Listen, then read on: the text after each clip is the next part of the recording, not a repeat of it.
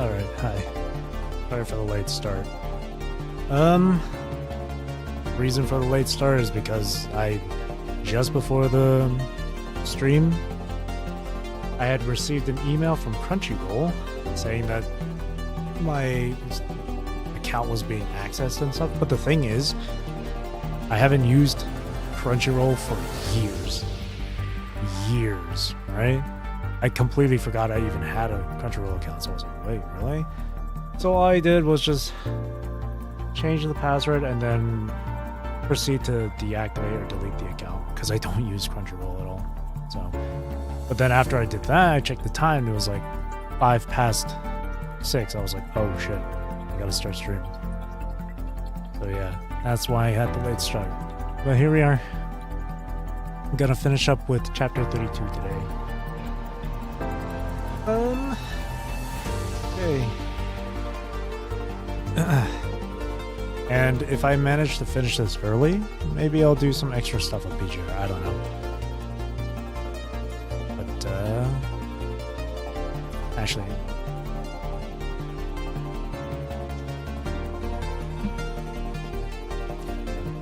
I plugged in my controller so I can charge, but I don't use controller on this game, so I'll turn that off so I don't constantly see the controller lie. Like these.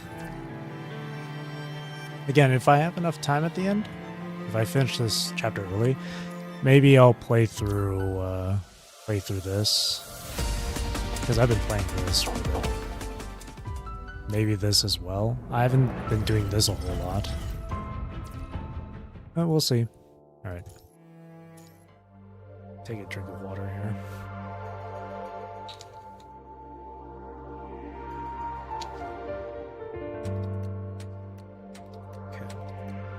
Let's start.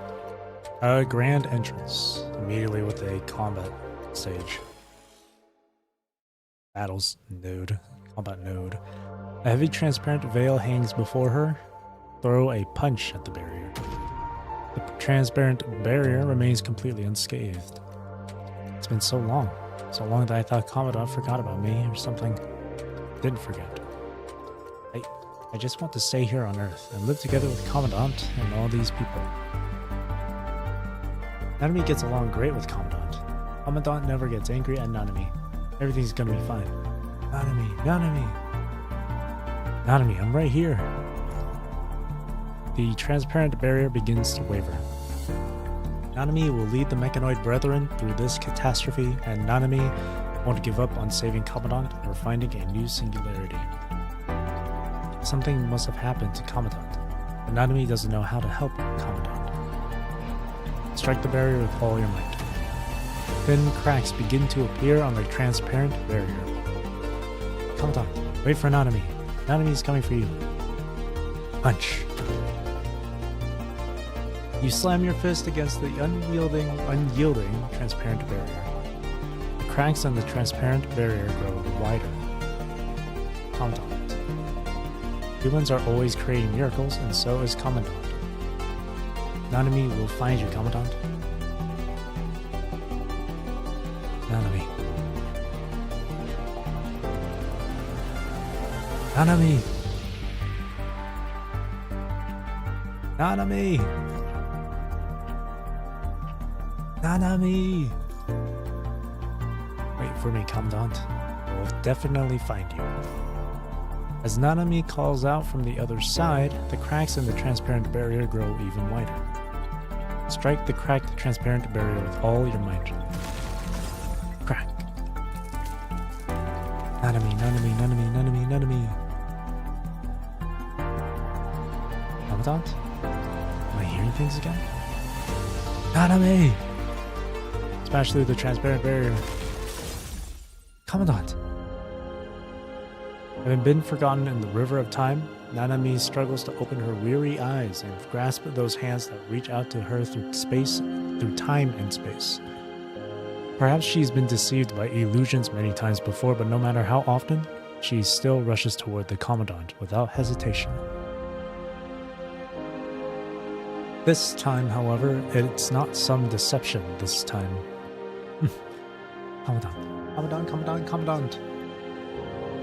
Nanami bounces up and down with excitement, her arms tightening around your waist and back, each call of your name carrying countless emotions. Hold on, you won again. I thought I'd be the one to find you. How did you find me? Is it because of the secret weapon I left behind? 30-odd years have passed, but Nanami is still every bit as lively as a bird, chirping away with endless questions.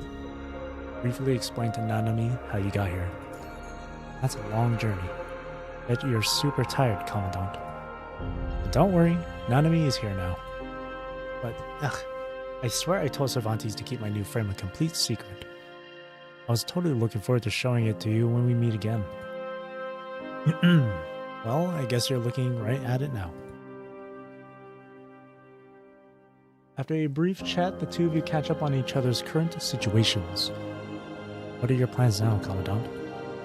How did you end up trapped here, Nanami?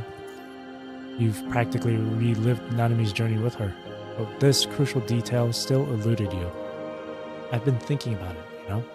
Maybe it's because there wasn't an anchor point.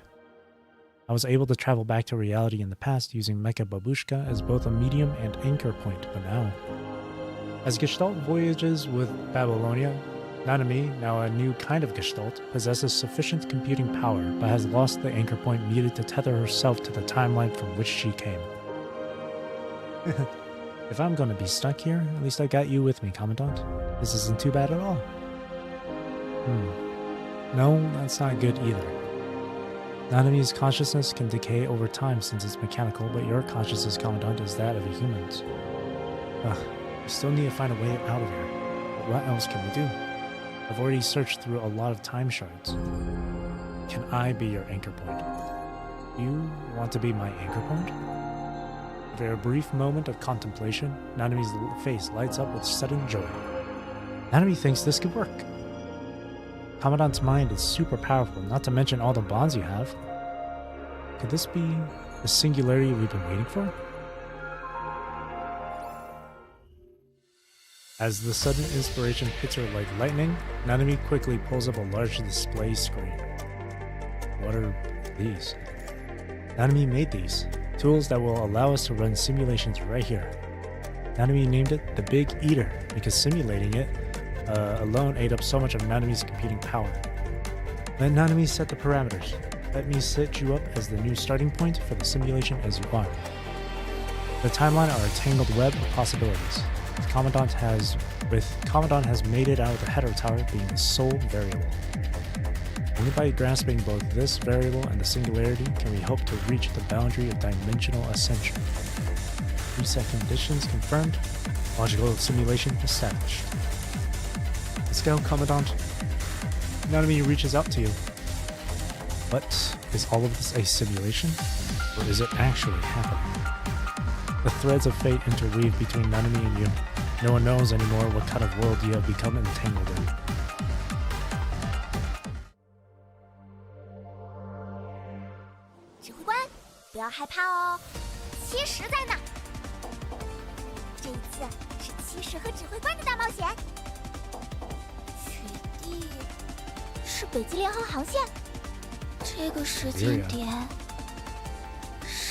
Syria. 这一次也没有谈判的机会吗？就让骑士好好和你告别吧。没有见过面的安伯利亚小姐，帕尼什病毒，可真不是个好东西。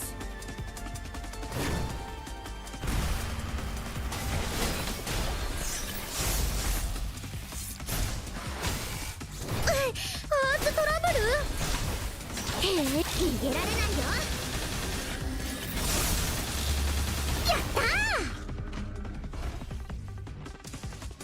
话语变成祈愿，祈愿又会进化为前进的力量。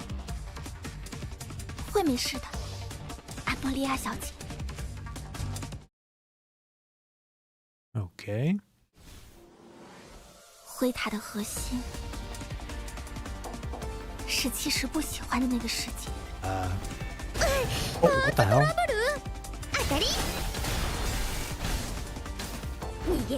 Hello, Yoji. How are you today? Hope you're doing well. Welcome in, welcome in. く見ててね。楽勝楽勝。オールクリア。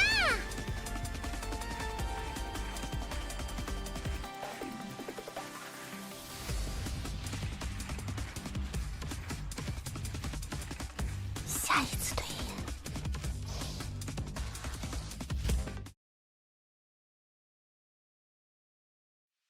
这一次 Doing alright? A little tired, just reinstalled the Lua. 会有不一样的结局吗？ In time for the anniversary. ですね。 How are you? Doing pretty good myself. Oi! 逃げられないよ。やったー。 1, 2, and 3. ナナミアルティメット。 The twins, man. Still probably the coolest boss fight ever in this game. 校准时空坐标，条件预设成立。如果没有意外的话， Having a hard time playing it, had to downgrade PC to a laptop a while ago. Oh, that's rough.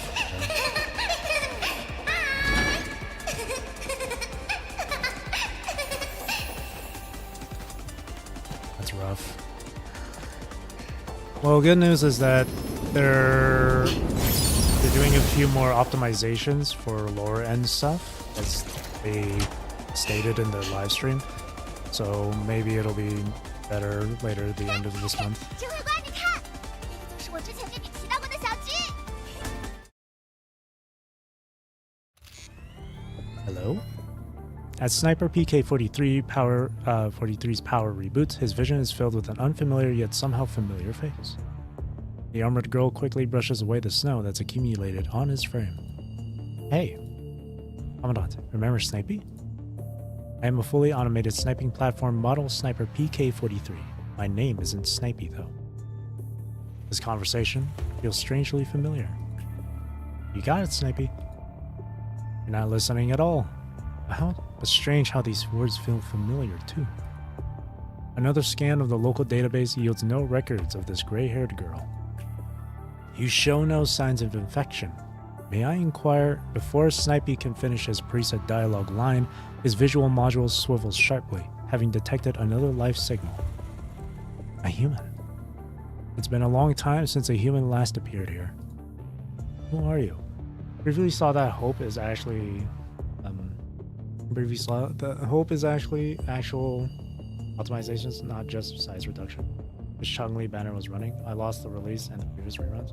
Well, for the anniversary, they're doing a special anniversary banner where you get to select between 5 of the limited time characters that were previously released. So the first, it's like in 2 phases. So the first phase is Jiyan, Yinlin, Jia, Xiangli Yao, and Phoebe, I think. And then the second phase is Jinshi, Changli, Carlotta, Rocha, and Brandt, I believe. So in the second half of the anniversary of 2.3, you can try and get Changli that way.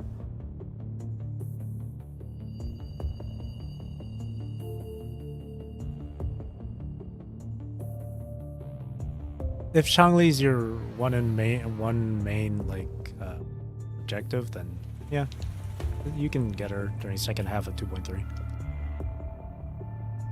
Unless, of course, you also want someone like Zani. Being free to play with limited time hurts sometimes. Yeah, I get that feeling. For me, it does suck having to miss out on some stuff because it's limited time and you're free to play. You don't want to spend too much money and all that stuff. But for me, I'm like, with the gacha games, I'm like, I've played so many different gacha games in my life. Like probably more than like 20. So many I've quit and others have like shut down and stuff. But I'm like a patient person with gacha. Like I know like there's going to be a rerun banner. So it's like if I miss out on a character, then it's like it's whatever to me as a free to play. So it's not too big of a deal for me. Plus it gives me more time to work on other characters because once you get a new character, you want to rush and get them built up and stuff, but it can take time and RNG. That's just my mindset with it though. Everyone's different. If you don't want to spend too much money on it, then something I would recommend is maybe like the subscription thing. So like you get some Astray on a daily basis for a month. That's what I do sometimes. No biggie to me either. It just sucks losing multiple reruns. Yeah, I get that. I get that.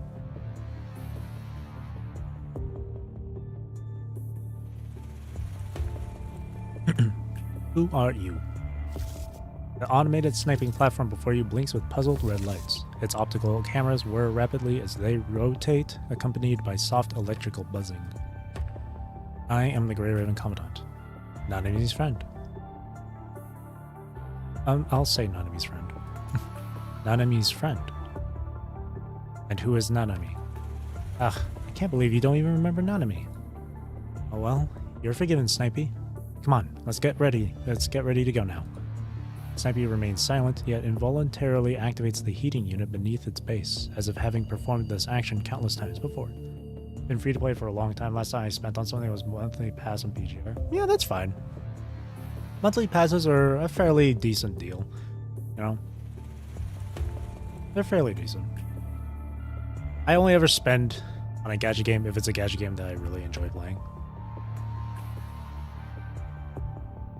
So I have spent on PGR, and I have spent on Wuwa. Though with PGR, the first time I actually spent on PGR was when Lamia's patch came out in Global with her skin, and I really wanted the skin, so that was the very first time. And then the second time was when I got the Tsubaki skin for Alpha, which was pricey, but worth it because I really like the skin. And then with Wuwa, I just spend on like the monthly stuff, and one rule for me is that whenever I hit the maximum level for the battle pass on Wuwa, that's when I choose to buy it. Tsubaki drained me this month. But it's a good skin though. Plus you get a bunch of other stuff that comes with the skin. Weapon skin, visual effects, sound effects, lobby, music, background music, extra currency for stuff. And so I personally think it's kind of worth it. But always remember to spend wisely in these games. It's only predatory if you choose to start spending like crazy. That's my personal opinion. Everyone getting hit by 2 to 4 pulls. Meanwhile, I reached the 10 pity. Oh wow. Yeah, I got the 10 pity as well. I reached the maximum for that one as well. I'm still not too upset about it though. Patting the Snipey's frame impatiently, Nanami raises her weapon with excitement. Alright, off we go, Commandant. Snipey. Silver waterfowl circle in the winter's sky, their gentle calls scattering seeds of hope below. People are just really lucky with the gacha skins. The only time I'm not okay with like skin gachas or whatever, like what PGR has done with Tsubaki and other previous skins, is that when like the price doesn't justify the quality, or the quality doesn't justify the price.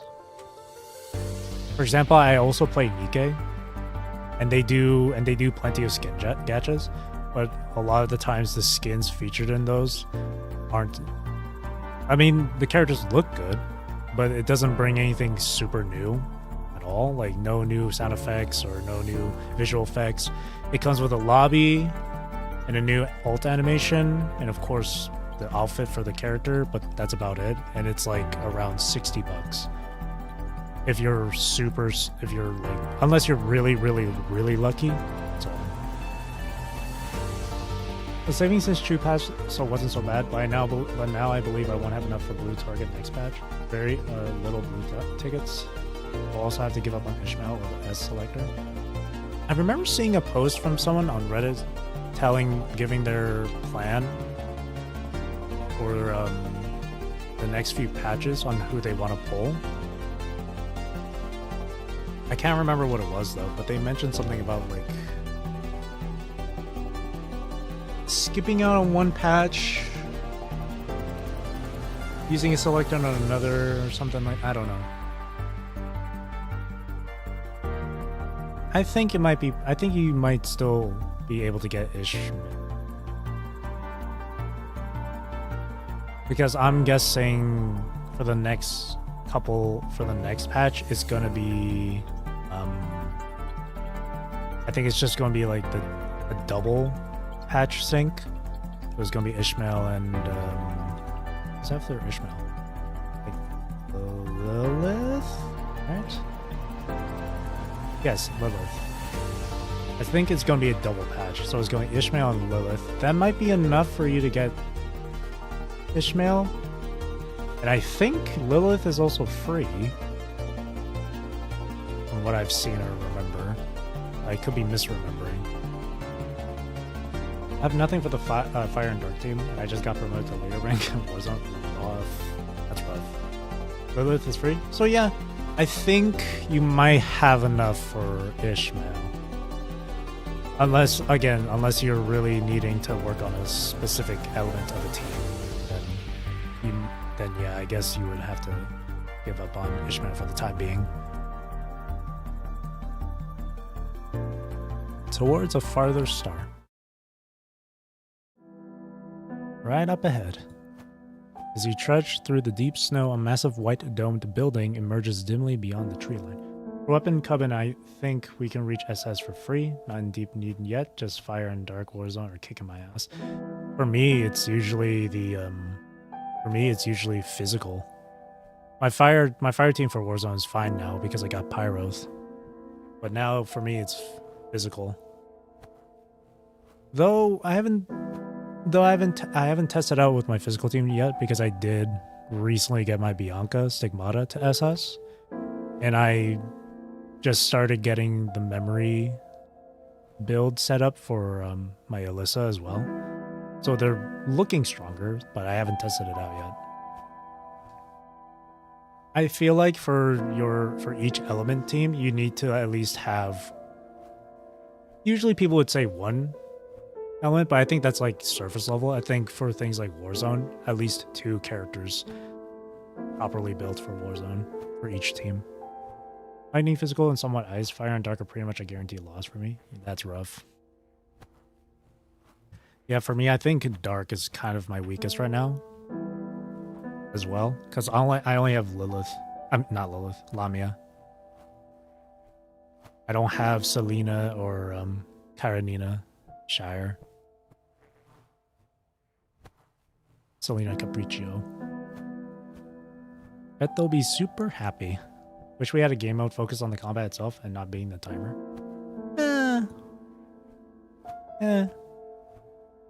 People have their differing opinions when it comes to having a timer or not. Me, I don't personally mind it all too much. Because for me, I see it as a way as to really test your test your thinking and your skills under pressure. That's how I see the benefit behind a timer. But I can understand people's dislike of a timer. I can understand it. She's so grindy. Oh yeah, that's true. You can get Selena Capriccio via the roguelike, huh? It is pretty grindy. You'll see who they are when we get there. So what exactly are you two trying to do here?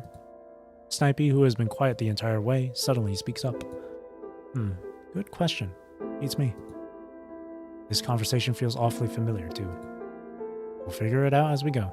Nanami can feel power surging through her whole body. Is it the power from the past that you recycled from those worlds just now? That might be it. This is the first time I've run into something like this throughout my long journey through all these different timelines. Are the simulated worlds converging?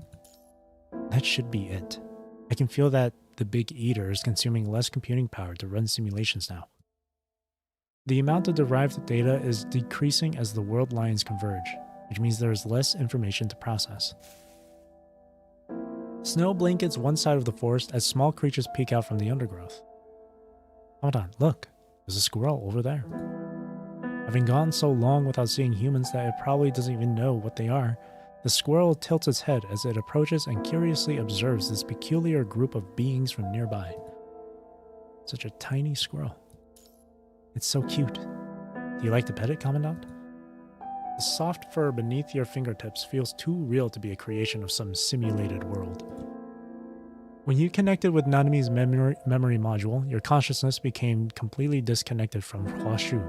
Is this place really just a simulated world? Hearing your question, Nanami shakes her head. Nanami doesn't know either. I only wanted to explore options to save you, Commandant, and humanity when I first began all these simulations, but things stopped making sense to me anymore when I got swept into the temporal whirlpool. Theoretically speaking, this is a place I came up with, but it's more than just that. This is the gift of the future. Hi there. You can just call me Nanami. Nanami, where am I? We're aboard the DeLorean Discovery, sailing through the vast ocean of stars. Do you remember the heteromer shard from Bianca's Phantom Tracer? The key. A new key to activate the invitation. It's also a message Sage left behind. Nanami. What's wrong, Commandant? What exactly did you go through? What exactly did you see? Huh. Nanami turns around to face you and suddenly breaks into a smile. I can't tell you, Commandant. Someone might be listening. Follow me. Just leave it all to me this time. We're almost there. Look. Hold on. Let's make sure they are not corrupted. No, they're Nanami's friends too. She rushes up and waves her hand with cheerful enthusiasm.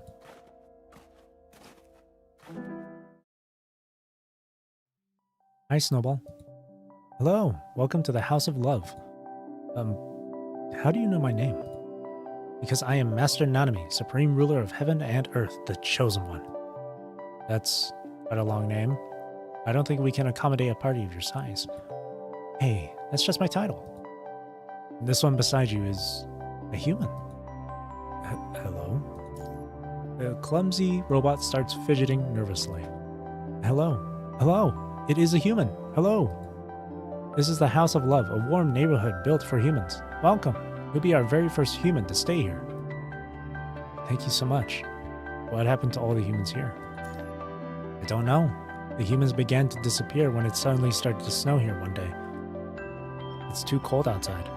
Anyway, please come into our decorated community. She waddles hurriedly to lead all three of you toward the white building behind. Next, I give you the welcome ceremony of the House of Love. Inside the relatively warmer building, several robots clumsily line up in a row in an awkward attempt to perform welcome gestures. Ta-da! Welcome to the House of Love. Wow, that was amazing. Amazing. Join in the applause and look around. While clapping alongside Nanami, you take in your surroundings. Is this part of Nanami's past experiences? The hall has been decorated to look like a model showroom, with a massive machine in its center radiating gentle warmth. On the back wall, crude graffiti spells out House of Love in faded but colorful letters. Any guess who wrote that there? Oh, you mean those letters in color? I don't quite remember. I think it was this visitor we had before who came and said they wanted humans to feel the true depth of a mechanoid's feelings. They were sure that we'd have humans visiting here someday. Who was it though? Weird how I don't have that piece of information in my memory module. No point dwelling on what you can't remember. Besides, you've still got cake to eat. Oh yeah, that's right. Do give our specialty cake a try. As Snowball hurries off, Nanami quickly makes herself comfortable by sprawling across the hall's sofa. You're this visitor that Snowball was talking about, weren't you, Nanami? Haha. Saying nothing, Nanami breaks into a big smile. It's wonderful, isn't it? At least I helped them fulfill one of their wishes. But where would I be if not here, at this time? Pulling up her terminal, Nanami appears to be calculating something. Oh no, this is bad. We're super close to the Aeronautical Research Lab now. What? The Aeronautical Research Lab. This is very bad. We're running out of time. Nanami leaps off the hall sofa, frantically grabs you, and bolts out the door. Hey, you haven't tried our specialty cake yet. We'll come back for it when we can. See you guys around, Snowball. Snipey.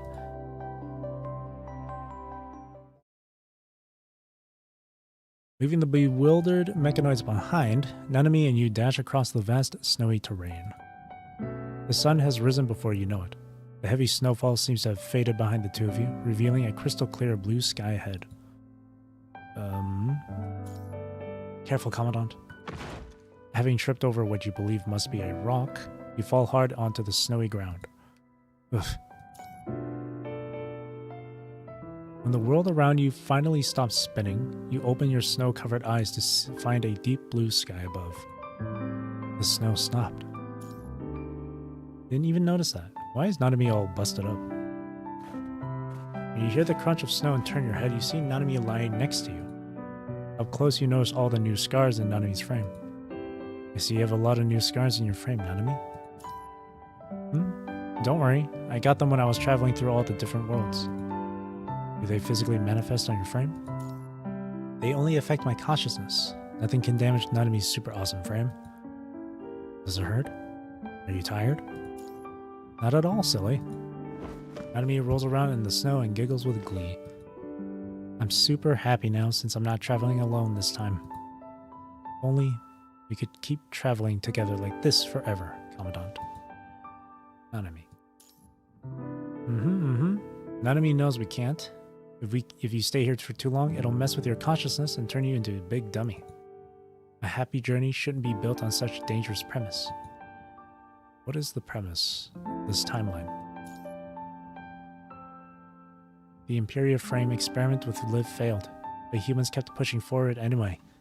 They used up too much energy, and Grandma Earth got angry. Then came a great catastrophe humans called the Frailty. Then came the Eternal Winter. This isn't just a simulation. It's more like what Vonnegut mentioned before, one of the layers within the Hetero Tower. If I hadn't awakened in time to rouse Liv. But none of that happened. This is just a simulation, Commandant. Humanity's future didn't end here, and neither will our journey, Commandant. Nanami rolls over and sits up. Let's get going, Commandant. I know exactly where we need to go from here. Our journey is far from over.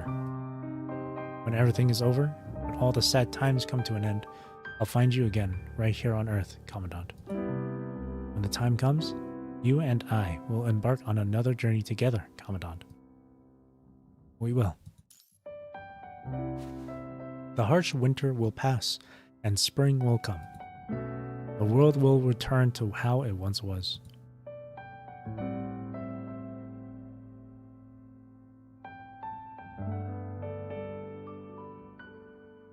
Thank you so much.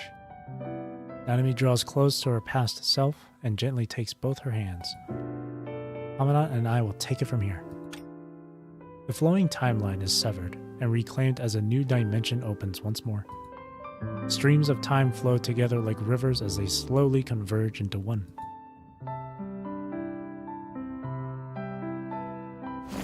The curtain rises and everything that ever was slowly comes to be, only to gradually fade into oblivion. With Commandant's mind as anchor, Nanami guides Commandant through dimensions that flicker in and out of existence. If.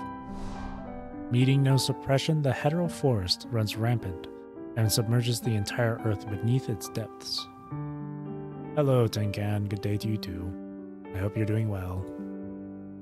The entire squad of Grey Raven vanishes into the red tide during their rescue mission. In that world, Nanami fails to save the Commandant. She stands at the edge of the red tide for what feels like an eternity, watching as it creeps up to the very rocks beneath her feet. In the end, she departed Earth with the Church of Machina. If. After breaching the data wall, Babylonia comes under intense attack from an unknown force. Unable to withstand the onslaught, Babylonia plummets and crashes onto Earth. Nanami watches as Cradle fuses with an unknown being, which yields a merged being that consumes most of Earth's surface. Humanity's living space shrinks day by day until the punishing virus finally devours every last bit of it. If Babylonia finally embarks on its journey to the stars when the Grey Raven Commandant enters the Hetero Tower. After an eternity, the Church of Machina's starship chances upon that familiar megastructure drifting through space. Despite sending countless messages with no response, when Nanami finally enters Babylonia, she finds only a ghost ship, its entire structure devoid of all life. Is this everything you've seen, Nanami? This isn't just what Nanami has seen before. These are endings that will be taking place in the future. Nanami silently watches as scenes shift endlessly behind the veil. Don't worry, Commandant. Nanami is here with you. Besides, the truth of this world runs far deeper than this. We must trace back further, far further than this. Only then can we... Signal waves resonate through the distant void of the deep space. If the crimson light of the Hetero Tower eventually engulfs the entire world. Nanami quickly leads the mechanoids into space, their ship's destination unknown to all. If the crimson ocean engulfed the entire Earth, leaving no survivors among those who fought in the war. With nowhere left to stand on Earth, Nanami had no choice but to leave the solar system. If is this everything you've experienced? Oh my. That number of worlds, infinitely approaching wholeness, yet never reaching that final state. I've lived through all these, but these aren't everything I've lived through. Don't look so sad, Commandant. I won't let this happen. This is more than just a simulation, isn't it? That number. There's no way I can read that unless I read it all individually. Shh. She motions for you to look at the stage. Thankfully, there's still time to make everything right. Her voice is soft, and as her finger descends, the black and white scene on the stage freezes frame by frame. It appears to be a funeral, with people gathered together and mourning someone's sacrifice. In the distance, Nanami stands at the edge of the crowd, holding a black umbrella, her expression hidden from view. We gather here today to mourn a person whose contributions to Earth will leave a lasting legacy. This great commandant achieved countless victories despite impossible odds, bringing honor to both humanity and Babylonia. Let us observe a moment of silence for this commandant. To Babylonia's great warrior, the Grey Raven Commandant. I was late that time too. But this time, Commandant, I promise I won't be late.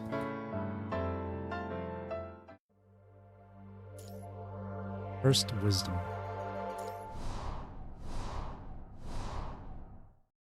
Through countless strange worlds, Nanami never lets go of your hand. Hold on tight, you'll be safe. Yep, of course. After countless shifts between worlds, just as you're about to follow Nanami to the next area, an abnormal force suddenly grips your spine. Common world.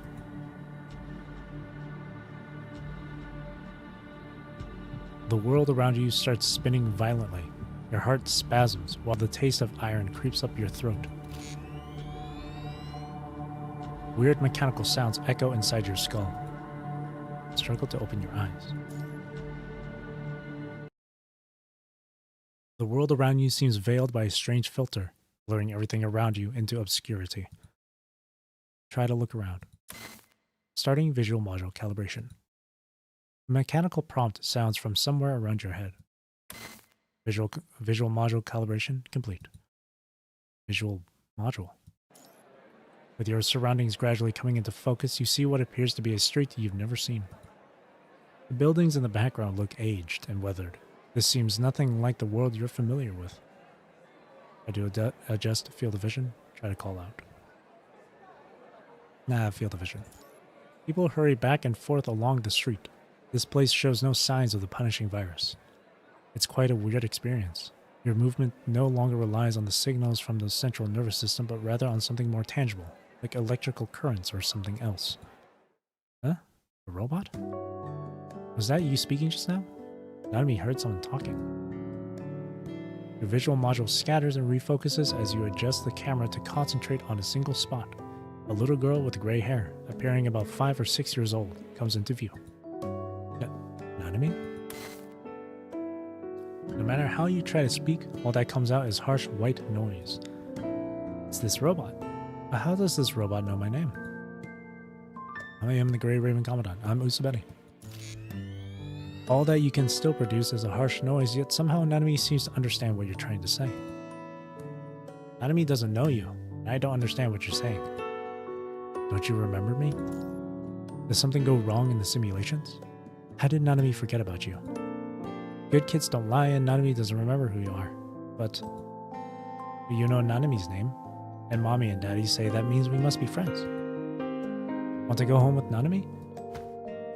With a bright smile, little Nanami extends her small hand toward the robot. This is undoubtedly the best choice for now. The tiny gray-haired Nanami holds hands with the weathered robot as they slowly walk along a path blooming with flowers. This is a simulated, true golden age. True to its name, gold and fine spirits flow through every street, creating a dazzling spectacle of prosperity. Did you say this was the golden age? Yep, but Mommy and Daddy don't really like that name. They keep saying what rises will eventually fall. What does that even mean? It means that when something becomes too prosperous, it will eventually decline. Well, I guess that sort of makes sense. 2 streets later, an elegant house with a garden comes into view before the two of you. Daddy, Mommy, Mimi, Nanami's home. Nanami, dinner's ready. Why did you bring a transport robot home? This robot's name is Usabeni. It knows my name. Daddy said that when you exchange names with someone, you become friends. So Nanami brought her friend home. Usabeni, this is my dad, and this is my mom. And this is Nanami's puppy, Mimi. She looks excitedly at the mechanoid housing your human soul. Introduce yourself to them. A brief burst of static emerges again. Clearly, this mechanoid's voice module doesn't support this action. I'm sure they're all gonna like you. Alright, we've met your new friend. Time for dinner, Nanami. Usabeni, wait here for Nanami. Nanami will be back with Mimi to hang out with you. Says Nanami as she runs into the room. Weird how this robot knows Nanami's name. Could it be one of the experimental consciousnesses from the laboratory batch? Let me see. No, there's no experimental consciousness with this coding in the database. Could it be that Nanami is developing emotional fluctuations that are typical of human children's fantasies? I would hope so, but it's not possible. MPA-01 just collected Nanami's emotional readings last week. He still only demonstrates emotional perception and expression capabilities that are above average for an AI. Given her original programming as a companion-type mechanical consciousness, she might have configured this behavior for herself to fulfill her companion-type objectives. Let's request to have this robot transferred here. We can observe how it interacts with Nanami over time. Yep. After their brief conversation, the human female and male enter the room together. Soon the sound of cheerful laughter echoes from within. This is Nanami's home. Observe your surroundings. There's a froggy on the house exudes a warm, homey atmosphere. Its deliberately decorated walls and lush garden indicate that this place has been meticulously maintained. The simulation target has deviated, causing your consciousness anchor point to connect to an incorrect timeline. What should you do now? Try to call out to Nanami. Huh? Are you calling for me? Wait, I'm gonna finish eating real soon. Hold me home. An unexpected response echoes from within the room. While you can't contact the Nanami who's conducting the simulation with you, surprisingly, little Nanami seems able to hear your actual voice. The misaligned consciousness anchor point seems to have connected to little Nanami's mind. After a joyful afternoon of playing with her new robot friend, Nanami drifts into a deep sleep in the rocking chair. Before you catch your breath in your mechanical shell, you find yourself and Nanami picked up by someone. Now, let's take a good look at you. He unscrews the little robot's parts with practiced precision. Having a part of your body forcibly removed is far from pleasant. You want to just remain silent. Chip functionality normal. Base protocols normal. Logic circuits. Why is the logic circuit overloading? Is it because this robot knows Nanami? Is this robot really not from this batch of experimental consciousness? I've triple checked. It's definitely not in there. To be on the safe side, we should take it to the laboratory for examination. Laboratory? What kind of place is that? Alright, let's power down this robot first. The world around you goes pitch black before you even have time to process what's happened. Being forcibly powered on feels uncomfortable. Like being yanked upright from a dreamless sleep, you feel like your consciousness refuses to settle, like scattered fragments drifting in a haze. Oh, this isn't the mechanical consciousness we sent out before. Then what is... The murmur coming from outside the scope of your monitor falls into a brief silence. I see Nanami can apparently hear this robot talk, but is there anything else out of the ordinary about this robot? Its logic circuits are overloaded, but this robot's computing power shouldn't be capable of such calculations in the first place. Logic circuit overload, huh? I see. Dominic, I remember you talking about a certain mechanoid before. Could this one be... Dominic? You snap to attention hearing the name. This person standing right outside the scope of your monitor is the famous Dominic. Dominic! White noise emanates from your sound module, yet the people around you fall silent once again. Dominic? Go and check Nanami's test data first. But this robot... I'm sorry. What I mean is that this mechanoid is very special. It might be one of the experimental consciousnesses that I let out before. We need to keep the next data experiment confidential, says Dominic in a strained tone of voice. I see. A chair scrapes against the floor as the man known as Dominic dismisses the female researcher beside him. Outside the monitoring room, only his breathing remains audible. Dominic? Your sound module continues to emit crackling white noise, grating and unpleasant. From across the room comes the sound of the tip of a paper or pen scratching against paper over and over. The man seems to be wrestling with intense agitation. After a long moment, a heavy voice emerges from the monitor. You shouldn't be here. Why are you appearing at this point in time? This makes no sense. So I guess this means it failed. After the silence, you struggle to produce a sound. What are you talking about? Dominic? A response comes through, and as if confirming his suspicions, the sound of paper rustling from across the room gradually dies down. I apologize for losing my composure. I just never thought you would actually appear. According to my plan, the obstacles should have been cleared. The contaminating mimetic should not have manifested, and naturally you wouldn't have appeared here. What? But why are you here? Your presence means that what Dominic had once foreseen must have already happened. The primordial one. He falls silent for a moment. You must be a wanderer who's traveled here from far in the future. A wanderer? Hearing the response, Dominic lets out a long sigh. What in the world is going on? So why didn't you stop any of this? I'm sorry, I don't have that kind of power. Or rather, I am no longer the person that I once was. Vonnegutt's face, covered in cracks, flashes through your mind. To be precise, I'm merely the heir chosen by Dominic. I opened the invitation and inherited the name, but I have no idea where the actual Dominic is. All I know is a contaminating mimetic is destined to arrive.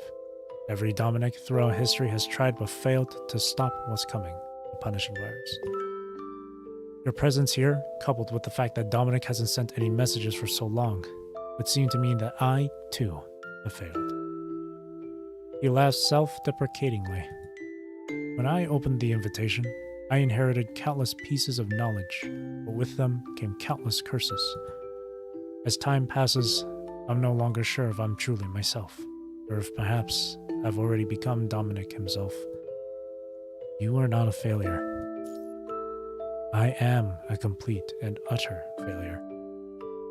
We developed Gestalt, initiated Project Eden, delayed the contaminating memetics' arrival in this world, but it's meant to be. The intermittent signals from unknown locations all convey the same message. The crisis has never been averted. The Crimson Tower will eventually descend, and this peaceful land, this age of gold and wine, will eventually be swallowed by the waves. Perhaps our very arrival to this place was a mistake itself. As the man on the other side of the monitor appears to be pulling at his hair in agony, the soft sound of strands rustling carries through. Right or wrong? Did we help this era, or did we destroy it? What in the world did we? An agonized growl erupts from his throat like molten magma and seeps from the corners of his mouth with each breath, his flesh seemingly having been wrung into liquid. No one can judge the merits and sins of Dominic. Is Dominic truly in the fog? I apologize for losing my composure. Having crystallized into light, time crawls across the monitor screen. It isn't until you speak again that the heavy breathing from the other side of the monitor finally subsides. You probably have a lot of questions, but most of them I cannot answer. From Dominic, I inherited only cursed knowledge. He entered the Hetero Tower to retrieve its core, but never came out. Analyzing the Hetero Tower's core might be the final solution. This was the message he passed on. In the future, when I truly find Dominic, I too will store my knowledge within the invitation. Complete digitization of the mind. Perhaps that is true liberation after all. Dominic, Memory Collective, Invitation. Anyhow, I'm not going to give up. Even if Dominic's name fades into the annals of history, hopefully there will be people down the road who can guide human civilization toward the distant sea of stars. I will keep trying what I haven't and keep seeking new directions, like a mechanical consciousness experiment. Anime? You must have met her by now, right? An adorable child she is. You were the one who created Naname. I selected multiple mechanoids equipped with different levels of AI and conducted morphological control experiments in groups in an attempt to give birth to true consciousness within them. Absurd, isn't it? I mean, can machines truly possess a soul? He lets out a couple of bitter laughs. You succeeded. Whether this experiment succeeds or fails, I hope it can serve as a kindling in humanity's journey forward. May the kindling pile higher, and may civilization's flame burn longer. Well, we're running out of time. The rustle of fabric breaks the silence as the person on the other side of the monitor prepares to leave. Dominic, wait. I'm sorry. He speaks gently. Truth is, I've never understood what you were saying. Every conversation we had was merely my simulation based on your arrival. Your anchor point in this space-time isn't tied to me, which is why I cannot understand what you say. Thank you for listening to this old madman's ramblings for so long. If you do really know Nanami, then I shall continue to entrust you to her care. Maybe. He hasn't finished speaking.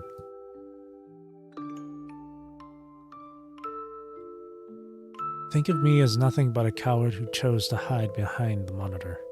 I don't want to leave any trace of my appearance in history. Let me A harbinger of calamity, leave nothing but an unmarked epitaph.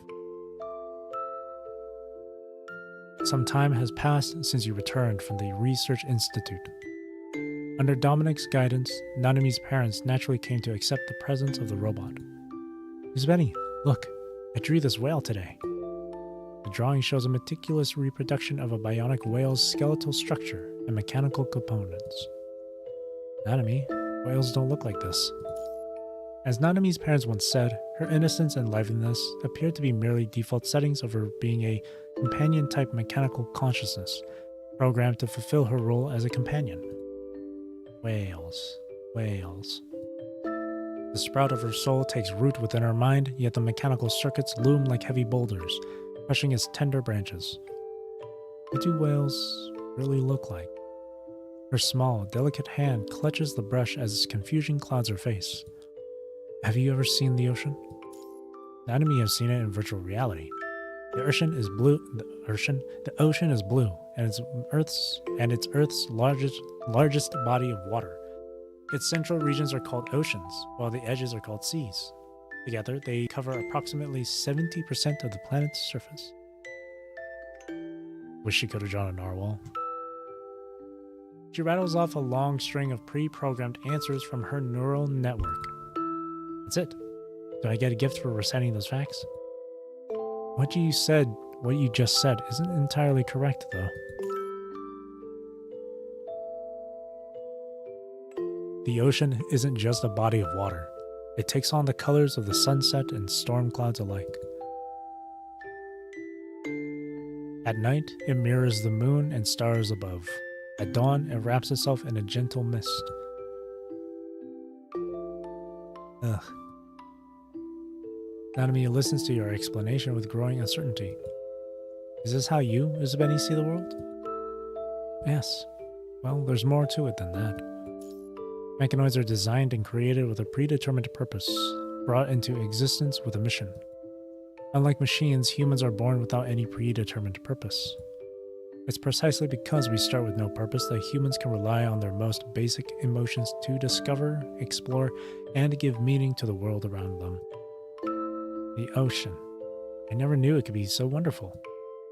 Within our mechanical circuits, something shifts. Like a sprout breaking through stones, new understanding begins to grow. Nurturing life, transcending time. These concepts are still a bit beyond Nanami's understanding. It's okay. For a mechanoid to develop a soul, they need more than experiments, data analysis, and enlightenment.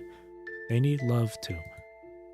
Only when given enough love can they grow into something more, take their first steps, and learn to observe, think, and explore. Now then, did you tell Nanami what whales look like through your eyes, Usbeni? I went to the aquarium with Dad and Mom. Nanami saw a very large bionic whale and a very large bear. It's different when you see the real thing with your own eyes, not to mention that Nanami wants to visit it with you, Hakma. Wait, Nanami can also draw the things she saw and show you. Originally, their drawings were all amalgamations of pictures from their image database. At some point, Nanami's drawings began to show obvious changes. She started to draw according to her personal preferences. She even tried to express her feelings with her drawings.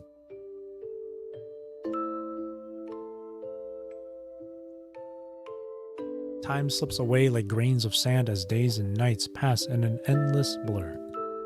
You've tried countless times to reach out to the adult Nanami, but to no avail. Usbeni, the flower we planted together is starting to sprout. I gave this flower a name. I'm calling it Usbeni. Commandant.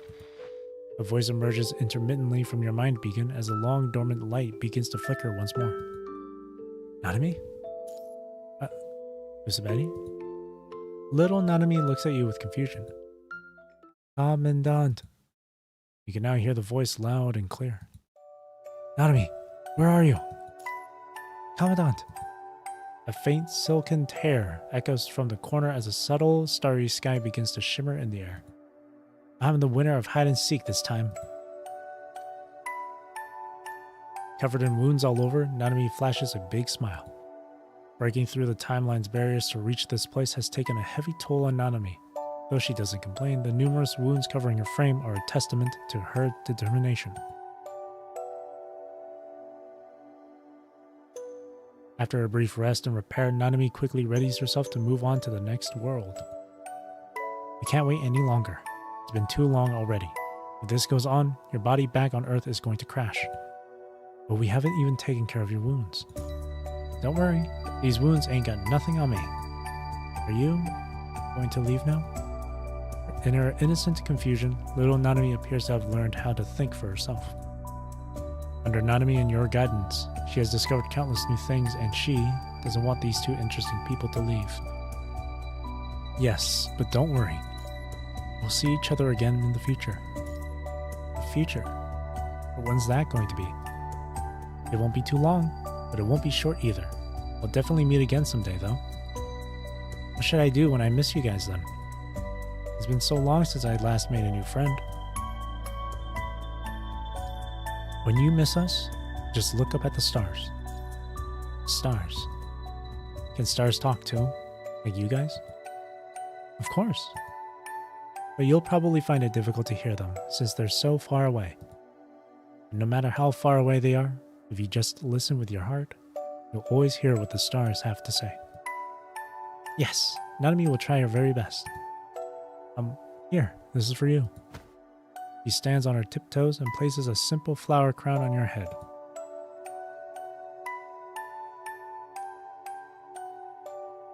These are the flowers we planted together, and this one is Usabeni. This one is little Nanami, and this one is big Nanami. Best friends should stay together forever. The cat at her feet stretches lazily and paws at your robotic legs. Warm sunlight bathes the courtyard as Nanami stands between the leaves, squinting at her younger self. Was there really a robot like this when she was just a kid? She can't quite remember anymore. Her childhood memories seem to have degraded many times over, but let's just say it all actually happened. She has a happy family, a father, a mother, Mimi, a friend called Usabeni. This is wonderful. Aww. All roads lead to this moment. Play a game at the bar counter. Is there a thing for this one? Let's see. Okay, I guess it's something that you end up doing anyway. Dun, dun, dun, dun, dun, dun, dun, dun. All simulated timelines and spaces will eventually converge here. Brilliant meteors streak across the cosmos, and lush rivers silently multiply. Gravity manifests. Nanami has found the way. The gravitational force between the stars grows stronger as intricate electronic circuits built from machinery extend endlessly into deep space. All sorts of possibilities are being calculated and probed.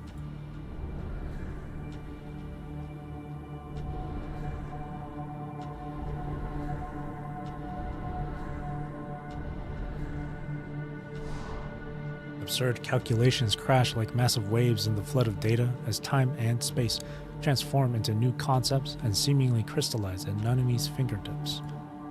She catches hold of the guiding butterfly.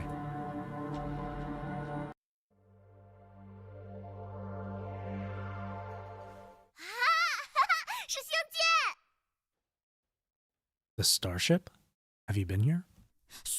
别担心，指挥官，这里是安全的。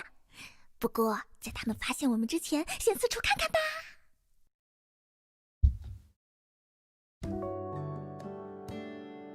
这里的空间可真大，指挥官，我们去那边看看吧。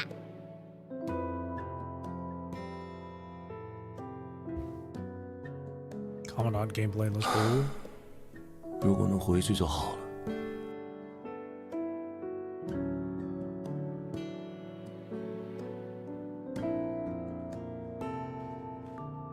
I want to take a look around. Go look for Nanami first. Okay, fine.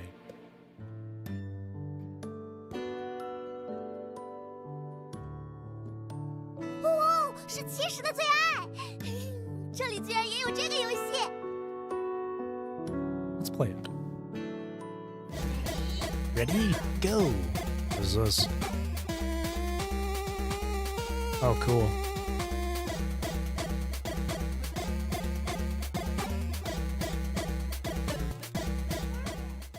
Perfect. 指挥官竟然冲破了这次记录。Cute. 最喜欢吧台那边的小游戏了。You talked to Nanami too. 这里可真有意思。满分100分的话，其实可以给90分的喜欢。指挥官，那边好像有好玩的东西。指挥官，那边好像有好玩的东西。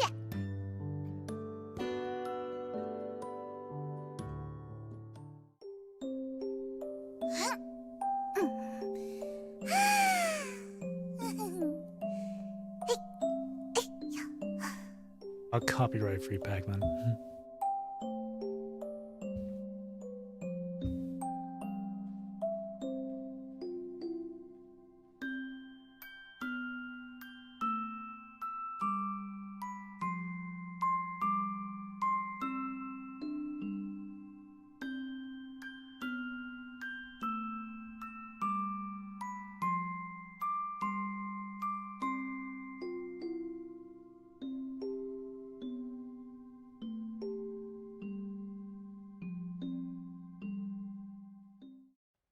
指挥官，那边好像有好玩的东西。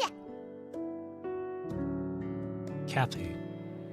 Hello, welcome to Nanami's home. Allow me 73,000 to introduce you to our basic features. In the center is our fun-filled Bong Bong Lounge. It's the perfect spot for anyone who needs a break from overworking. And in the back, we have the 7070 Fun Plaza. It's where everyone gathers to hang out.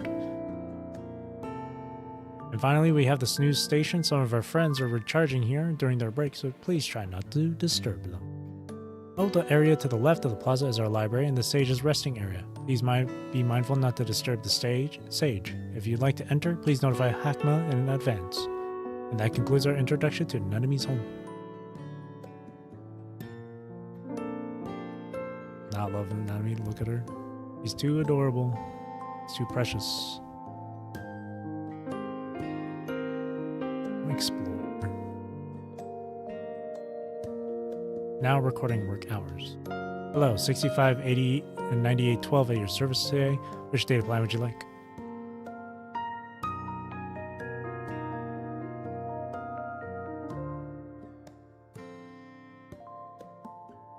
Waddling around. He's waddling like a penguin. Glass of oil 居然 cocktail. 还有喝饮料的地方。指挥官，快来快来！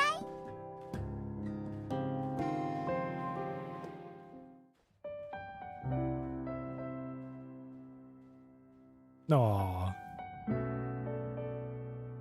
没想到图书馆外面是这个样子的，这里好大啊！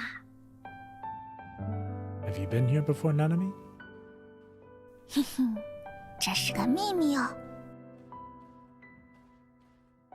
其实可以说的只有，这里大概就是我们这一次的目的地了。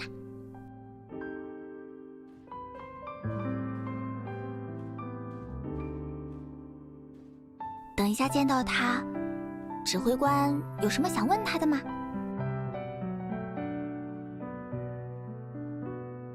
Is it Nanami?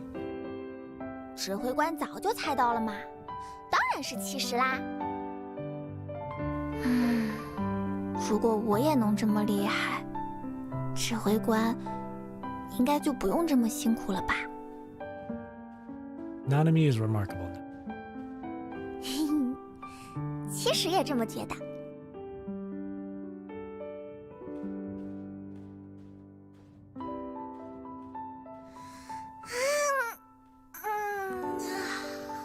其实都差点睡着了，我们还是去别的地方看看吧。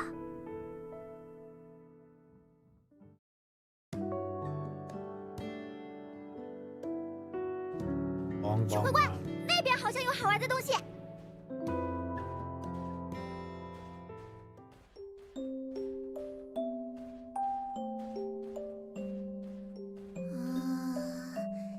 这样呢？指挥魁官，这个拍照动作可爱吗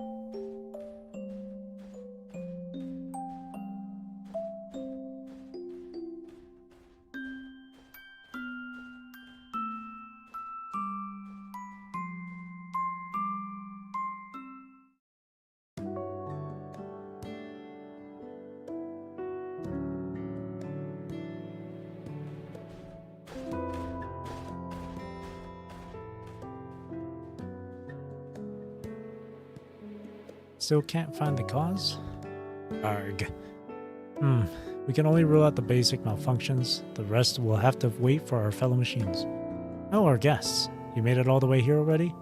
Usually wave ILG 2548 4879 here would act as your guide during the photo session, but she's currently experiencing some serious system errors for some reason. For now, we can only provide you with photography equipment for your tour. Please feel free to enjoy yourselves. Ooh. How do I take a picture? 满分100分的话，其实可以给90分的喜欢。Jim. 1、2、3，嘿，这个。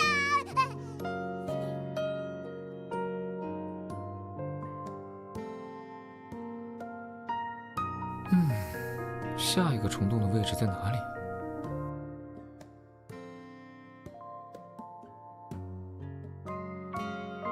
死亡植物全息扫描数据已上传至灰塔终端。 Wants to take pictures over there. Snapshot tool. Yay.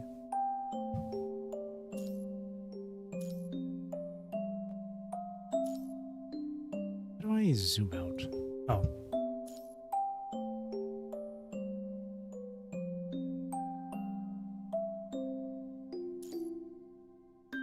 Can't move the, I can't adjust the camera.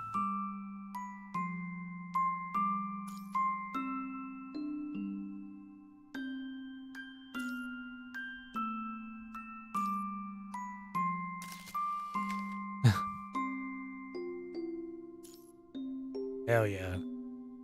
That's cute. Hang on, let me try that again.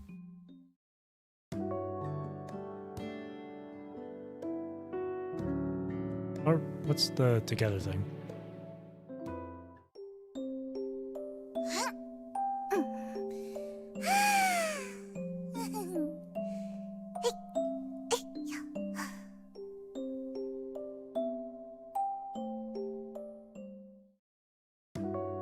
Try and take another photo. Can't move the camera down. I can only move this.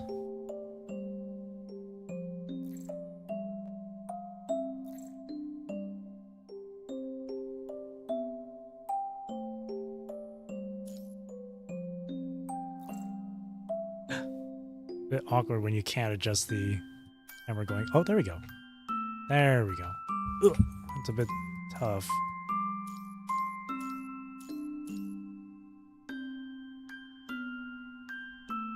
There we go. Take a picture. Is that what's that this here?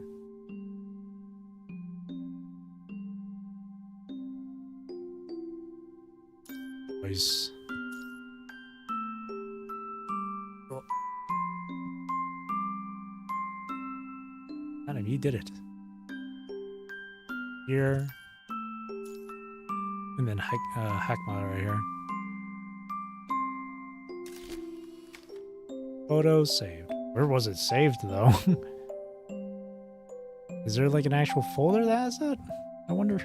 Hang on.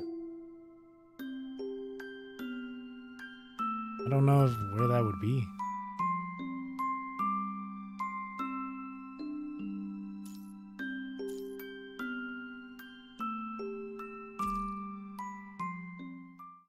Alright.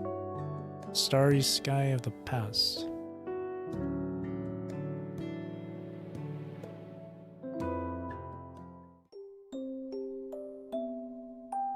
Yay!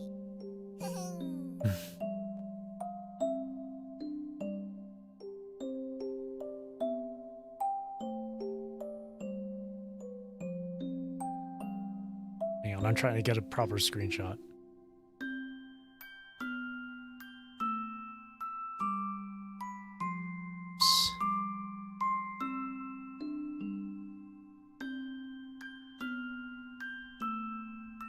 There we go.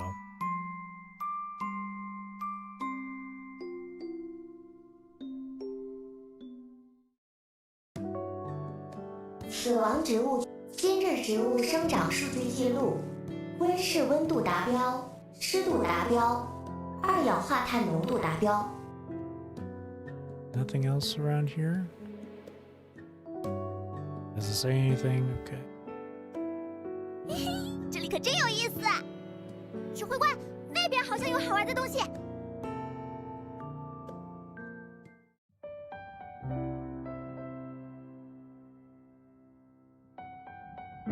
哎，其实没有见过这样的星空。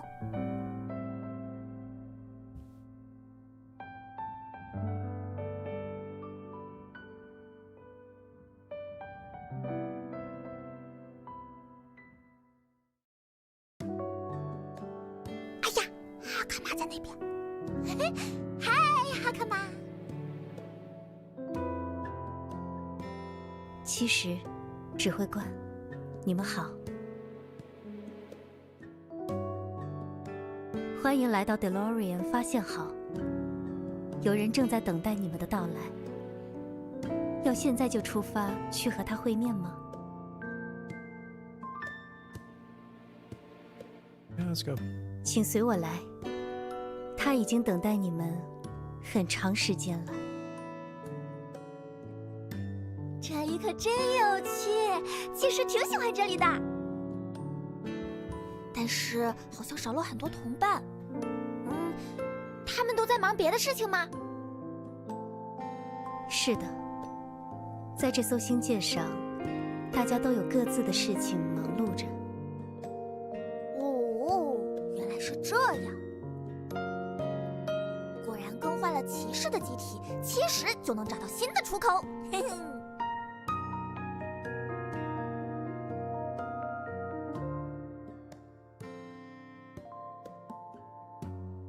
请进，就在前面了。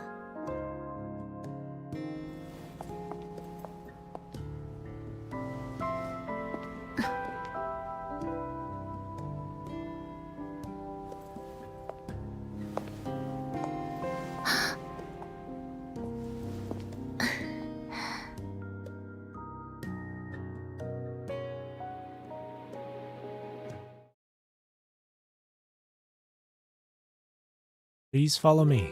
Someone is waiting for you. With an inviting gesture, Hakma steps aside to lead the way. So, Nanami knew we would come. She is both the core of Discovery and its guardian, which is why she's able to peer further into the future. Or rather, she is no longer part of this universe. No longer belongs to this universe. What does that mean? Sage will bring you up to speed on that. Please.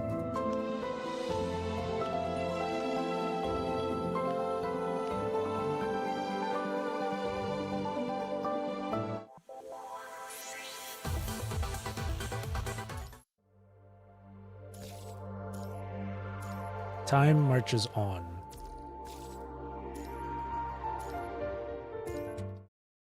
She sits by the porthole, gazing at the endless expanse of the cosmos. The stars shimmer in the void as they drift at a pace too slow for the naked eye to perceive. Magnificent ancient stars undergo fusion in the celestial river, erupt silently, and then fade away just as silently. With such prophetic sights, she has witnessed them far too many times. How is Earth doing now?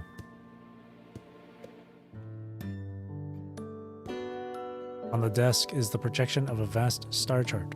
When she clicks open a set of coordinates she knows by heart, a small blue-green planet appears in the hologram. Nanami's Earth Observation Log, Entry 1. It's been a while since I started keeping records like this. Makes me a bit nostalgic. Time here is as boring as ever.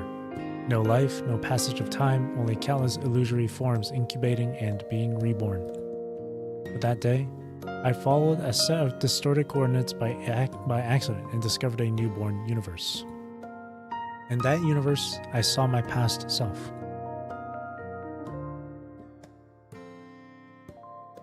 Enemy? Huh. It's been a long time since you wrote in a diary format. Did something happen? Yep.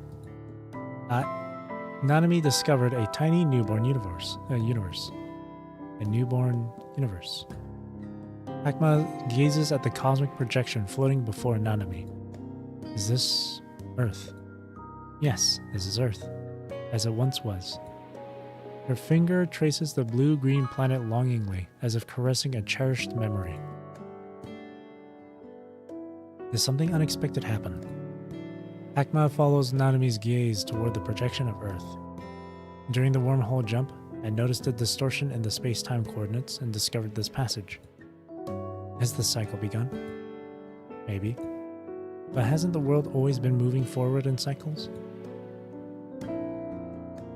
From Genesis to Annihilation, countless nebulae spiral around discovery, cycle eternally, and are reborn again and again.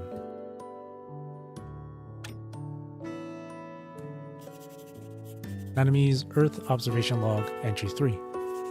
She showed up at the end. Cradle. The red tide surged beneath the ocean, while on land it raged just as fiercely. Under her guidance, the worlds drew closer to merge and the Hetero Tower approached.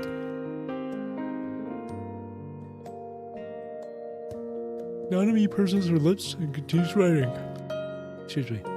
We can't influence events occurring in the timeline from behind the gate, but since she has already broken the flow of time, perhaps I could. Akma, can you help me pack up file number 2143 and make it ready for 4-dimensional communication? There's something I'd like to send to Earth. But mankind didn't have the ability to receive 4-dimensional communications at that point of time. Besides, this would affect the timeline if they were to discover this. I know. That brief moment is their only chance. Opening the space-time coordinates, the markers for the newborn universe show a slight deviation. I get it now. The information has been encapsulated. Space-time coordinates locked. It will be sent out during Discovery's wormhole warp. This is my gift to them. The future. This marks Nanami's first chance to break free from the cycle.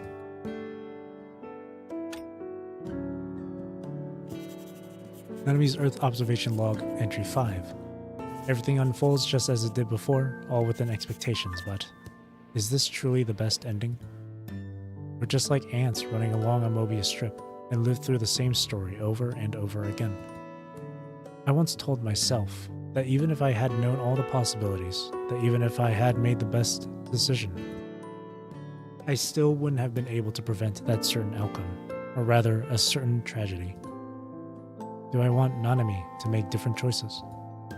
Will she, after all this time, still board Discovery and sail toward the stars? Nanami sets down her pen and gazes at the blue-green planet projected before her. If given the choice, does she truly wish to exile herself to the solitude of space? She would have put all of humanity aboard with her had Discovery been big enough. All her friends are sailing on a large arc with her, steering toward into the infinite space. Nanami's Earth Observation Log 6, or Entry 6. Messy notes scattered about, space-time coordinates, crossed-out portraits, and traces of calculations. I've calculated a new set of coordinates, so maybe I could. I know you're here. Show yourself, Dominic. We're breaking the rules and draining your computing power by being here. You shouldn't have come. The timeline in this space-time has been completely disrupted by the contaminating mimetics. They won't be able to find us here. What do you want? For you, are no longer a secret. We. As the keeper behind the door, you've long since come to know all there is in this world. This might be our last chance to break this endless cycle. Hand over what needs to be delivered. I'll make sure it reaches Usbeni. Even when you know that's going to erase your very existence, Nanami couldn't care less. This is an invitation. Dominic, from within the Hetero Tower, created this invitation. Blank will choose a suitable candidate as the heir. Once the heir accepts the invitation, their consciousness will be digitized at the right time, which will allow them to enter the Gestalt to seal away this era's contaminating mimetic. The last Dominic met with an untimely death, and the invitation was never sent out. Instead, it was left behind in reactor number 1.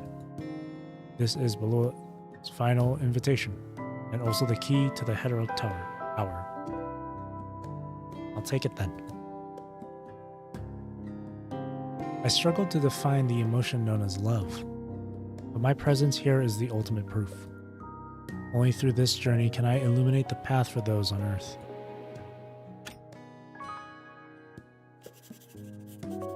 Observation log entry 7. Excuse me. The butterfly's wings have stirred up a storm. Everything on Earth seems familiar yet somehow different. Having absorbed a vast amount of information, Agent Zero has grown far more powerful than before. Riddle. She seems to have gained partial control over the Hetero Tower. Was what I did the right thing to do? Or did it push this space-time even deeper into the abyss instead of breaking the cycle? The Hetero Tower is accumulating.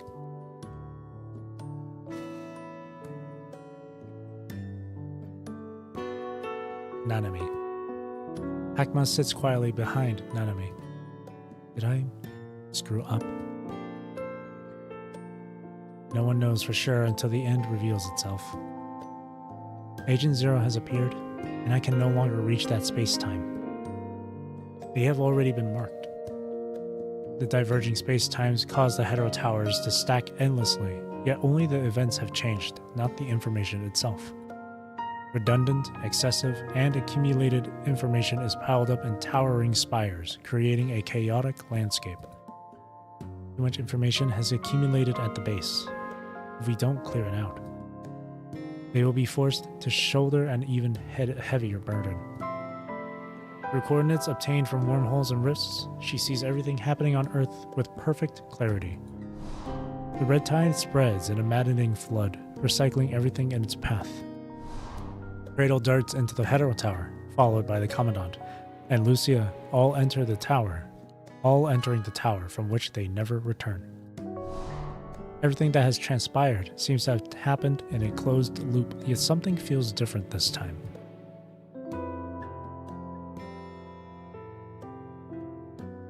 Perhaps soon, this timeline's Nanami will follow the same path as all her other selves across all the different space-times.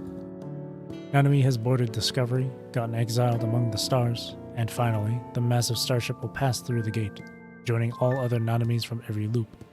Everything will converge into the future that belongs to Nanami. They have all made the same choice. Perhaps in the distant future, only then will humanity be able to slowly recover from this catastrophe. Except, yet this girl called Nanami will never again see Earth's starlit sky. She gently closes the diary in her hands and places it on the nearby bookshelf. On the bookshelf, similar diaries have already piled up like mountains.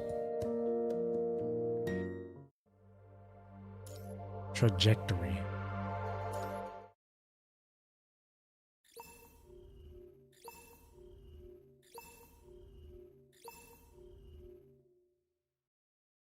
Though she no longer continues writing her Earth observation diary, she still gazes at that small planet from time to time. Everything is moving forward according to fate's trajectory. Babylonia departs from Earth, leaving the humans staying behind to struggle desperately on the planet.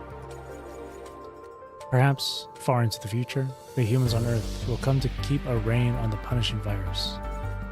Or perhaps Babylonia will find a new homeland, suitable for human settlement in the distant depths of space. The small butterfly seems unable to cause a larger ripple. Everything is moving forward, according to fate's trajectory.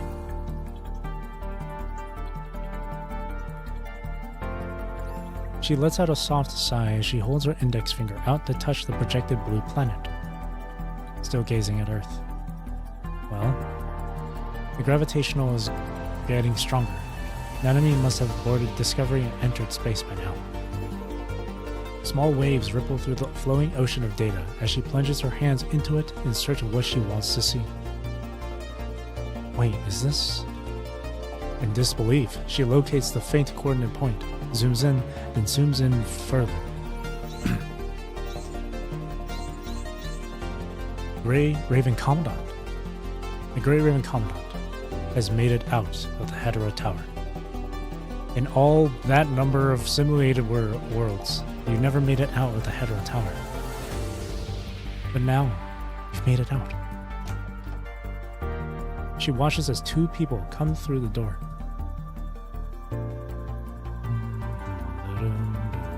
Nanami? A young girl in a white dress sits quietly in the room. She looks this way with a gentle smile on her face. That number. In all 2625374126407868743 simulated worlds. What is that number? Hang on. 100, 100,000, million, 100 billion. What comes after trillion? What is that number? What is that number? After billion is trillion, right? How do you say that number? Hang on. What comes after? Let me search it up. Actually, I want to read it. So after billion comes trillion, so 100 trillion. Or you can call it 1,000 billion. Say quadrillion. Okay, that's what it is. That's quadrillion. Is it? Hang on.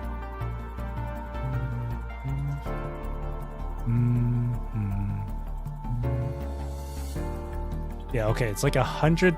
Okay, it's a 262 trillion, 537 billion. Or no. Sorry. 262 quadrillion, 537 trillion, 412 billion, 640 million, 768,743 simulated worlds. There we go. Shit ton million. Her appearance is completely different from the Nanami's standing next to you. Without Nanami's usual high ponytail, this girl's grayish blue hair flows loosely down. You've never seen Nanami like this. Hello, Gray Raven Commandants. Allow me to properly introduce myself. I'm Nanami, the core of Discovery and the temporary administrator of this space. We've never met in person, but your reputation precedes you. A gift from the future. A heteromer shard. Sharp-witted, I see. What exactly is this place? This is DeLorean Discovery, my very own starship. That's not what I meant. This space. Both you and Hakma refer to this place as space rather than universe. Nothing gets past you. This space is indeed no longer one of simulation. In terms you would understand, this place is what lies beyond the gate. The gate. This is the space that remains after the gateway connected to the Hetero Tower was recycled. Recycled. That lady once told me about another gate, behind which exists a civilization without life. It's recycling what it deems valuable. Civilizations that have mastered zero-point energy, and testing them.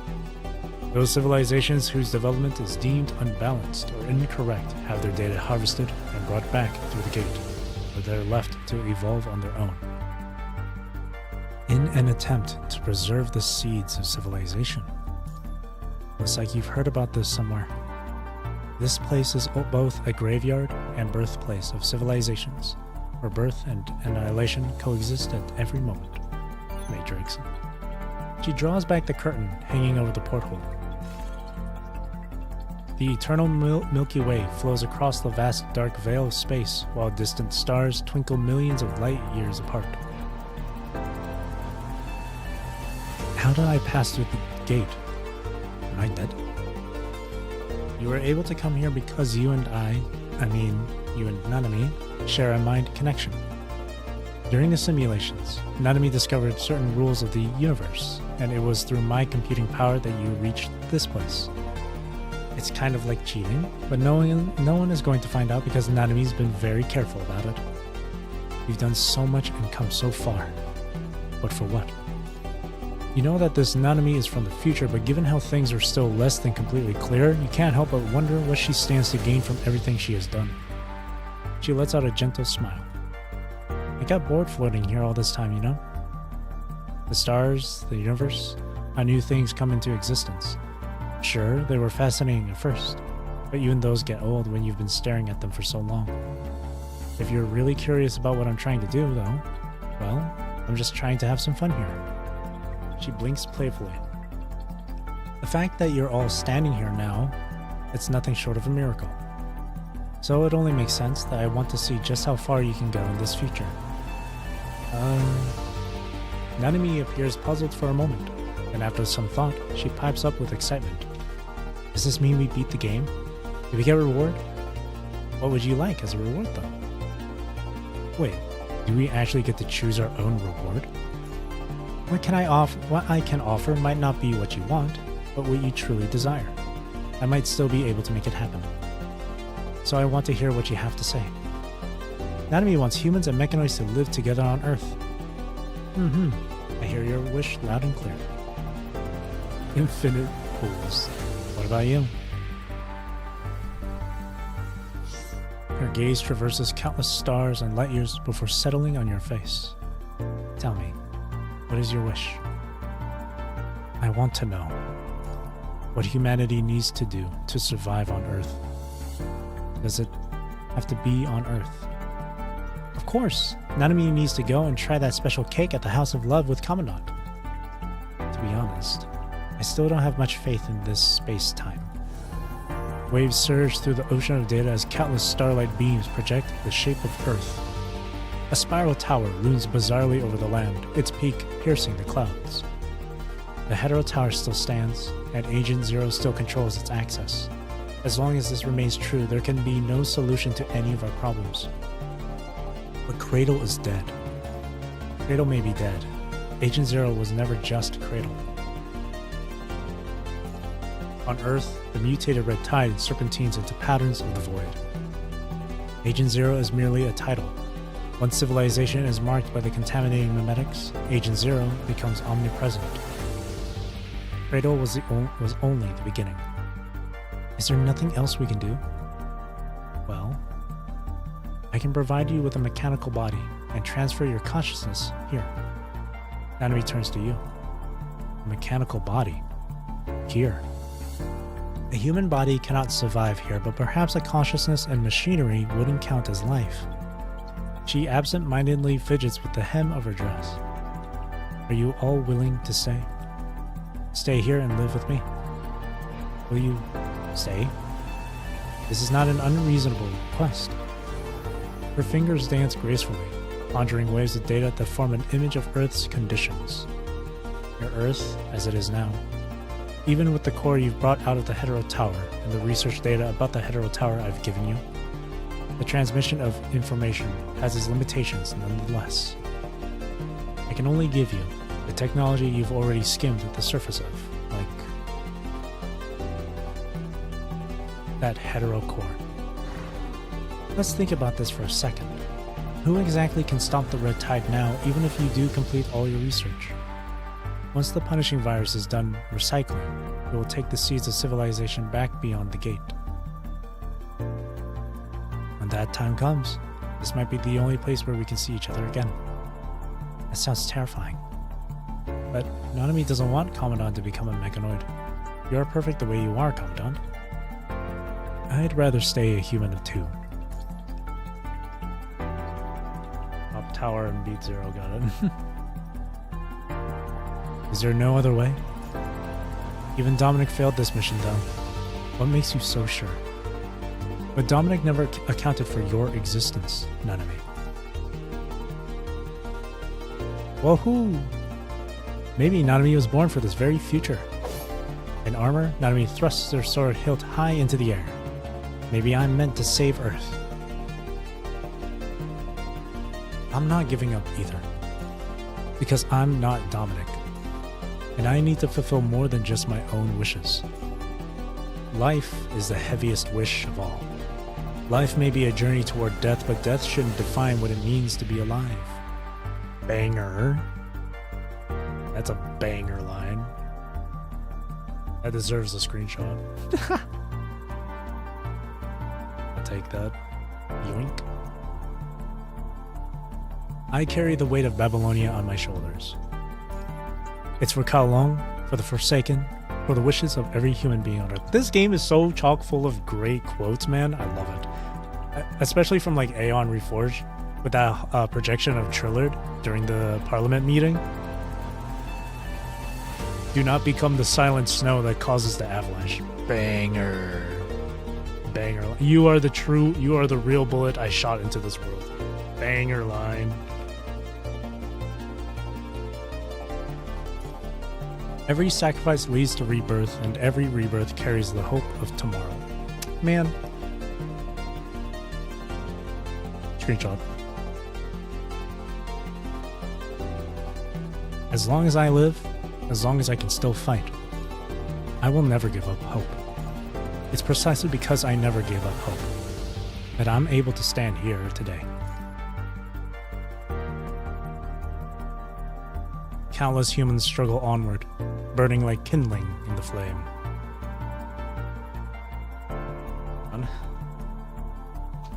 Okay. They burn their own bodies, turning into beacons of undying determination. The amount of gigabytes I have worth of screenshots. They hold on to hope, dreaming of a day yet to come. White doves soar across the emerald meadow. Does it have to be this way? Can't you just stay here? I'm not giving up on Earth. For as long as I still stand. But if you think about what you had to go through to make it out of the Hetero Tower, my escape from the Hetero Tower is more than just some miracle. It was the 0.072%. Lucia, Nanami, live and lead. Commandant? Commandant. These are the very bonds you have that yanked you out of the abyss that was the Hetero Tower.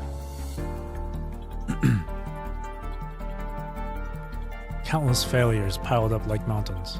They spent their souls and paid immeasurable prices, eventually becoming the foundation that led to what awaited them at the end of the road.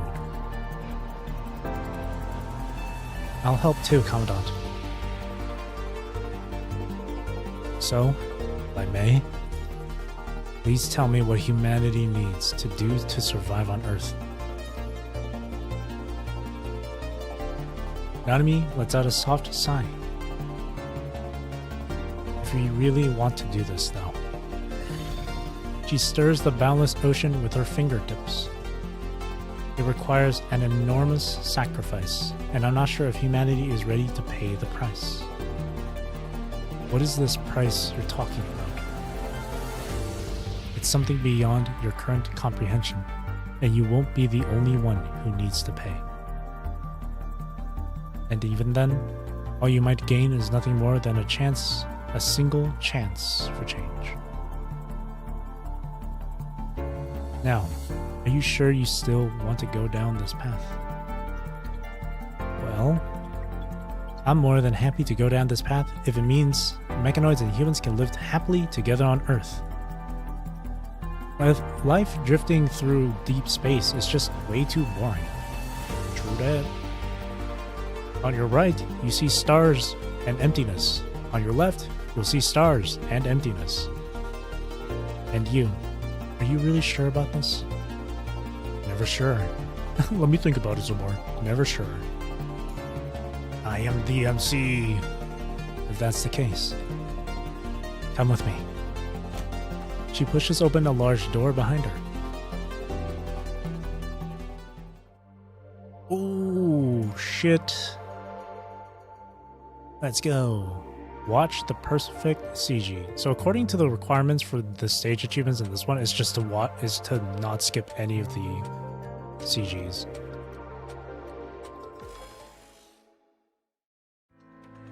I know the answer you seek, and it's right here. But this answer far exceeds what I can simply give away. If you truly wish to obtain it, then face my trial. Let's do this. I would give everything I have for Commandant. If you pass this trial, I will find a way to help you. But if you fail, both of you will have to stay here. Behind the great door stands a massive mechanical dragon that fills the room with its presence. This is Powered, it's Discovery's guard and one of my best friends. Now, best of luck. Oh boy. I know nothing of this fight. おとぎ話の最後には試練が必ず訪れる。登場するのはパワーの最終形態流星パワード。 I know nothing of this fight, so this is entirely blind for me. あなたたちがそうする理由は分かってる。ナナミ、全力で答えるよ。パワード、準備はいい？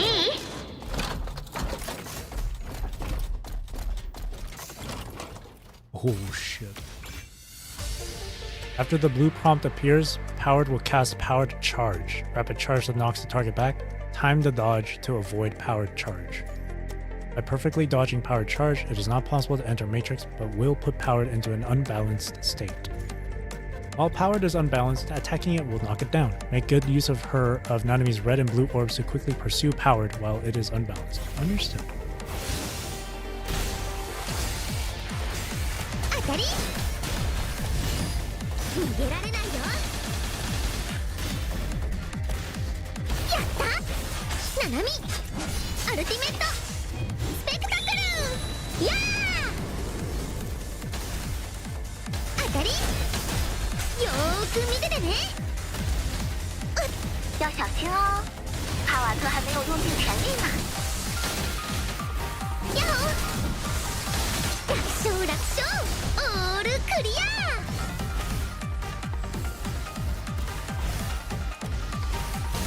超ハート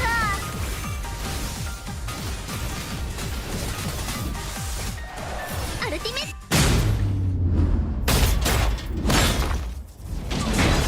パワードドリル形態だよガオー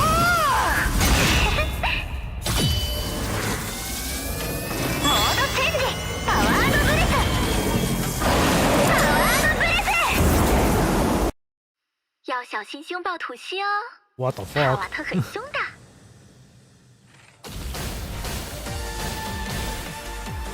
あった来たな。よいしょ。逃げられないよ。進め。星旋多袭。 Oh shit. 逃げられないよ。ナナミ。 アルティメットスペクタクルやーへえよーく見ててねへえやほ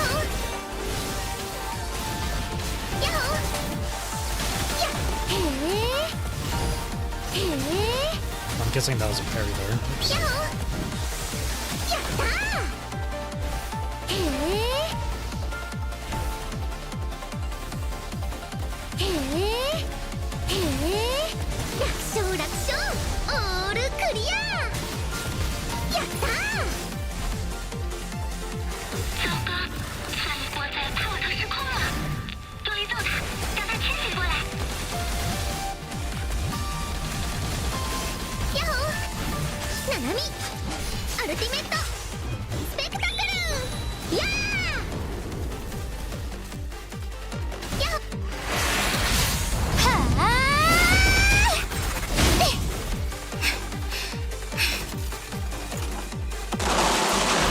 Oh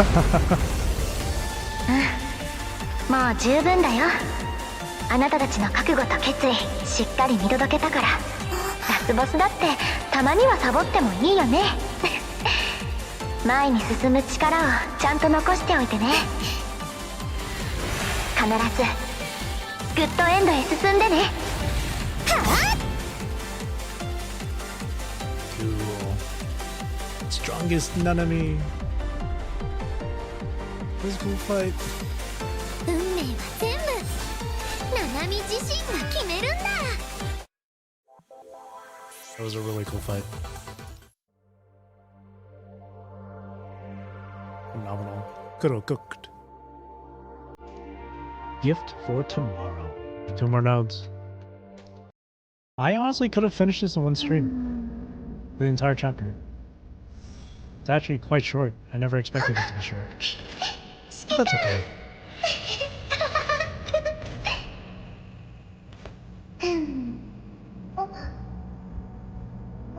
指揮官、もうちょっと地球には戻れないの？黄金時代の映画で言ってたよ。愛さえあれば時間や空間、重力や光円錐も超えられるって。私たちは橋の両端にいるの。きっとあの未来だってつかめるはず。見て見て。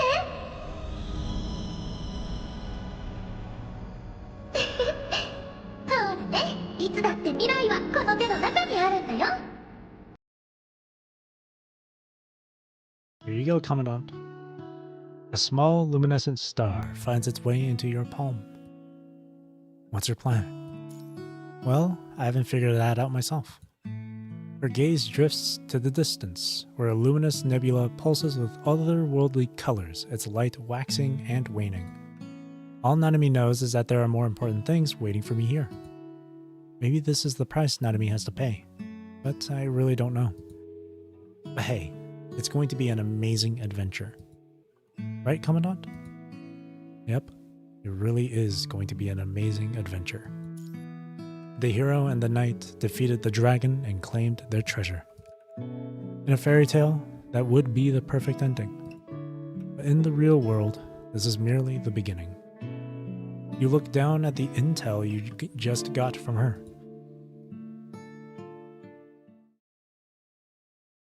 Well, I suppose there is no way I can stop you if you've already made up your mind. We passed the trial. Time for Nanami to get my reward. The holographic screen flickers as she searches through the vast sea of data streams for what she needs. Let's start with... there we go. Pac-Man? Yes. Please pack file number 3241 up for me, and send it to this timestamp. She marks a new set of coordinates on the space-time map displayed on the holographic screen. Are there any risks? Yes, but the risk is minimal. Your space-time has long been in chaos. With Agent Zero's iterative birth, they have already deemed that civilization as good as theirs. They won't pay much attention to it. Besides, no one will know you were ever here. Thanks. Don't mention it. This is just an analytical approach to part of the Hetero Tower's core. How far you can break it down depends entirely on you. My powers are limited. I can only send you technology and information that you've already skimmed the surface of, or else. She gently shakes her head. I understand. Thank you all the same. When Prometheus brought fire to Earth, he had to bear the wrath of the gods. Though she hasn't explicitly stated it, there's no doubt that to accomplish something of this magnitude, she too must pay a price of her own. It's okay. But this is probably the last time I'm helping you. Your civilization would probably decline even faster if they ever found out what I've been doing. So I'm going to have to avoid wormholes that allow me to communicate with your space-time going forward. Nanami. Huh? What's with that look on your face? I just feel... I'm sorry. Don't worry. And hope is the other reward you're getting. Hope. I'm sure there will come a turning point turning point where you'll find a perfect solution to the problems you're facing right now. This is what your entire civilization has strived for. What do you mean? That's as much as I can say to you now. Don't worry. Go and do what you need to do. No matter where you go, the stars will always be in the sky, lighting your path forward. Bye, Commandant. Goodbye, Miss Minnie. I'll catch you somewhere again. Access override. Ugh. Sharp needles of pain explode through your nerves. Transfer, connect. It hurts. Breathing rhythm regular but rapid. No wheezing. Body temperature rising. Pulse rate normal. Can you hear me? Ray Raven Commandant. Ugh. Miss Benny, wake up. Your consciousness struggles in the depths of a pitch-black ocean where the distant singing of whales echoes through the void. Struggle desperately. Sink deeper into unconsciousness. No, struggle. Who's Benny? A familiar voice grows clearer as your consciousness suddenly floods back. Cold sweat already soaking through your back. Breathe heavily. Your chest heaves as blood and breath churn within, while the icy wind peppers your face with snow, barely helping to suppress the metallic taste of blood in your throat. I see you're awake. I was about to drag you to the back of the mountain and throw you into the red tide. Standing beside you with arms crossed, Vanessa seems anything but the person who was calling out your name just moments ago. Water. You take the water from Emma, not knowing what she might have added to it. Despite her harsh tone, she helps you up with unexpectedly gentle movements, using the warm water to moisten your lips. Only at this moment are you truly back in your body. I saw none of me. Take it easy and rest up first. You have plenty of time to tell us your complicated story. After a bumpy journey, everyone returns to Aerospace City. Briefly explain your experience to everyone. You suddenly passed out cold when you connected to the full sensory simulation device, and the gadget was the only thing keeping you alive. We thought the thing had a hiccup for a second. So, how do we know if all of this isn't just some sort of prank by this mechanoid you're calling Nanami? What if she just planted some data in there, like those visual simulation toys in Babylonia? Nanami wouldn't do that. I believe in Nanami. Plus, according to Nanami's timeline for deploying the data, it should be about time. Vanessa, we found something strange while clearing out the hetero creatures in the area. A smooth, star-shaped object lands in her hand. It's a heterocore shard. I've seen the decryption method for this in Asimov's notes. I'll go and look for it now. Rosa leaves the room in a hurry. That's the true measure of a chief, huh? Vanessa raises an eyebrow at you.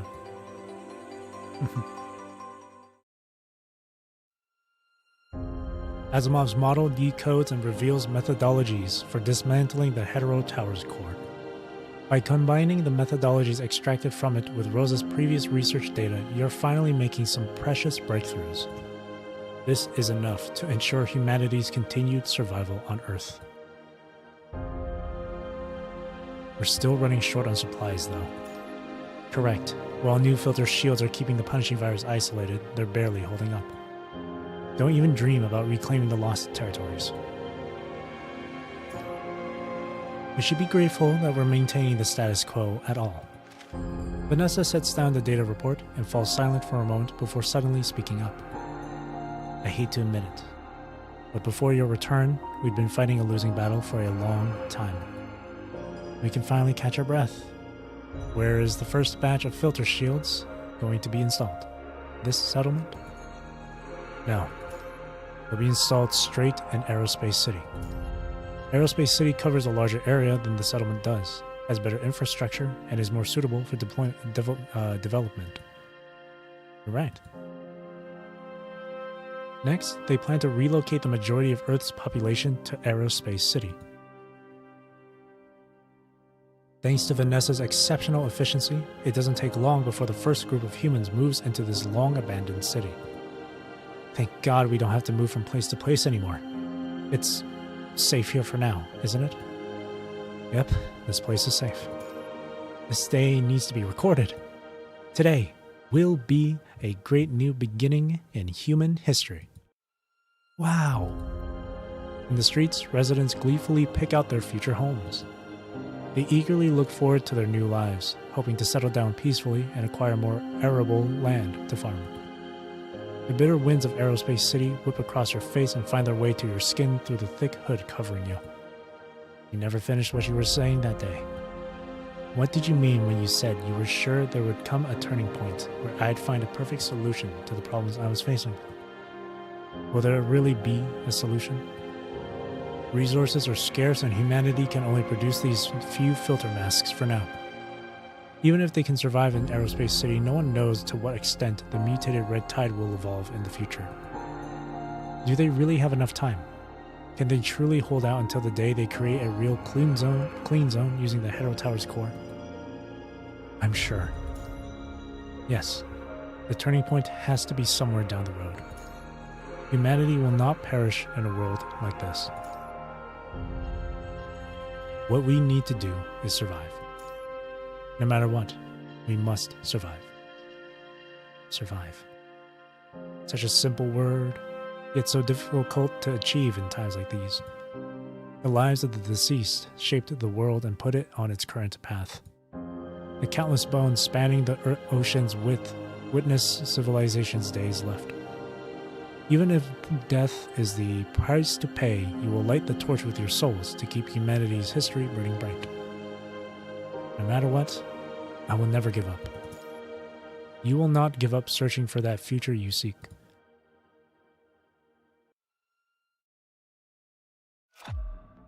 It has been 10,989 days since the Commandant entered the Hetero Tower. It has been 39 days since the Commandant left the Hetero Tower.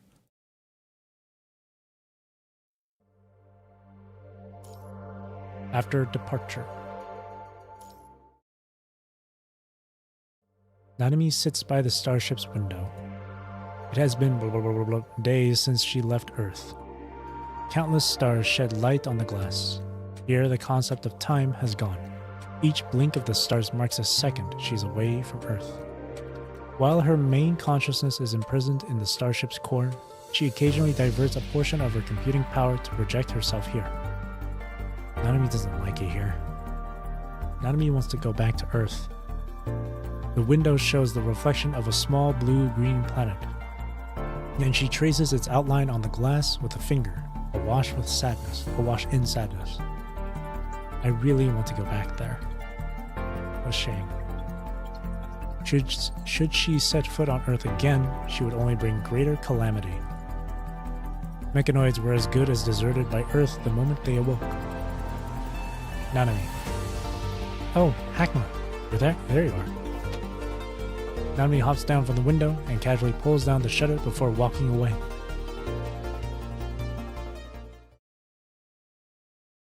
The starship has entered deep space.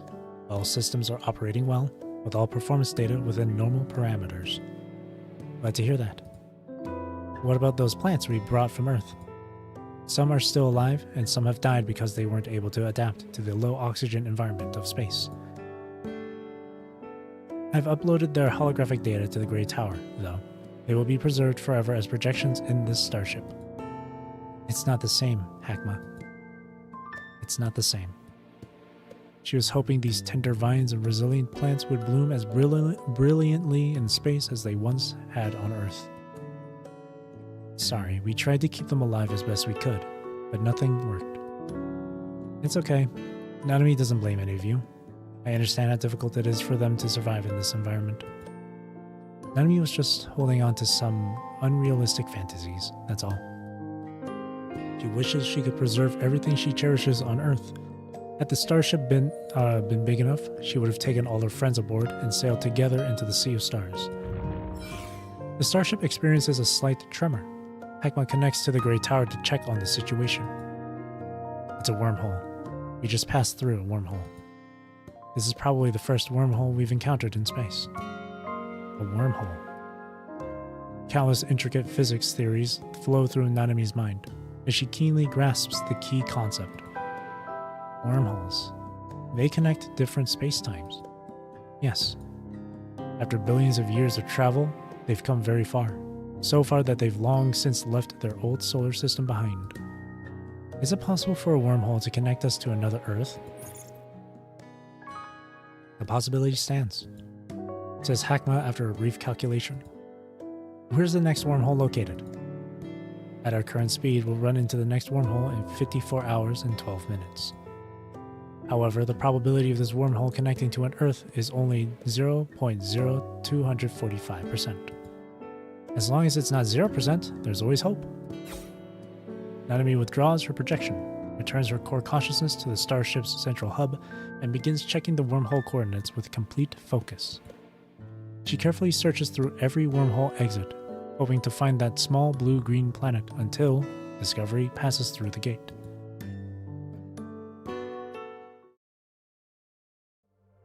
In the starship's core, Nanami falls into dormancy, which is something she herself never saw coming. Nanami? Did I fall asleep again? You've been falling into dormancy quite often lately. I guess her cleanup progress is going pretty well. Hakma's expression shows clear disapproval. Actually, isn't this fine the way it is? Nanami sits by the porthole. Though her frame has long been confined to the starship's core, she still loves to sit here. I don't think this is a good thing. What's so bad about living like this, as the administrator behind the gate? It is bad. It's so boring in here. No life, no hope, not even you, Hakma, are just a simulation created by Discovery's core. She turns around with a trace of sadness in her smile. This is Discovery's standard AI voice bank. She would often set the managing AI to speak in voices she's familiar with. Having no preset response for this kind of question, the AI falls into silence. I already screwed up once, Hakma.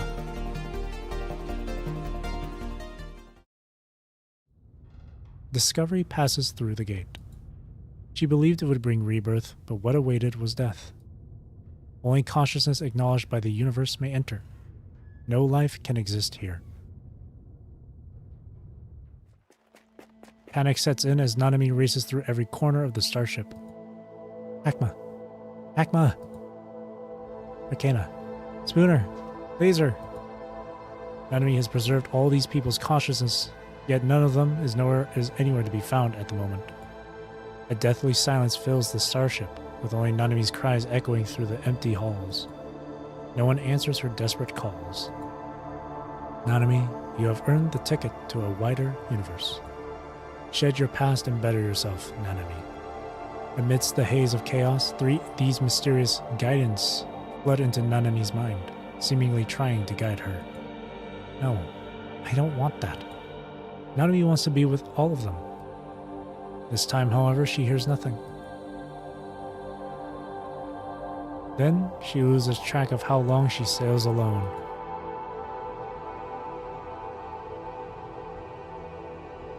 As a lonely starship drifts through lifeless space, witnessing countless worlds fall and endless universes being born. She creates imaginary companions aboard her ship and pretends everyone is happily sailing with her on this ark in a joyful search for a new home together. Until she feels the pull of gravity once more. Is it that time already? Wow! War of Steel Robots BX Invincible featuring DK Hyper Alpha +++ Year Edition. And there is Cardman Rider in the New World too. You are looking for Earth, aren't you? Once again, she sees herself. Discovery itself is a magnificent body. I am it. It is me. Of course, I'm not alone here. She lowers her gaze to see scattered humanoid and non-humanoid mechanoids passing by. Together we are looking for new possibilities in the universe. AI-generated holograms dissolve and reform in chambers hidden from the girl's sight. She remains imprisoned by the world in this closed loop of space. It's time to say goodbye. At last, she understands why that Nanami who bid her farewell was looking at her with such sorrow. Goodbye, Nanami. Better to never meet again. Better to never come at all. But even so, she still wants to do something different. Following fragments of memories and data, she locates the sealed file number 2143. Unlike the simulated ending, the reality went another path. After Bianca was injured, Chico took over and headed to the bottom of the sea first. In this file, there are unnoticeable signs of adjustments and amendments regarding the allocation of their duties. What had happened to alter the inevitable disaster that took place in the simulation? Deep in thought, she turns to a new page in the Earth observation diary. If words cannot reach the humans in this space-time, perhaps there's another way.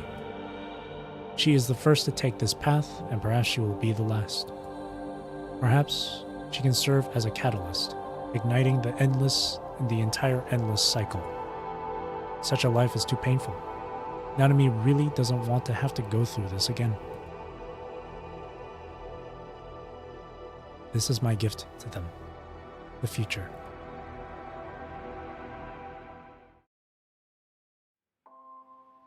Nanami? Nanami. Looks like I dozed off again, didn't I? But as the starship's central system, you shouldn't need to sleep at all. I'm just so tired, Hakma. I'm so tired. I can't even hear the stars anymore. But this is really for the best. When I wake up again someday, I should be able to see the real Hakma again, right? Right, Commandant? Oh. There we go. Do the Galaxies done. This is a really good chapter. This is really good. All in total, 6 hours. Yeah, I totally could have just finished this entire chapter in one stream. It really was pretty short. I saw the number of nodes, and I thought... I saw that there was like 25 nodes, so I thought it was going to be lengthy, but no. That was really good. Emotional damage to the game, yeah. I didn't realize she was all alone the entire time. That everyone was just a projection, I guess. Even Hakma. That's really sad. But this gives me hope. This gives me hope. Definitely. I very much look forward to the next story patch, Ishmael's patch. Very much looking forward to it. That was great though. It was really good. Now I'm caught up. Yippee. It's gonna be another like month or so until the next story patch, I think.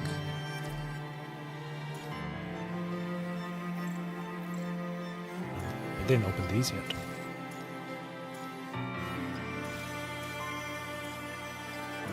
It's only been 2 hours, so I can do some other stuff on PGR for a little while. Really hope it's solved there, because I think the next 3 patches are isolated stories. Not sure if Vera's is. I would like to think Lilith's... I know, I can tell that Gedivie's, since her story is... Since Gedivie's mainly only ever featured in the roguelike thing. The derived from Matrix stuff. Lilith seems like it's gonna be is gonna be completely separate.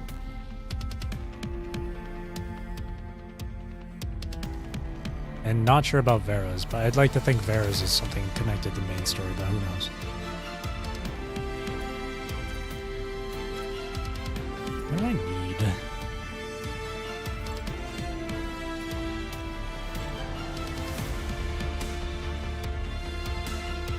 I need more hypertune stuff.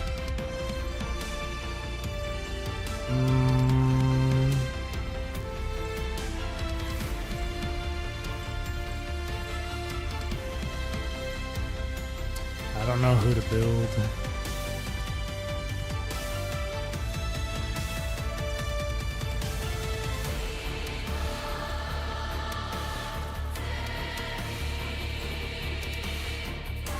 Main cage is resetting. Main cage is resetting tomorrow. Norman in 3 days. This is resetting in 1 tomorrow. I'm still 8th place in this one. I do right from Matrix maxed out.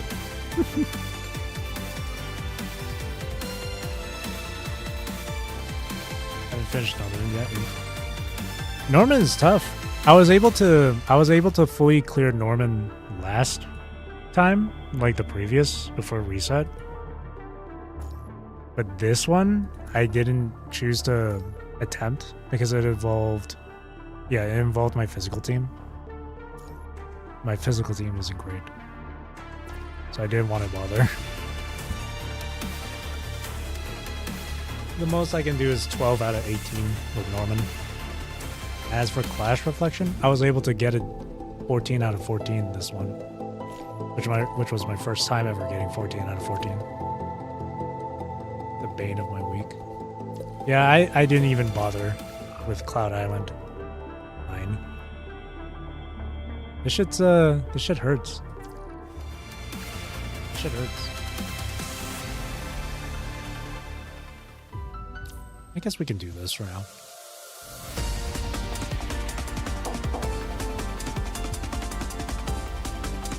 And let's see.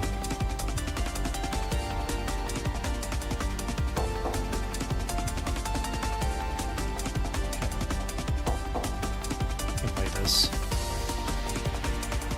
First time with Clash Reflection. Yeah, I was able to clear Clash Reflection fully for the first time. I was using Wansha, Lucid Dreamer. Trailblazer, fight, what was it? Fenrir? That Fenrir fight, I've managed to beat it with like 1 second left before it hit the 2-minute mark. Fire. Even the cosmos stars scatter across the infinite void. Commandant, you hear Nanami calling you from nearby shortly after you've made it out of the dimension domain. I'm right here. Phew, thank goodness you're safe, Commandant. Upon hearing your voice, Nanami lets out a sigh of relief, her brows relaxing with reassurance. These simulations don't cause any actual damage, but what happened back there was out of the blue and got me a little nervous. Hey, Commandant, would you like to take a break? I'm fine. Let's keep going. Here we go, here we go. I wonder what kind of world awaits us this time. Working for a month? Yeah, no problem. Fire resistance, physical resistance. Fire it is.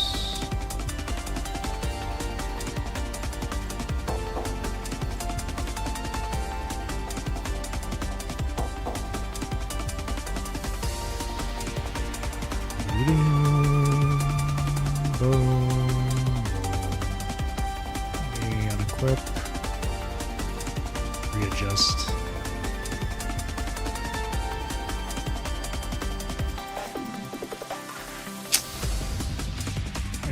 Here.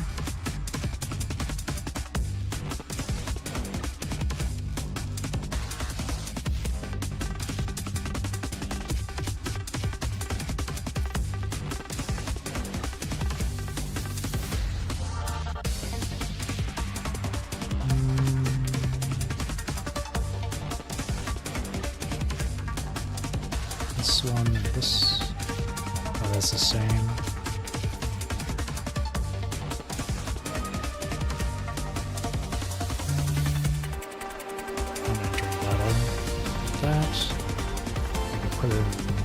Put a 3 in there.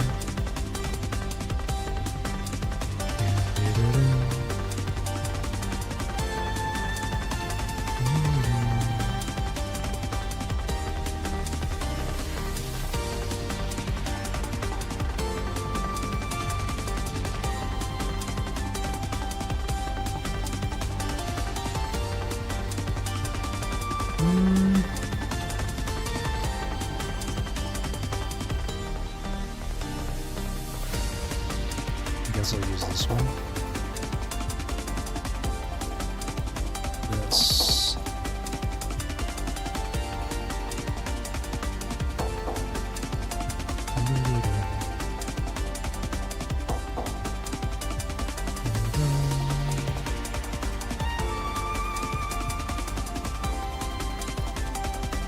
Because I'm only going to be using Live for QTEs.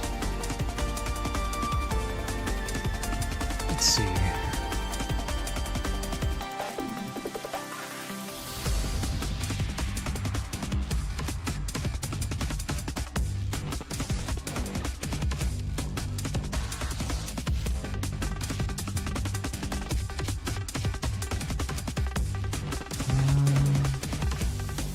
This. Actually.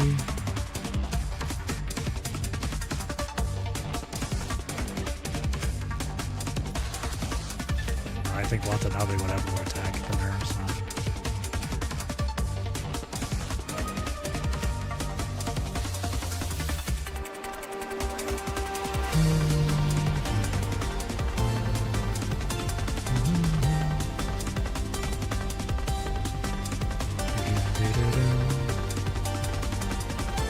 Increase fire damage.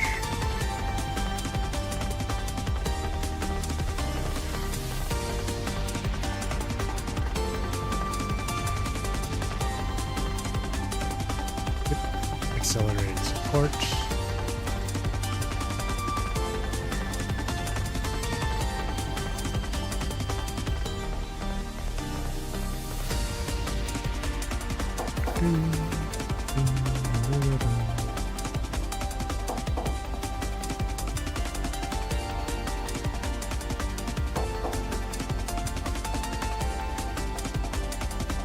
Let me filter this.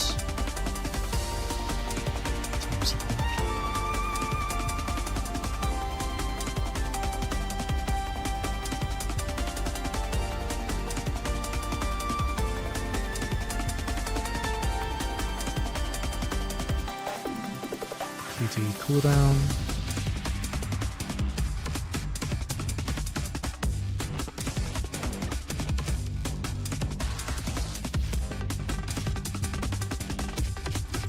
Do.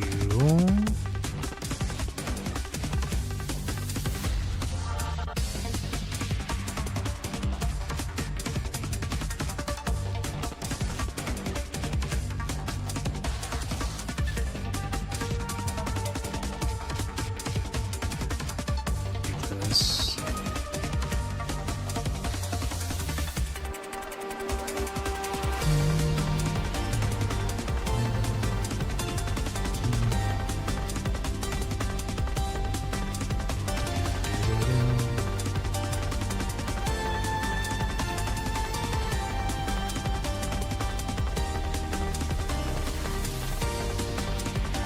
I'll put that this support and amplifier characters with ease. Increase attack of the character.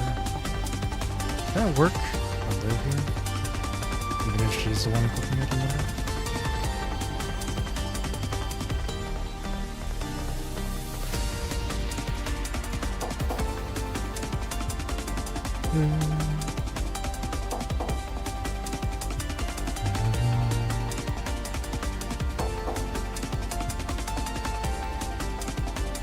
That one, that.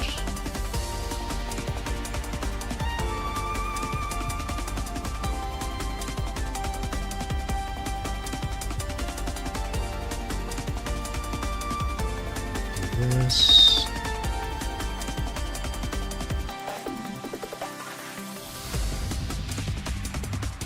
And that. Okay.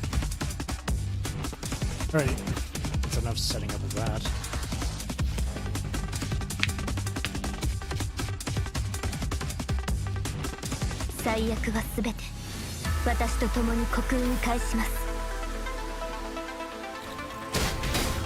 純もう死は恐れない。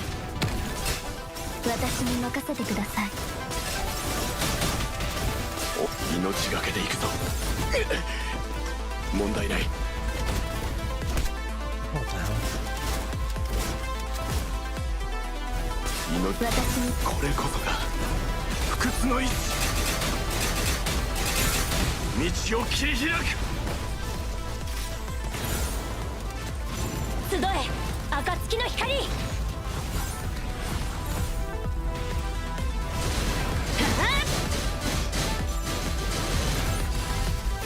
当たれ。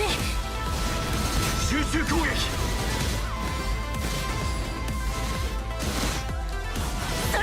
私に任せてください。集中攻撃。紅蓮のように咲き乱れろ。集中攻撃。彼方まで越え行け。 Oh, they're dead already.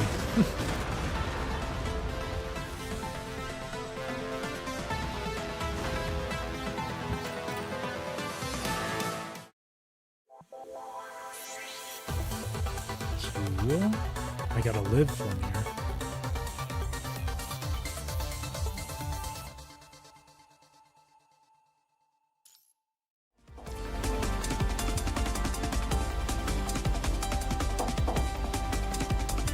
Dun-dun-dun.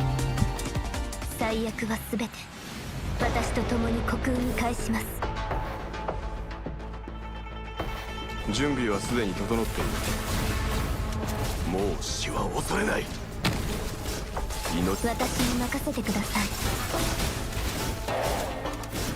準備はこれこそが不屈の意志。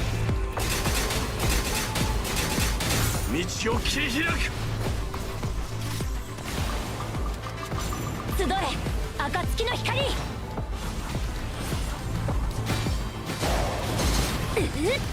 集中攻撃。私に任せてください。紅蓮のように咲き乱れろ。集中攻撃。彼方まで越え行け。 Sweet.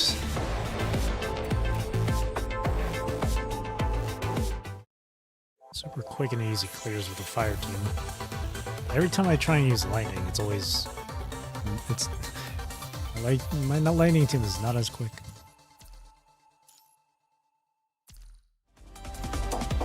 Dimension 3. Doo-doo-doo. 最悪は全て私と共に虚空に返します。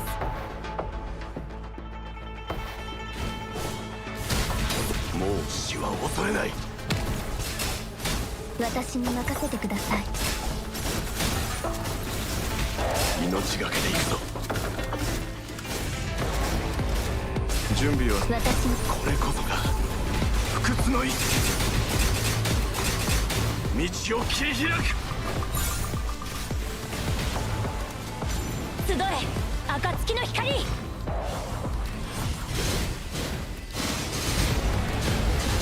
集中攻撃。黎明のように貫け。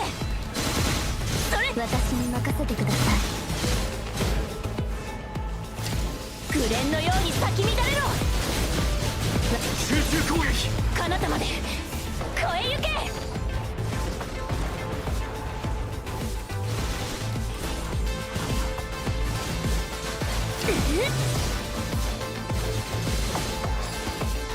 行け。集え暁の光。集中攻撃。カラスバのように輝き黎明のように貫け。グレ集中攻撃。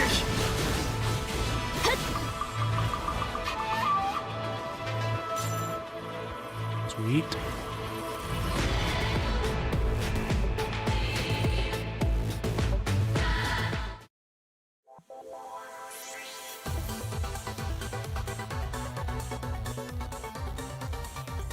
Next.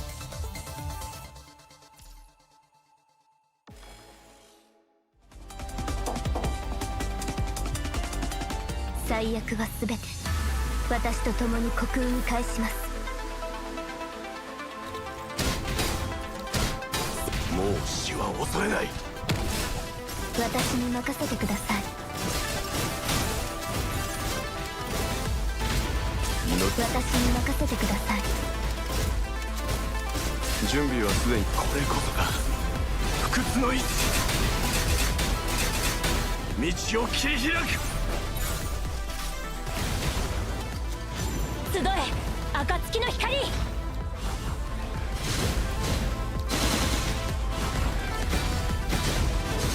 集中攻撃。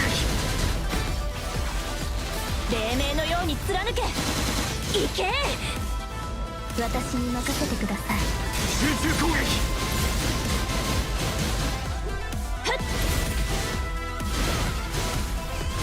紅のように咲き乱れろ。集中攻撃。彼方まで越え行け。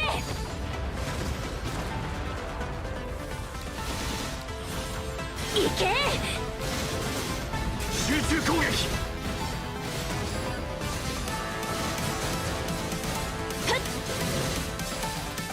行け。集え暁の光。集中攻撃。紅のように咲き乱れ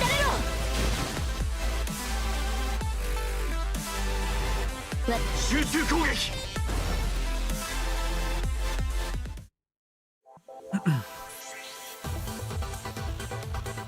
Oh, nice.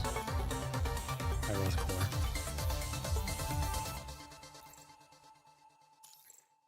What can I replace with that? Guess remove that. This should be all three of her. Nice. Cool.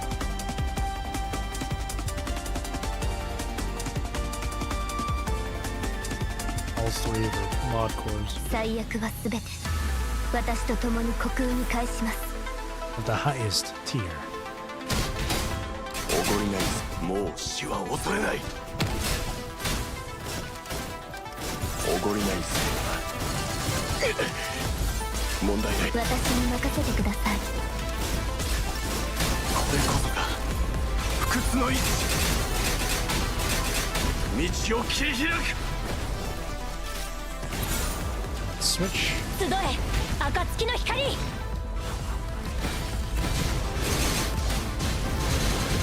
当たれカラスバの。私に任せてください。紅のように咲き乱れ。集中攻撃。彼方まで越え行け。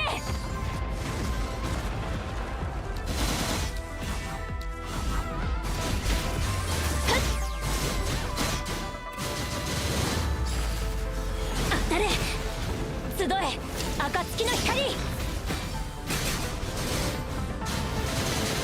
それ。私に任せてください。集中攻撃。紅のように咲き。私に任せてください。集中攻撃。彼方まで越え行け。 Can never get tired of her animation, will we? It's so cool.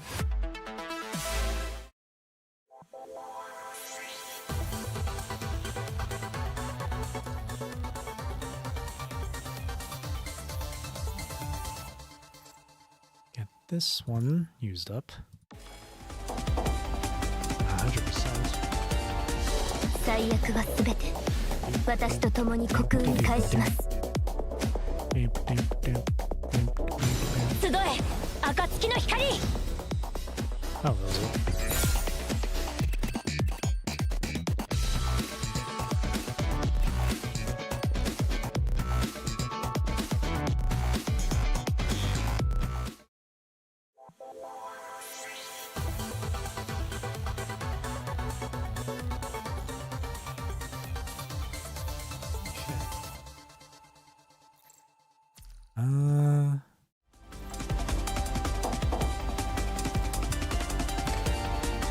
This one will be easy.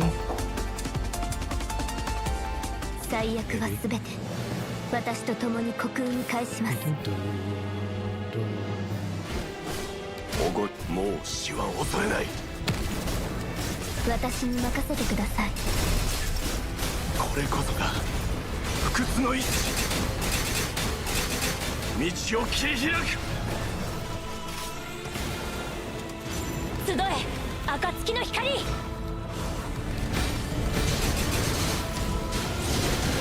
それ。私に任せてください。集中攻撃。私に任せてください。集中攻撃。彼方まで越え行け。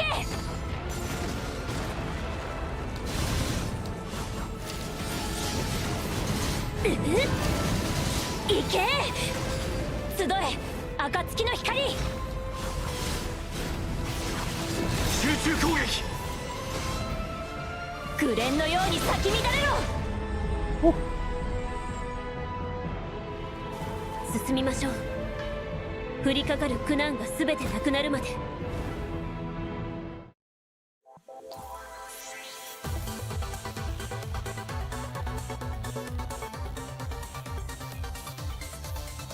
The two of you arrive at your journey's end, where a shimmering light marking the exit pulses at the heart of the mountain base.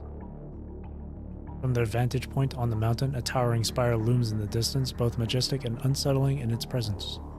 It stands imperious beneath the night sky, its eerie crimson glow staining both the clouds and the darkness alike, casting an oppressive shroud over the entire planet. This is the world destroyed by the Hetero Tower. It continuously sends out strange energy beams that drive living beings into a maddened frenzy, causing them to turn against one another. Even hiding in space offers no escape from its influence. In no time, human civilization will spiral into complete self-destruction, until none survives. Something about that red light makes Nanami feel terribly uneasy. Commandant, we need to get out of here. Let's go. The Big Eater has filtered enough dimension domains already. We should be able to find the strip if we head back to the departure point. Without warning, the scenery before them begins to warp and distort as a transparent membrane slowly materializes. Nanami! Amidst the kaleidoscope of colors, Nanami, like yourself, is slowly engulfed by an iridescent bubble. She pounds desperately against the barrier before her, but it refuses to yield even an inch. The world before your eyes grows dim as everything spins violently, accompanied by an endless, piercing buzz. Commandant!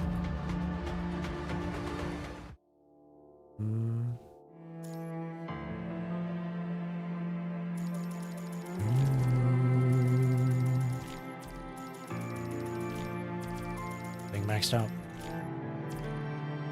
Yippee!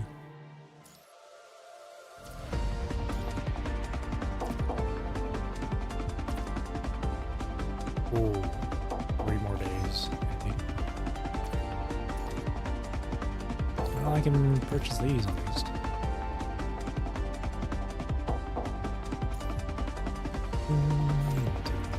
Do you need hypertune crystals? Might as well trade in for all of this.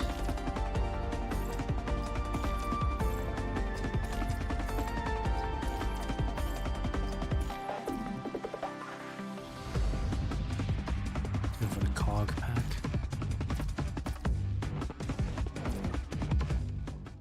Ready. Now I just gotta wait 3 more days for the next dimension domain. Okay, now that I have enough hypertune crystals, I can hypertune Alyssa's. These. Actually, I can do this. This is faster. Okay, never mind. It's still not enough. Dun, dun.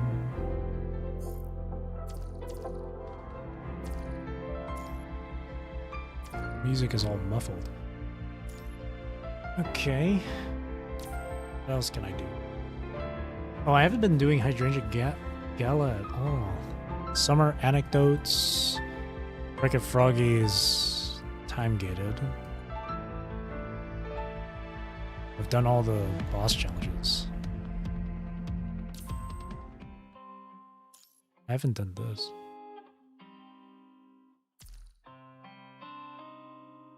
Coding trial. Oh. I see. Hydrangea Gala.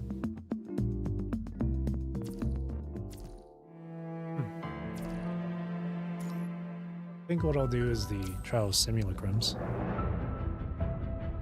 There's no way I can... in hell mode? Yeah, there's no way. There's no way I can get a high enough score for this. What are the missions? Clear hell with an S rating. Okay.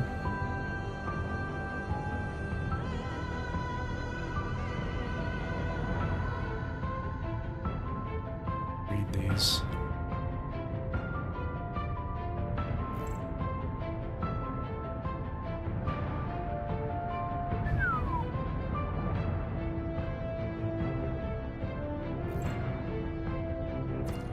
Could try this.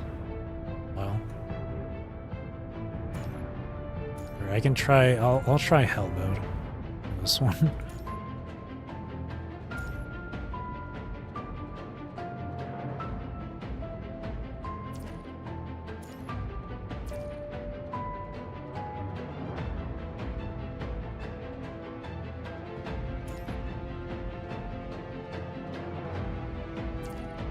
Okay, I'll try this.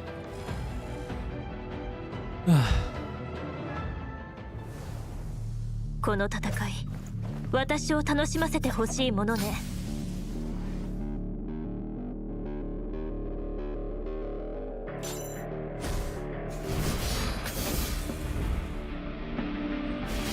全力風より解かれし力、我が刃と化せ。生死を分けるのは一瞬よ。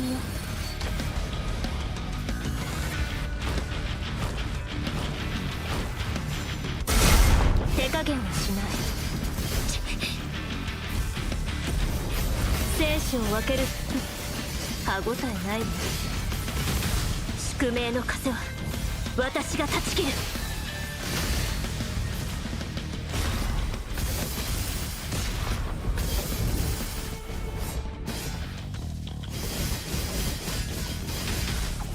風より解かれし力、我が刃と化せ。手加減はしない。生死を分けるのは一瞬。歯応えないわ。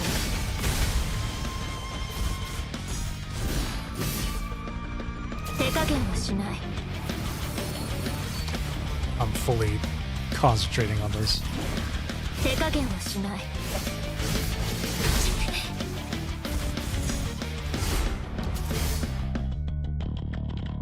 無駄な抵抗はやめなさい。生死を分けるのは歯応えないわ。手加減はしない。 No, dude. I missed the parry. 手加減はしない。無駄な抵抗はやめなさい。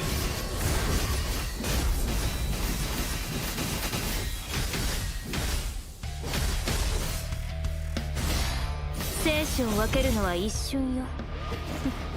歯応えないわ。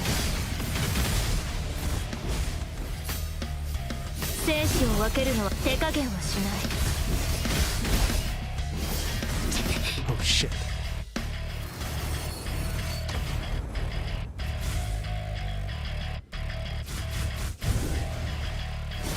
手加減はしない。生死を分けるのは一瞬よ。無駄な抵抗はやめなさい。手加減はしない。 Oh.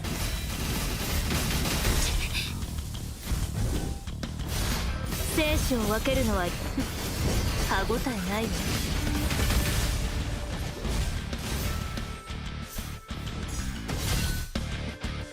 無駄な抵抗はやめなさい。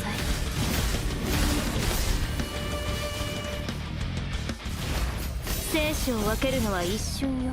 無駄な抵抗はやめなさい。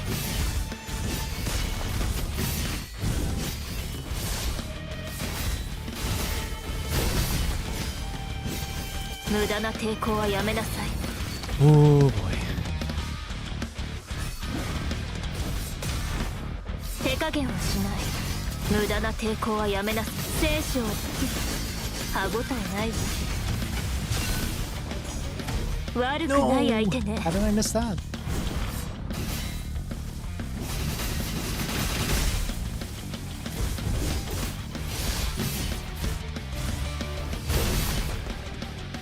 無駄な抵抗はやめなさい。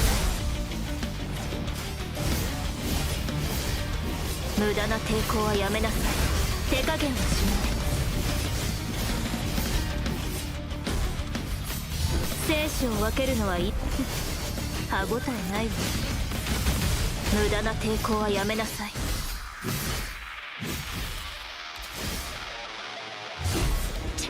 Oh, what? Still got hit by that? 手加減はしない。生死を分けるのは一瞬よ。無駄な抵抗はやめなさい。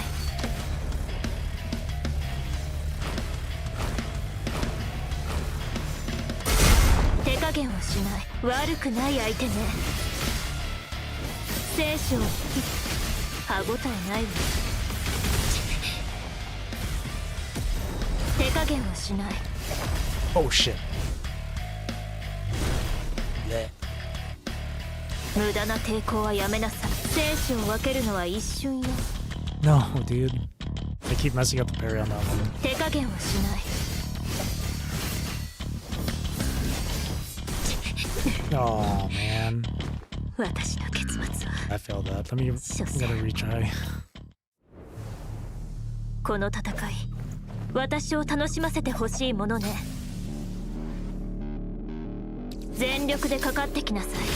風より解かれし力、我が刃と化せ。生死を分けるのは一瞬よ。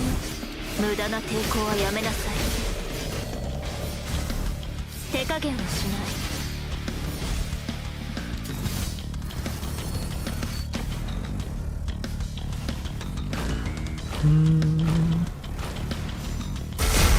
無駄な抵抗はやめなさい。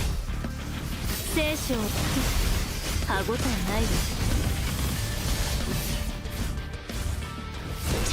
Oh shit.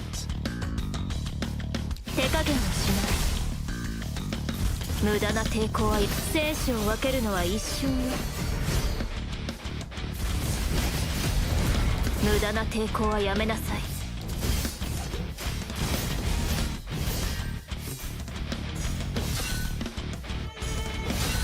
Got it. 手加減はしない。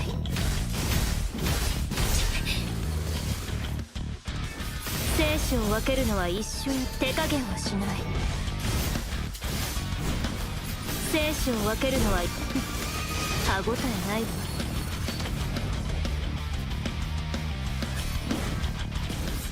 無駄な抵抗はやめなさい。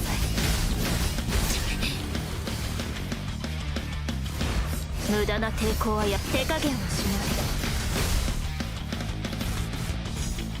生死を分けるのは一瞬よ。無駄な抵抗はやめなさい。手加減はしない。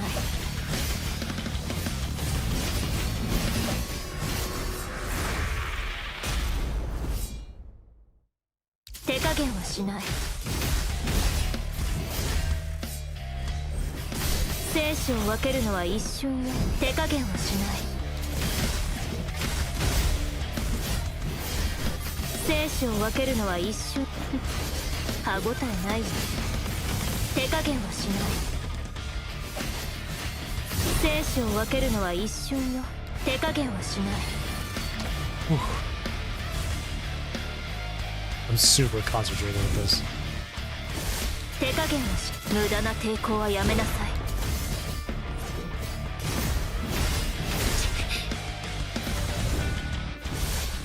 手加減はしない。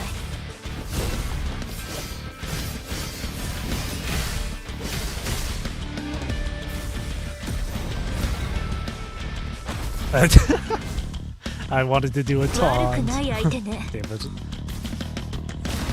手加減はしない。無駄な抵抗はやめなさい。生死を分けるのは歯応えないわ。無駄な抵抗はやめな。手加減はしない。無駄な抵抗はやめなさい。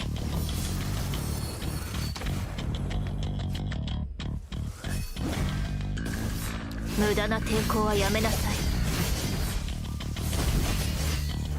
生死を分けるのは歯応えないわ。手加減はしない。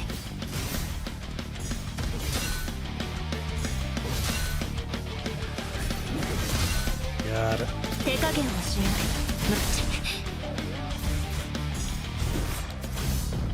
悪くない相手ね。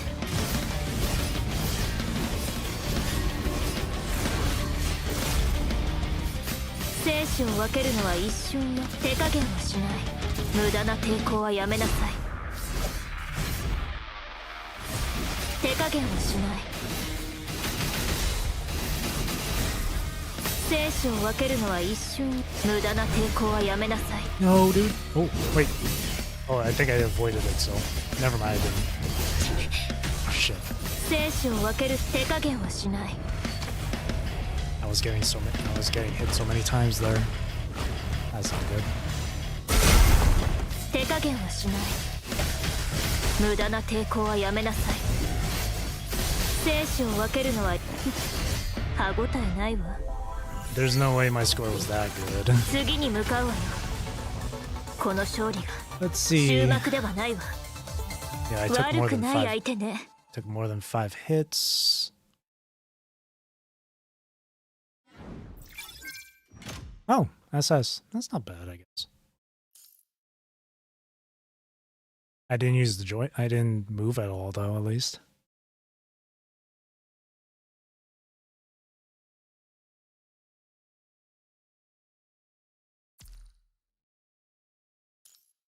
This game mode's super fun.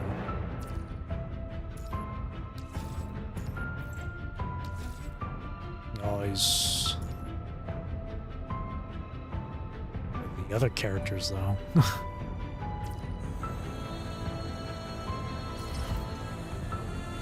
And try Veronica next. I've already played enough. I've played enough of Lucia for this one. We'll play Hanying. 皆と響き合い Lore accurate.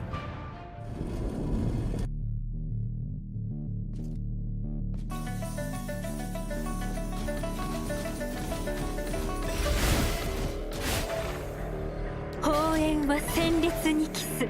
弦の調べは連綿と四面楚歌。眉の金箔乱流と解く。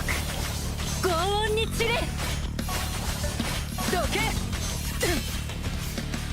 強戦強化を踏み砕く。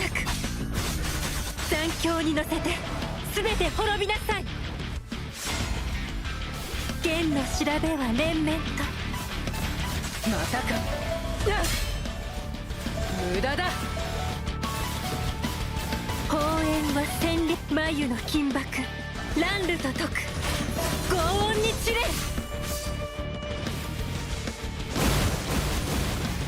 強化を踏みく通さない。どけ。弦の調べはね。裁きの時だ。四面楚歌。眉の金箔乱流と解く。またか。通さない。どけ。残響に乗せて全て滅びなさい。またか。どれだけ止められても。罰をなけ。強戦は霊獣す。強化を踏み砕く。罰をなけ。残響に乗せて全て滅びなさい。弦の調べは連四面楚歌。眉の金箔乱流と解く。轟音に散れ。復調しなくちゃ。Oh, he got hit. 通さない。罰強化。どけ。審判を。残響に乗せて全て滅びなさい。弦の調べは連綿と四面楚歌。眉の金箔乱流と解く。轟音に散れ。強化を踏み砕く。罰をなけ。強戦は霊獣す。強化を踏み砕く。残響に乗せて全て滅びなさい。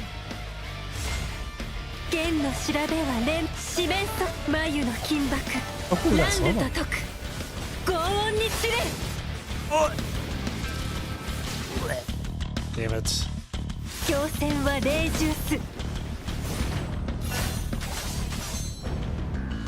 Oh no, I failed? Did I fail? No, I beat her. I accidentally 幕 pressed 引 on きに the て演目終了。 joystick button. こたびの演奏 Oh no, never mind. い It's かが okay. でしたか？ Nice.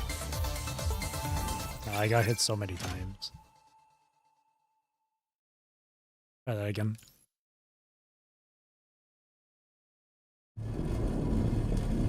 この決断だけは砲煙は戦慄にき四面楚歌眉の金箔乱流と解く轟音に散れ復調しなくちゃ強戦は霊獣す強化を踏み砕くどけ、またか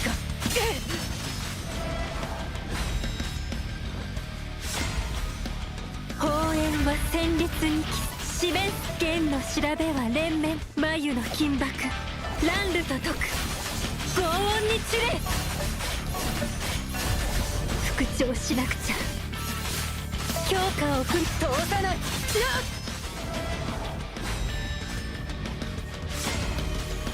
剣の砲煙は戦慄にキス四面楚眉の金箔乱流と解く轟音どけ、無駄だ強戦は霊罰をなけ残響に乗せて全て滅びなさい剣の調べは連綿と四面楚眉の金箔乱流と解く轟音に散れ強戦は霊復調しなくちゃ What? I was still getting hit by that? 強戦また罰をなけ通さないどけ剣の調べは連綿とまたか通さない裁きの時だ締めどけ強戦は霊獣すまたかどれだけ止められても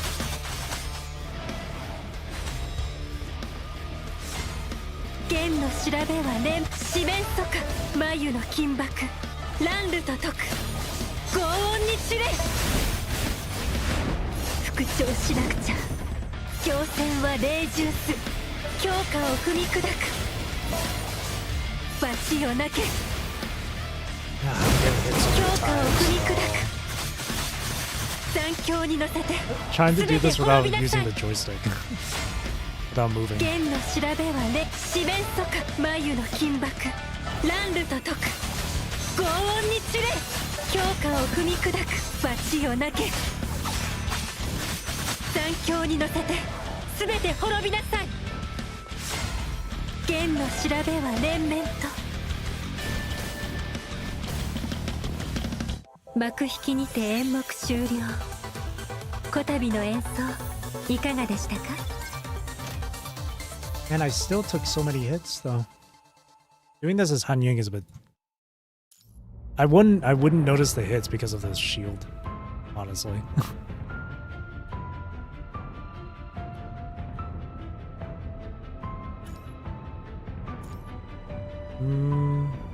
Need super armor. I'll try one more time. Trying to do this without moving. 砲煙は戦慄に四面楚歌砲煙は戦慄にキス眉の金箔乱流と解く轟音に散れ罰をなけ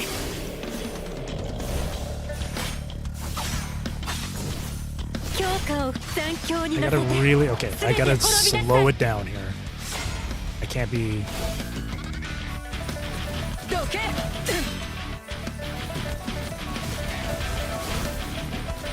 I still got hit. 剣の調べは連綿と I think I still am getting hit. 眉の金箔乱流と解 I く think what I should do is just stay in this form. 通さないけ No, I'm still getting hit. またか無駄だ強化を踏み砕く罰をなけ強化を踏み砕く強戦は霊獣通さない裁きの時だ強戦は霊獣強化を踏み砕く残響に乗せて全て滅びなさい剣の調べは連盟どけ四面楚Thanks 歌 for 公 coming by 園は again. 戦慄にキス眉の金箔乱流と解く轟音に散れ強戦は霊獣強化を踏み砕く罰をなけ強戦は霊獣罰をなけ強戦は霊獣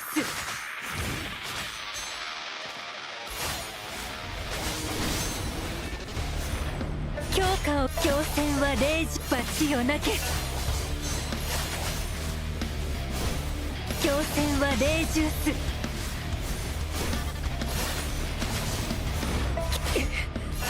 どれだけ止められても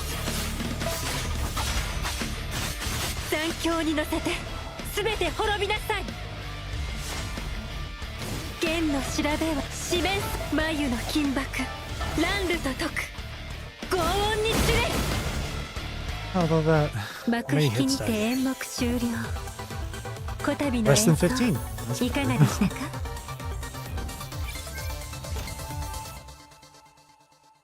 Less than 15. It's slightly better.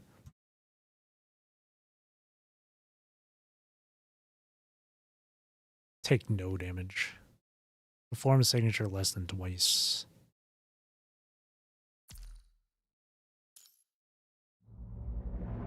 Well, it's something.「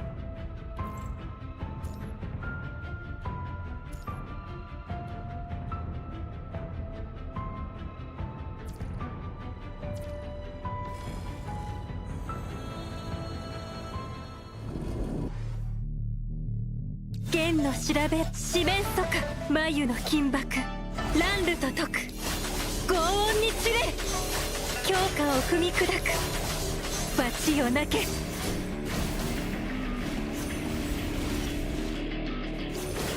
強戦は霊獣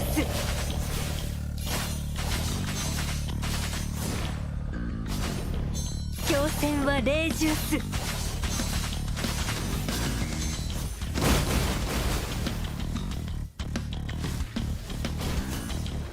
強戦は霊獣強化をどけ罰をなけまたか通さないどけ裁きの時だ強戦は霊獣またか無駄だ強化を踏み砕く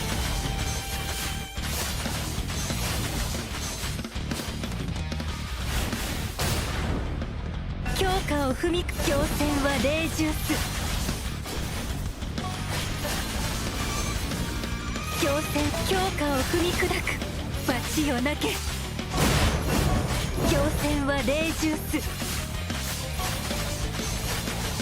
強化を踏み砕く強戦は霊獣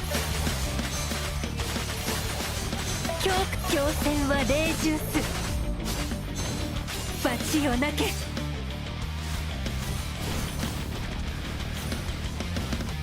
強戦は霊獣強化を踏み砕く罰をなけ強戦は霊獣強化を踏み砕く罰をなけ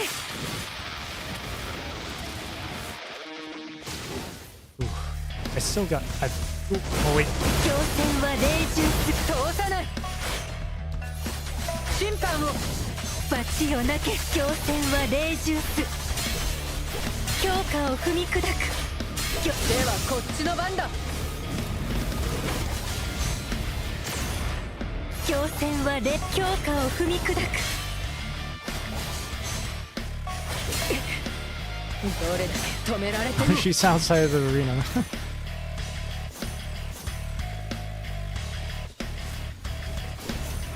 強戦は強化を踏み砕く。未来を譲らない。罰よなけ。強化を踏み砕く。強戦はで罰よなけ。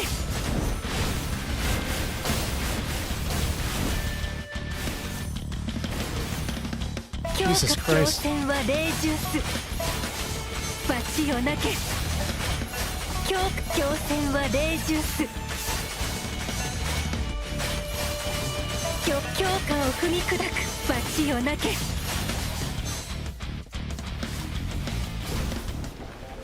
I 幕 definitely 引き got に it て演 tons 目 of 終 times. 了。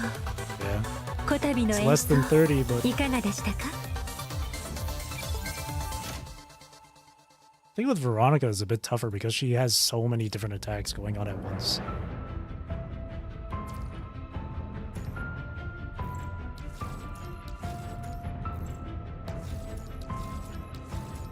%. Primal Projection is easier because her attacks are a bit slower and easier to read. Veronica just kind of like doubles up on it.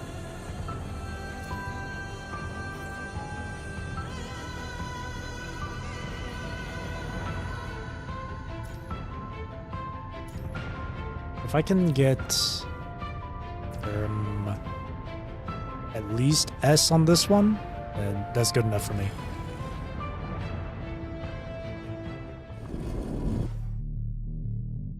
剣の調べは四面楚歌。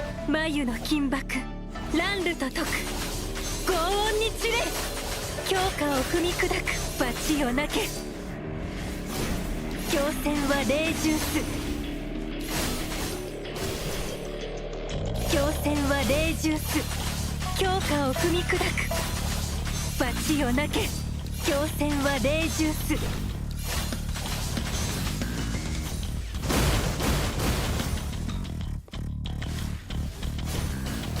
Oh, I still got hit by that. 強戦は霊獣す。罰よなけ。どけ。強戦はまたか。無駄だ。強戦は霊獣す。罰よなき。強戦は霊獣す。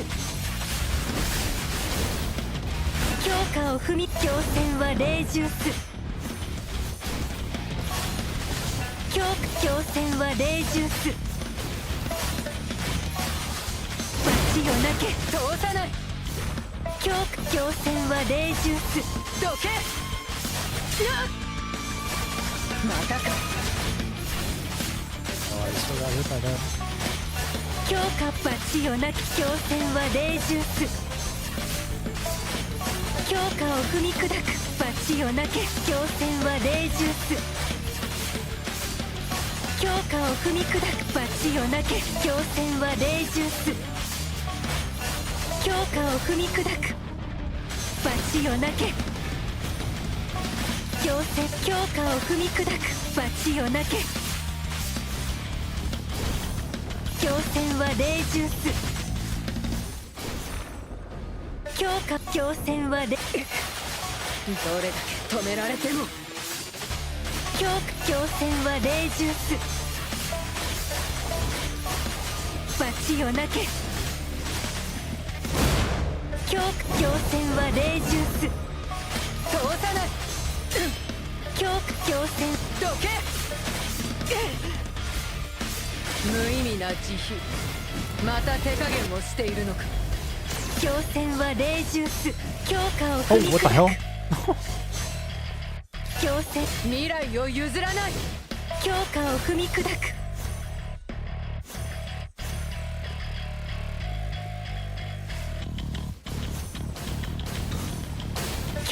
強戦は霊獣す。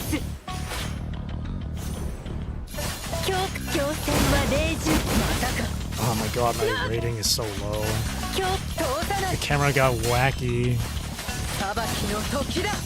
強戦は霊獣す。無駄 The だ。 camera got so wacky earlier. 強戦 That は threw me 霊 off 獣 so bad. 強化を踏み砕く。罰よなけ。強戦は霊獣す強化を踏み砕く強戦は霊獣す強化を踏み砕く強 God, 戦は霊 so 獣 many す attacks happening at once. I can't dodge 強 them 化 all. を踏み砕く強戦は霊獣す罰をなけ強化を踏み砕く強戦は霊獣す強化罰をなけ強戦は霊獣す強化を踏み砕く罰をなけ強戦は霊獣す強化を強戦は霊獣す Weird 罰 again. をなけ強化を踏み砕く強戦は霊獣す No. 強戦は霊獣す強化を踏み砕く強戦は霊獣すどけ強戦またかどれだけ止められても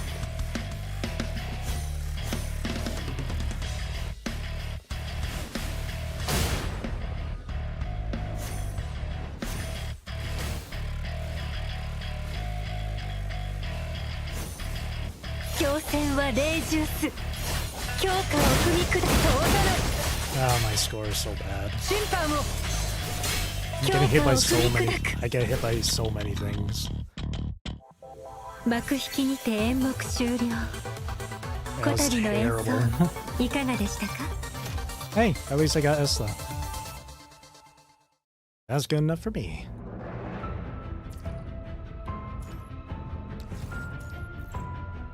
Oh, I have to get SS though. Using help. Ooh. I can try and get SS with this. I got SS as a need for this one.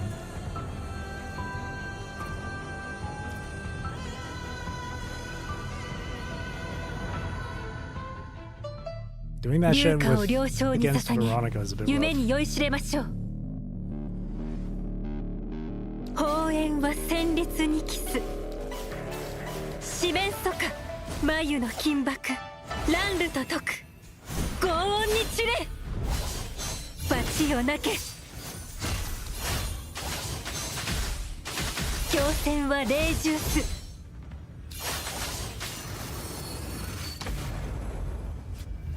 Silence. 強戦強化を踏み砕く復調しなくちゃ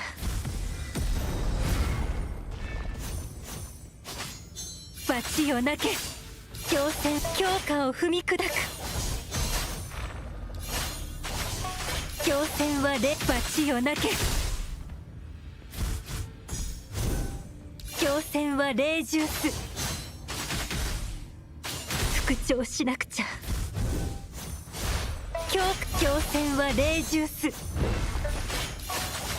罰をなけ強戦は霊獣す強化を踏み砕く強戦は霊罰をなけ強化を踏み砕く強戦は霊罰をなけ Ooh. 強化を踏み強戦は霊罰をなけ復調しなくちゃ強化を強戦は罰をなけ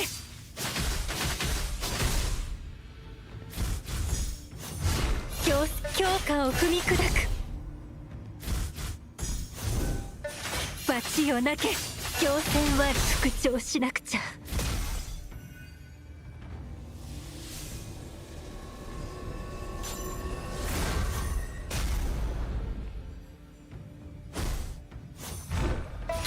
強戦は霊罰をなけ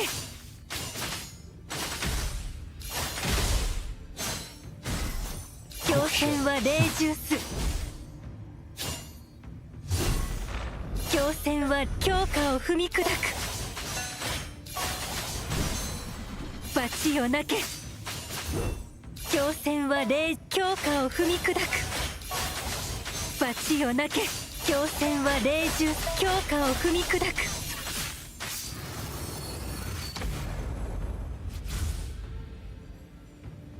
Boom, boom, boom. 強化強戦は霊獣す罰よなけ強戦は霊獣復調しなくちゃ罰よなけ強化強戦は霊獣す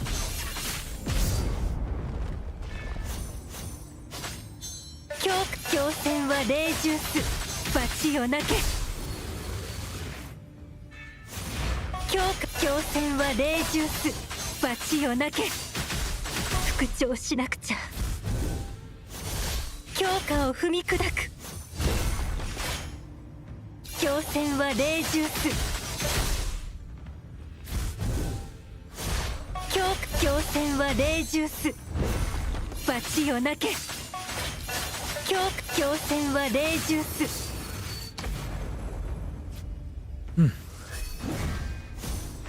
強化を踏み砕く強戦は霊獣す復調しなくちゃ強戦は霊獣す罰よなけ強化を踏み砕く強戦は霊獣す強戦は霊獣す罰よなけ強戦は霊獣す罰よなけ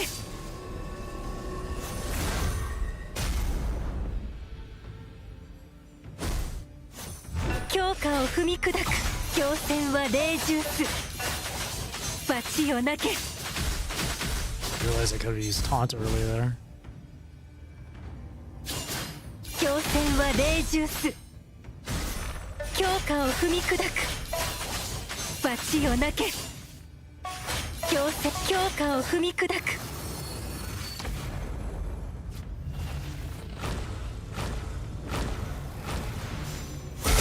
強化を踏み砕く強戦は罰よなけ復調しなくちゃ強戦は霊獣罰よなけ強化を踏み強戦は霊獣す There we go. 幕引きにて演目 Less 終 than 了 5 hits. こたびの演奏いかが That でした 1 か point, 2 damage dealt in rating C. That 1 point makes a huge difference. Triple S. Yule. I did better as Han Ying than I did Crimson Weave. Nice. Yeah, Primal Projection is a lot easier to handle. Veronica has a lot of stuff going on for her.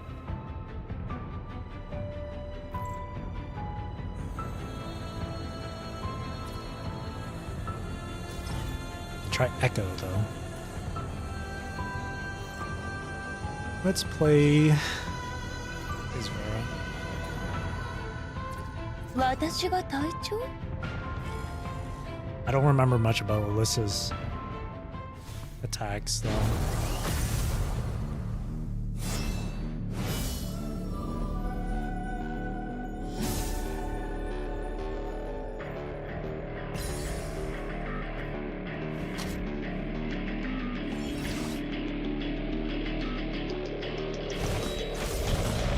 Everything を粉々に潰すのは最高だ。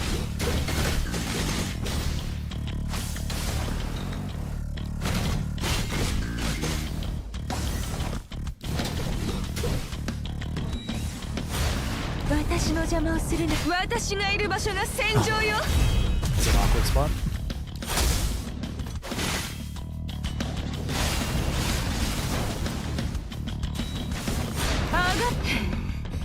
もっと来てよ。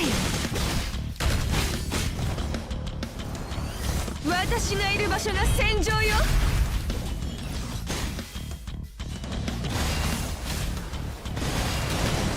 あがいてみせて。私の邪魔をするなんてずいぶんいい度胸をしてるわね。全てを粉々に潰すのは最高だわ。私の邪魔をするなんてずいぶんいい度胸をしてるわね。あがいてみせて。ゴミクズ。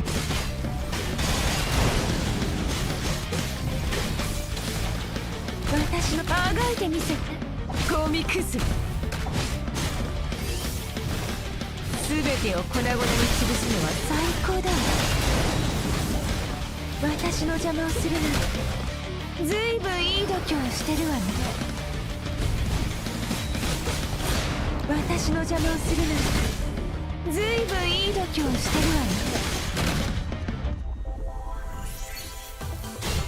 勝利しても私には絶対服従よ。そうよね。 That's only easy mode. Consume 3 stacks of electric charge when you cast. To enter invincibility? Ooh. All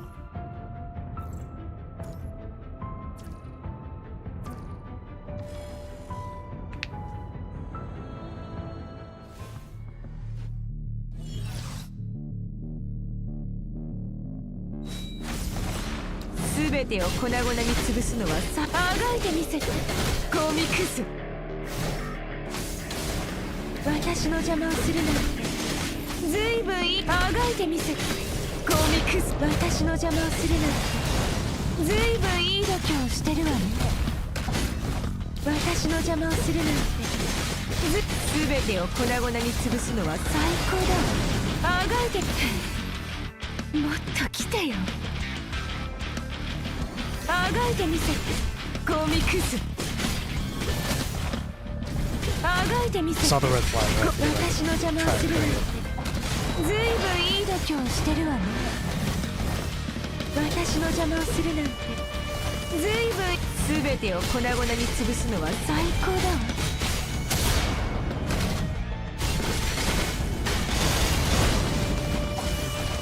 あがいてみせてコミクス私の邪魔をするなんてずいぶんいい度胸してるわね。あがいてみせてコミクス全てを粉々に潰すのは最高だわ。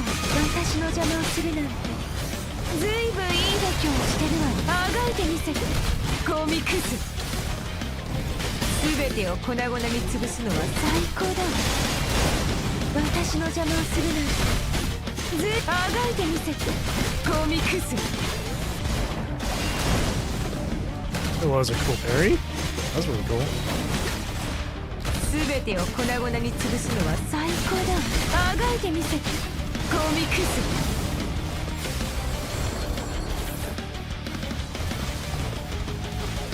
あがいてみせてコミクス Okay, I can parry them.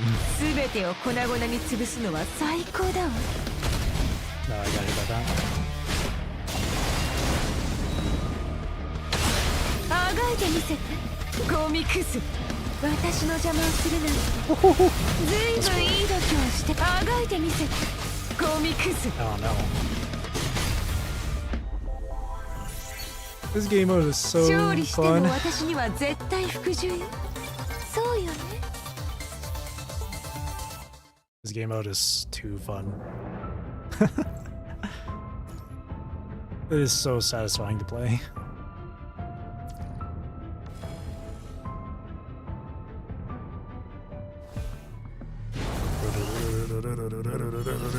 Wish I could say, yeah, this would be awesome.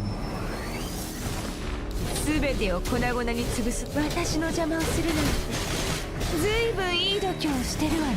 あがいてみせてコミクス私の邪魔をするなんてずいぶんいい度胸してるわね。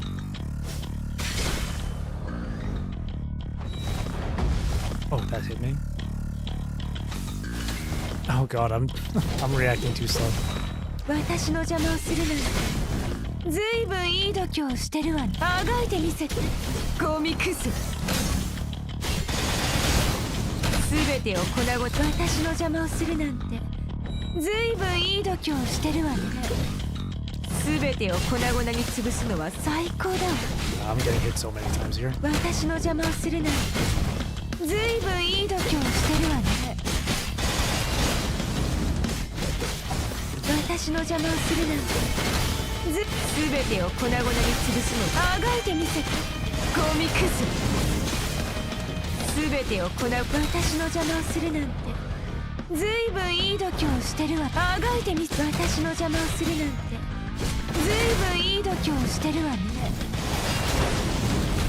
私の邪魔をするなんて全てを粉々に潰すのは最高だわ。あがいてみせてコミクス。全てを粉々、私の邪魔をするなんてずいぶんいい度胸してるわね。あがいてみせて。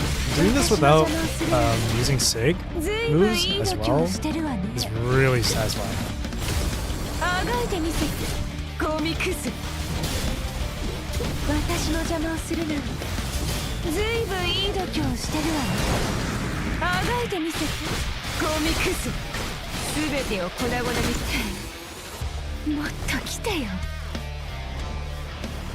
全てを粉々に Oh 潰 no, I す didn't get 私 the の parry 邪 on 魔を that するなん one. てずいぶんいい度胸し But て I るわ did ね。 with that one. 全てを粉々に潰すのは最高だわ。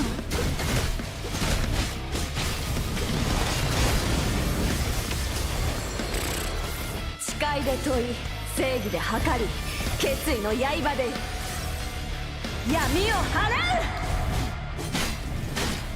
あがいてみせてコミクス。私の邪魔をする Damn, she breakdancing. What the fuck? ずいぶん He's い a い B-boy. 度胸してるわね。B-boy. Ah! 私の邪魔をするなんて全てを粉々に潰すのは最高だわ。あがいてみせてコミクス。私の邪魔をするなんてあがいてみせてコミク Oh, I got ス。 hit by that. 全てを粉々に潰すのは最高だわ。あがいてみせて I got hit by that 全 too. てを粉々に潰すのは最高だわ。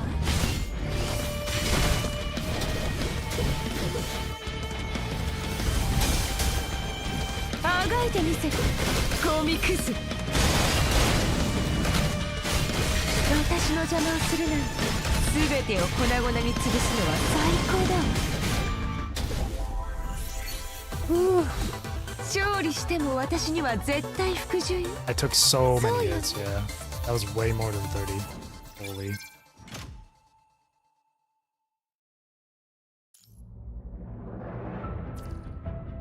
Honestly, Alyssa is a lot more... Okay, between the three, Alyssa... I'd say the easiest one to fight would be Primal Projection. Second easiest is Alyssa. The toughest one would be Veronica. But that's mainly because Veronica throws so many different attacks at you.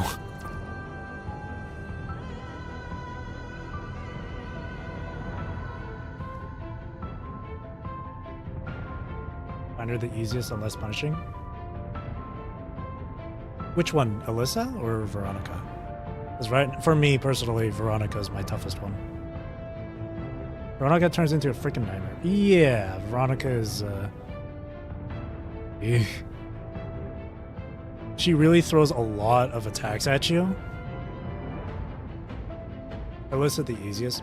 Yeah. Alyssa and Primal Projection kind of feel like about the same in terms of difficulty.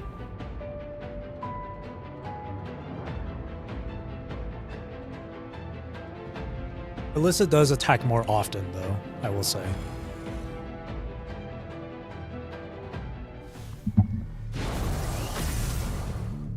Let's try this again.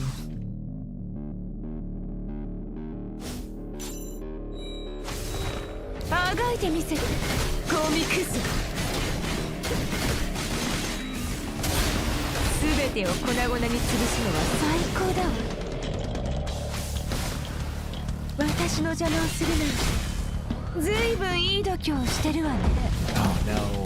あがいてみせてゴミクズもっと来てよあがいてみせてゴミクズ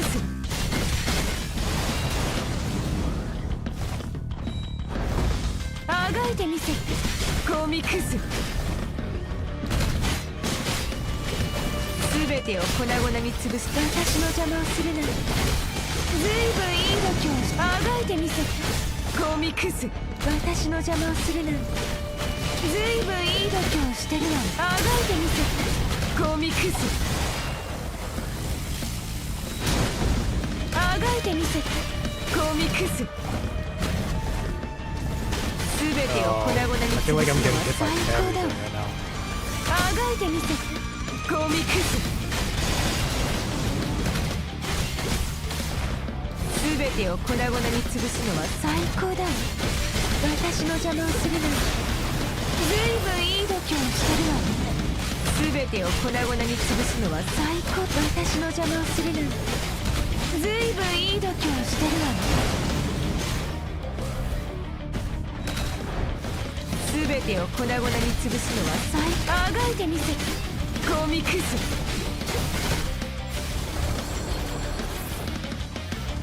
あがいてみせてコミクスすべてを粉々に潰すのは最高だわあがいてみせて私の邪魔をするなんてずいぶんもっと来てよ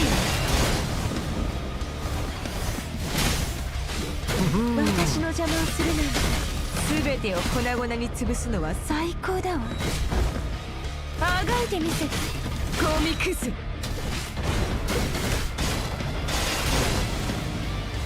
あがいてみせてコミクス私の邪魔をするなんてあがいてみせてコミクス誓いで問い正義で測り決意の Oh, 刃 I'm で moving with my joystick. 闇を払う Those are my points there. Because I'm moving with joystick. あがいてみせてコミクス私の邪魔をするなんてずいぶんいい度胸してるわすべてを粉々に潰すのは最 Those 高 are だ two わ or one or two attacks. 勝利しても私には絶対服従よそうよね Yeah, the grab attack thing can be a bit tricky to avoid. Nice. That's not bad. I think with Primal Projection, she's easier but not as exciting to fight. Alyssa, because she attacks more frequently, she's a lot more entertaining.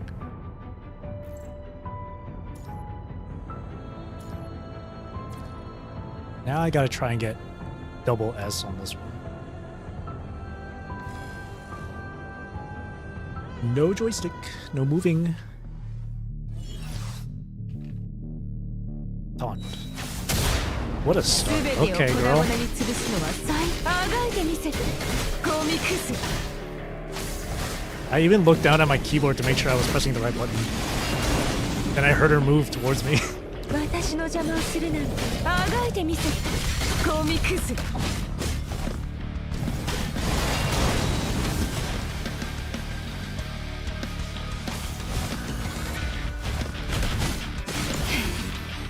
もっと来てよ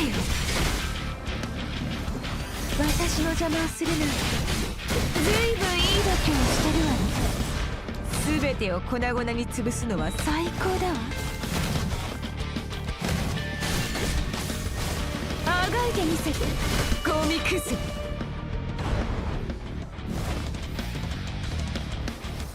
すべてを粉々に潰すのは最高だわ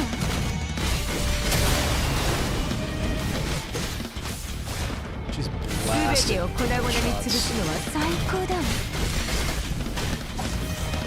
あがいてみせてコミクスすべてを粉々に潰すのは最高だわあがいてみせてすべてを粉々に潰すのは最高だわあがいてみせてコミクスすべてを粉々に潰すのは私の邪魔をするなんてずいぶんいい度胸してるわねあがいてみせてコミクス私の邪魔をするなんてずいぶんいい度胸してあがいてみせてコミクス私の邪魔をするなんてずいぶんいいすべてを粉々に潰すのは最高だわあがいてみせてコミクスすべてを粉々に潰すのはあがいてみせてコミクスすべてを粉々に潰すのは最高だわすべてを粉々に潰すのは最高だわ They're a little too far for me to properly gauge the timing. 私の邪魔をするなんてずいぶんいい度胸をしてるわ。誓いで問い、正義で測り、決意の刃で闇を払う。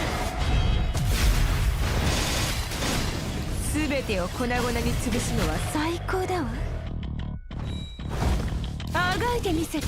私の邪魔をするなんてずいぶんいい度胸。全てを粉々に潰すのは最高だわ。あがいてみせて。私の邪魔をするなんてずいぶんいい度胸をしてるわね。私の邪魔をするなんて全てを粉々に潰すのはあがいてみせて。ゴミクズ。全てを粉々に潰すのは最高だわ。私の邪魔をするなんてずいぶんいい度胸をしてるわね。あがいてみせて。ゴミクズ。全てを粉々に潰すのは最高だわ。あがいてみせて。私の邪魔をするなんてずいぶんいい度胸をしてるわね。あがいてみせて。ゴミクズ。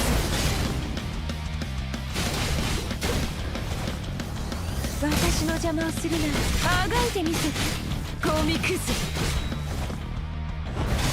私の邪魔をするなんてずいぶんいい度胸をしてるわね。あがいてみせて。ゴミ。全てを粉々に潰すのは最高だわ。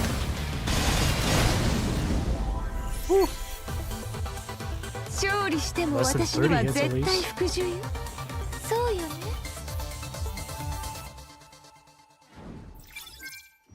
SS. Perfect.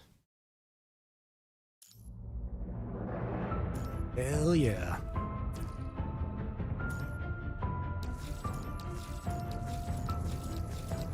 Look at all these rewards. So many parries. Oh, parry 7 times in Primal. 15 times in Veronica. Jesus.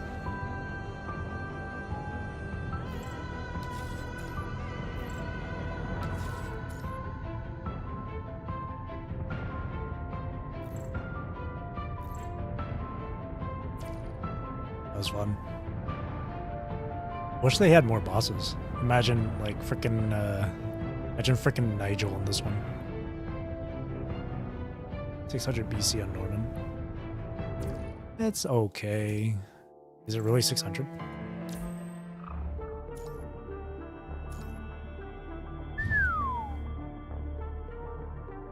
Oh, it is, yeah.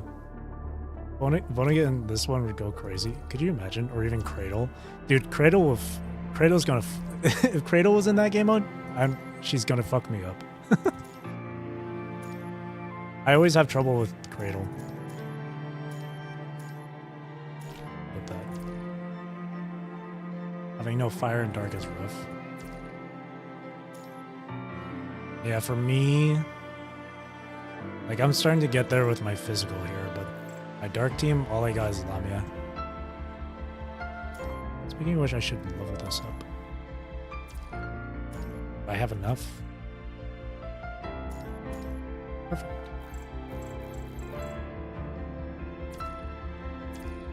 That's probably what I should trade in with my resources. Some more cub stuff.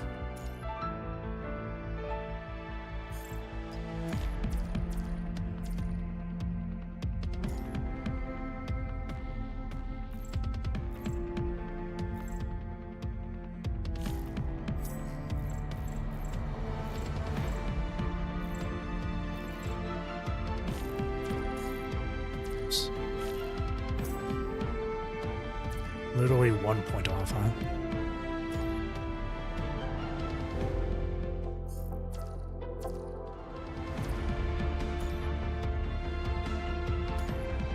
That was a really fun one, though. That was fun.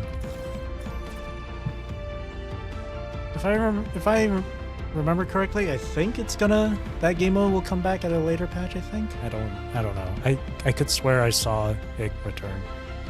Had a bootleg DPS build with Teddy, no success. Luna Oblivion is doing fine. The first group, but as the second group spawns in, it's over.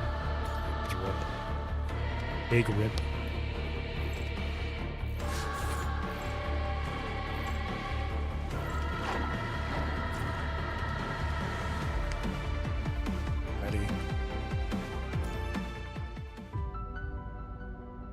What else is there? This is coming out on the 23rd in 4 days. No, 5 days.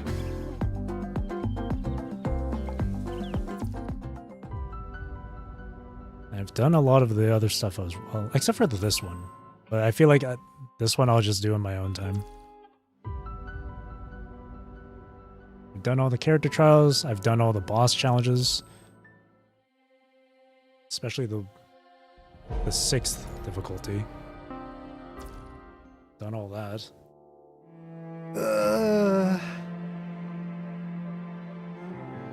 That was fun. It was a lot of fun. Let's pick this up so I can start stocking that up.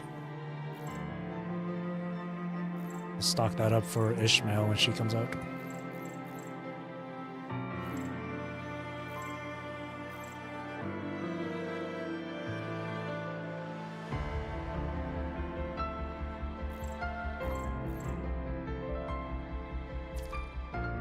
Zone.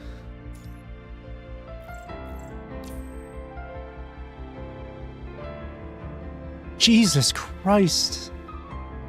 This person number 1, 5 million? Holy whale. Holy whale. That's crazy. 5 million. And the second place is 3 million. Jesus.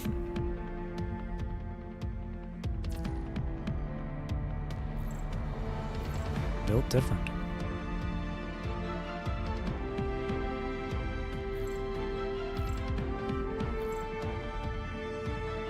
Perfect free-to-play versus rail example. Yeah. The power difference is staggering.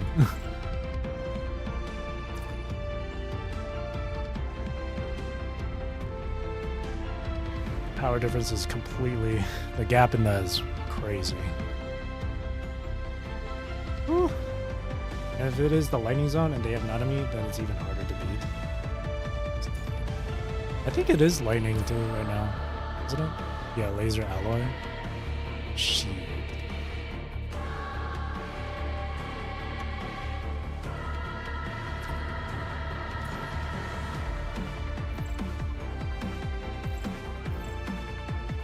I wish I had Feral. I really wish I had Feral.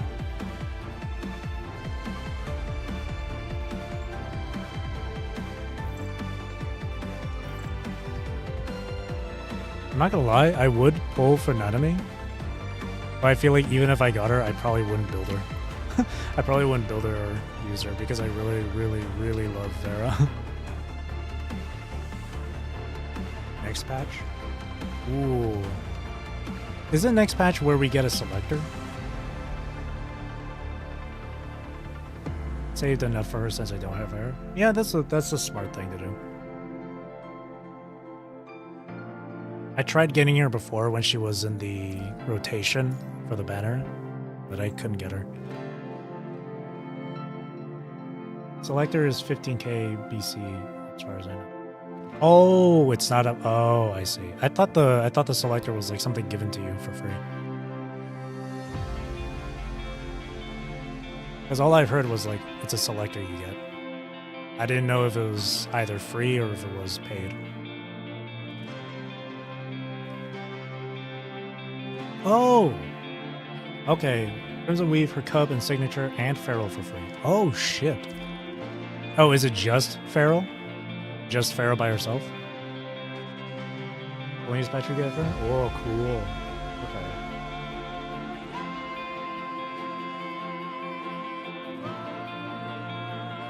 Okay. But for Feral, is it just Feral we get for free? Not like... I mean, obviously it's Crimson Weave, Signature, and Cub, but does Feral get... Do we get her weapon in Cub too, or is it just Feral? Just Feral, her Sig, and Cub are paid battle pass. Oh, I see. Eh, that's fine with me.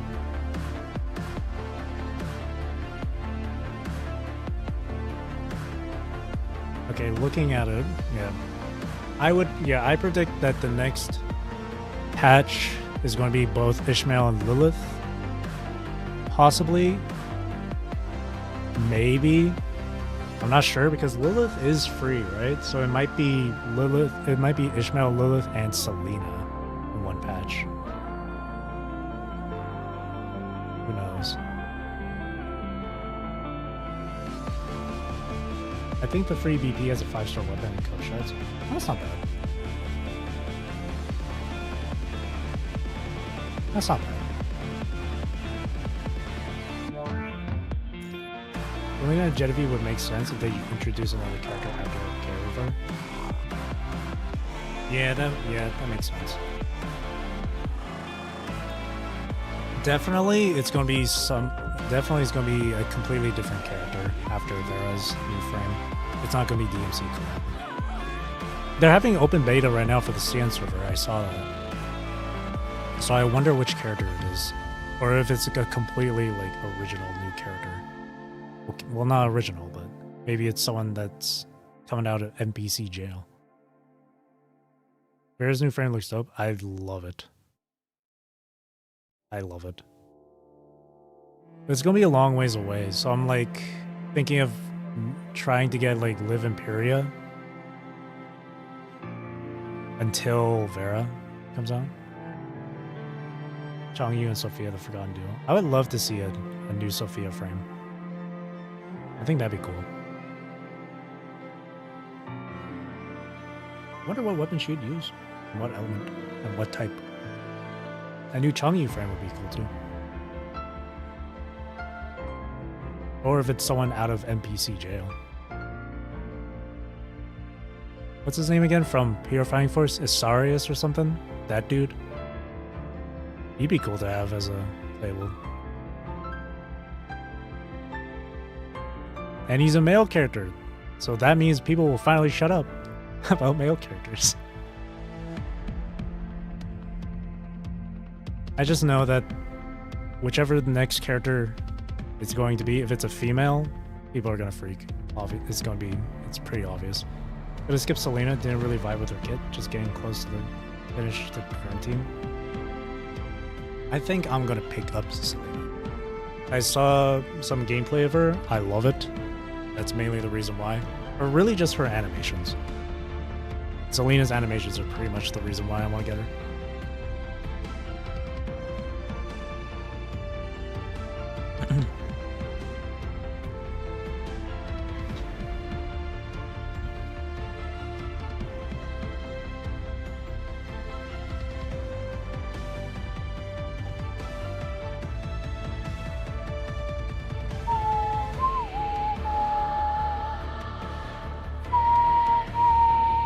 Why is the music all muffled?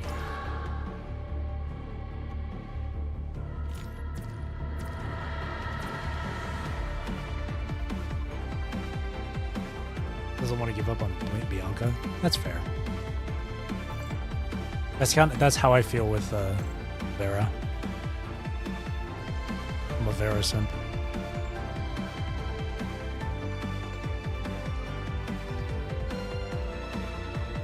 I remember because before when I first played PGR, I wasn't like super into it, so it would be like on and off for me. I would like install it, uninstall, reinstall, uninstall and stuff. So I remember playing the game during Inscription of Labyrinth, I think. That's how I got 21. And then I stopped playing. Then I came back again for Bianca's patch. As I saw Bianca, I was like, oh, I really want her. Then I stopped playing after that.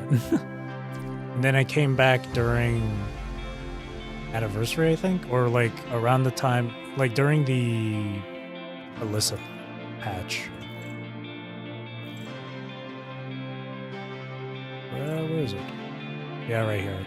I came back around here, and I've been playing since. And that's when I was... If you don't know, I have a separate like YouTube channel where I initially did streaming on, but then I moved over here to this one because I wanted to keep my stuff like separate. So I was like streaming PGR's story from the other channel. I was like, I wanted to catch up on the story. Last time I left off, it was like chapter 6. So I went from chapter 6 all the way to the end of Polaris Bond just before the new year last year.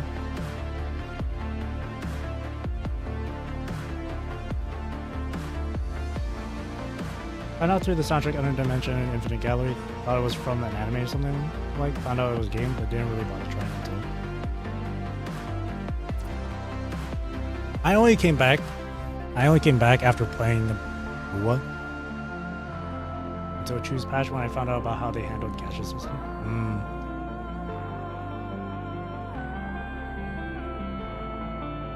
I came back because of Rua. Because when I saw like Kudo Games making Rua, like I saw ads on YouTube for Rua before it like officially released. I was like, oh, that's cool.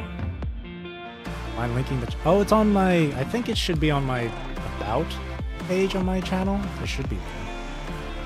I don't mention it very often unless it's something to do with like streaming or like copyright stuff. Because I've had plenty of copyright shit happen with my own music, which is stupid. Well, check it when possible. Yeah, if you don't, yeah, whenever you have time to. Whenever you have time to.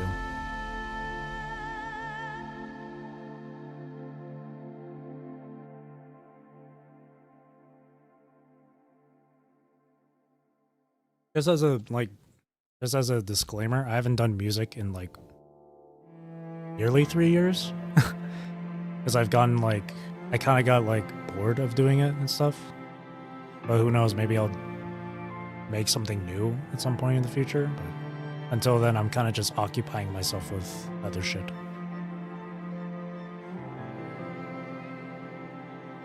But yeah, because it's like mainly a music thing, that's why I decided to keep it separate. But I do still have my previous streams on the other channel. There's over 400 of them though, so. But yeah.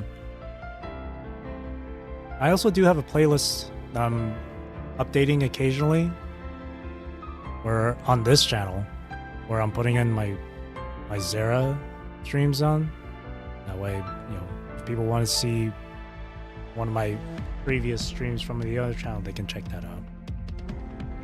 I've wooed many times. Phone can somewhat handle, but I need it for other stuff. Had to downgrade the PC. Isn't working all that great on my end. Yeah.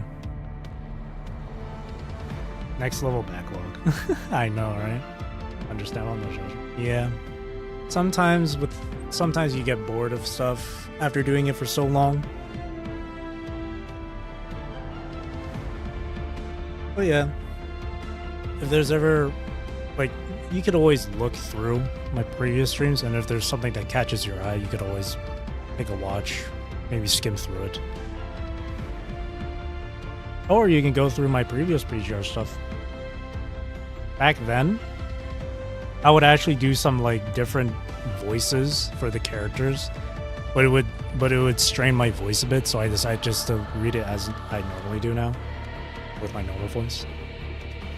For me, is drawing. Keep trying to get back into it, but brain ain't brain recently. See, that's how I feel with music, yeah. That's how I feel with music.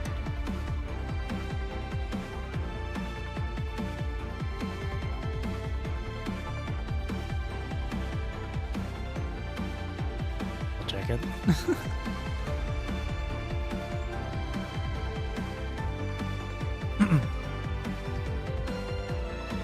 Again, if you ever feel like it, you can. I personally don't care. I'm mainly kind of just doing the streaming stuff just for fun. But if it ends up leading somewhere, then hey, win-win for me, I guess. Oh, and I don't know if you also noticed on this channel that I've slowly started uploading like videos of like reading through the BGR story and stuff.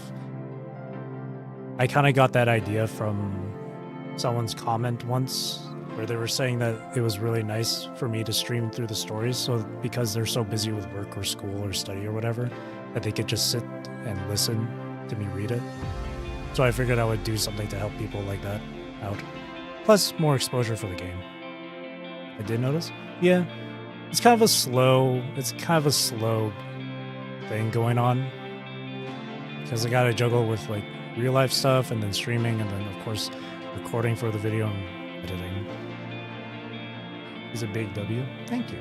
Reading Shaper's Ripples gave me a oof moment during Yuko's backstory. Very similar stuff to my life there, including personal, professional stuff. No, I see. I see.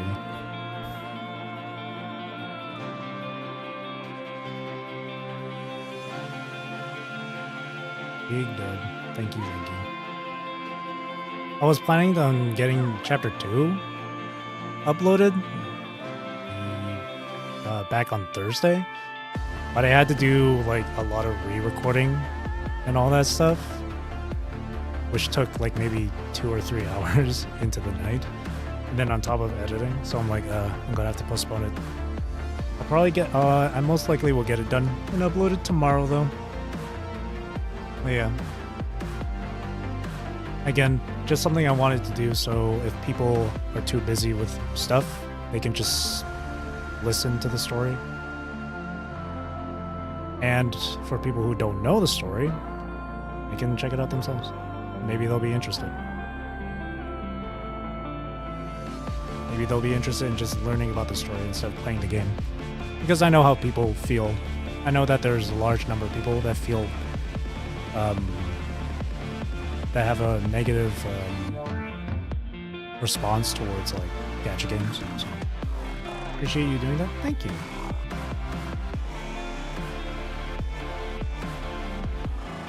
I do my best. It's gonna be a long ways away until I get everything caught up. I mean, not catched up. Caught up. It's gonna be a long ways away. The only thing I fear is the longer chapters, because that's gonna be a lot. So obviously for longer chapters, I'm gonna split it up into like multiple parts. Say for example, Polaris Bond, which is the longest one to date. The Polaris Bond has already gotten, Jesus Christ, definitely has a bunch of other things split up here. Like there's Eventide, like this Eventide section could just be an entire video by itself. And then Midnight by itself, and then Slumber by itself, Silent Night, Witching Hour by itself, and then Daybreak by itself. It really sucks that the general opinion most people share about gacha games is so negative, especially PGR is very wallet friendly. Skins. Yeah, PGR is very gacha friendly or free to play friendly.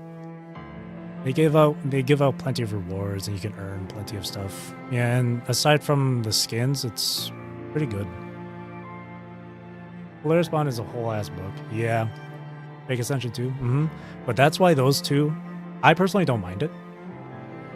Because I really enjoy the story in this game. So I don't mind the long reads. Plus, Polaris Bond was really good in my opinion. My favorite part was the whole stuff involving like shuls and stuff.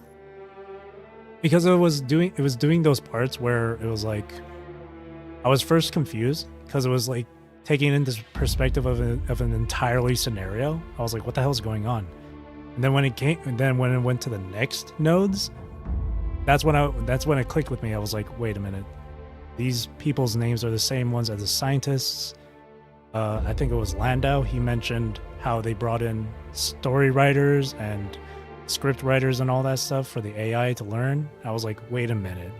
We're looking at this in the perspective of shuls generating different simulations and stories. That's so cool. So I loved what they did with Polaris Bond. It is very lengthy. Like I had to do 3 separate streams for Polaris Bond, but it was really good. I like reading in the story, so no loss. Polaris maybe like chewing more. Oh yeah, definitely. I think like each of the chapters that has a focus on a specific character makes you like that character a whole lot more. Which is like which is what I really love about PGR and how they go about their story. It's really good stuff. We can gradually see the writing evolution. In the earlier chapters, they don't have a lot of description. They don't give a whole lot of narration and stuff. It's usually just the characters themselves talking. But as you further go down the line in the story, you get to see more and more of the writing get more improved on. It ends up really becoming like a book for you to read. It's really cool stuff.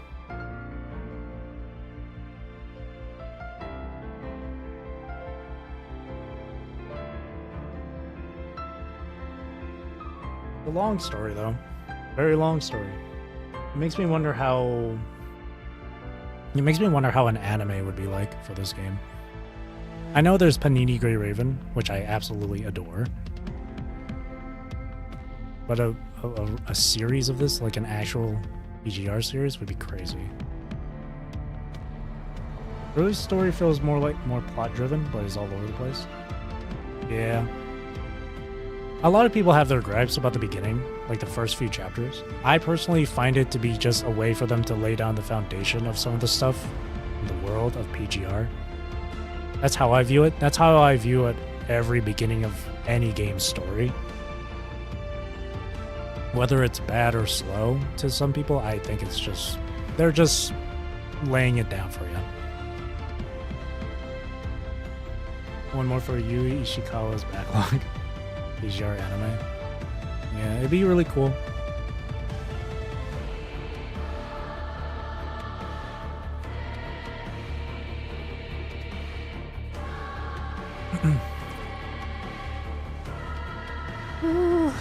Alrighty.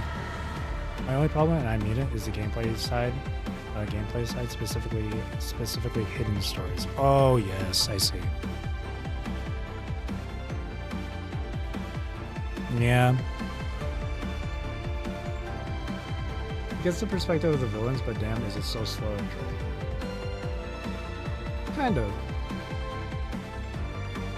If anything, for me, it's kind of like the opposite. It kind of goes by the villains' perspectives a lot more quickly, or in a more quicker pace than anything. That's just how I feel, though.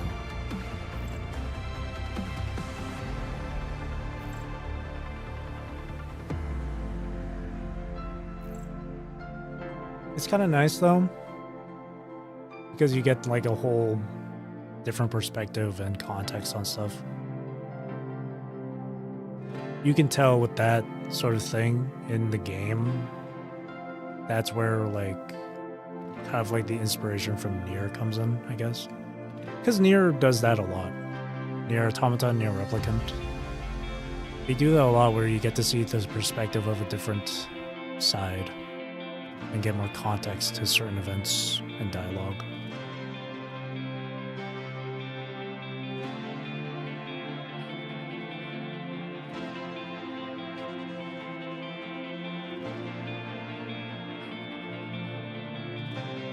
I don't want to replay it to see if it changes my perspective, but also kind of don't want to. Well, lucky for you, I got I got myself reading them for you. It is interesting though to go back to the earlier chapters after being this far into the game. It is interesting though, because you get to see how it all began. And some of the stuff that you see in the early chapters, you're like, I know the context behind this. I know the secrets behind this. Free ads. I'll check it out. I hate doing free ad shit. I don't like doing that shit. It makes me feel disgusting.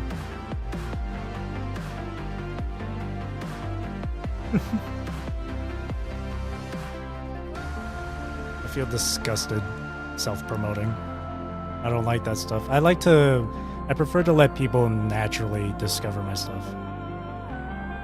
Treat it as a joke, maybe it works better. Yeah, the way I was delivering kind of made it sound like I was joking around, but even so.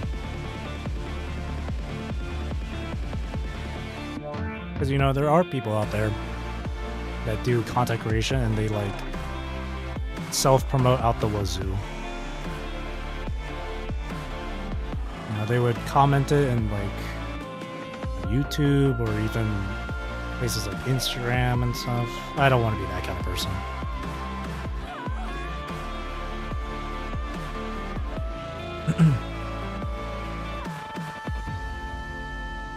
But yeah, I kind of just want people to naturally discover my channel. Whether it's my streams or through my videos. And speaking of which, too, I feel like I should mention this because a lot of people sometimes just don't look at like the channel like about page or whatever. But like I enjoy playing a variety of games. So just because you see me have a lot of PGR stuff doesn't mean I'm strictly PGR. I think the three reoccurring games I normally do that I play like from time to time once in a while on this channel would be WUA, PGR, and Final Fantasy XIV. But other than that, I like to play a variety of other story-driven games. Don't worry about my drawings, but I don't really put myself out there but for not creating a lot and the whole AI shit. Yeah, that's fair.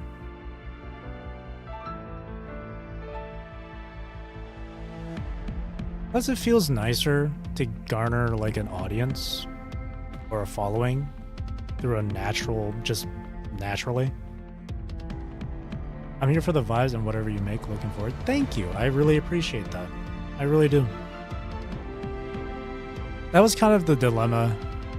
That was kind of the dilemma I was feeling when I was initially streaming on my other channel.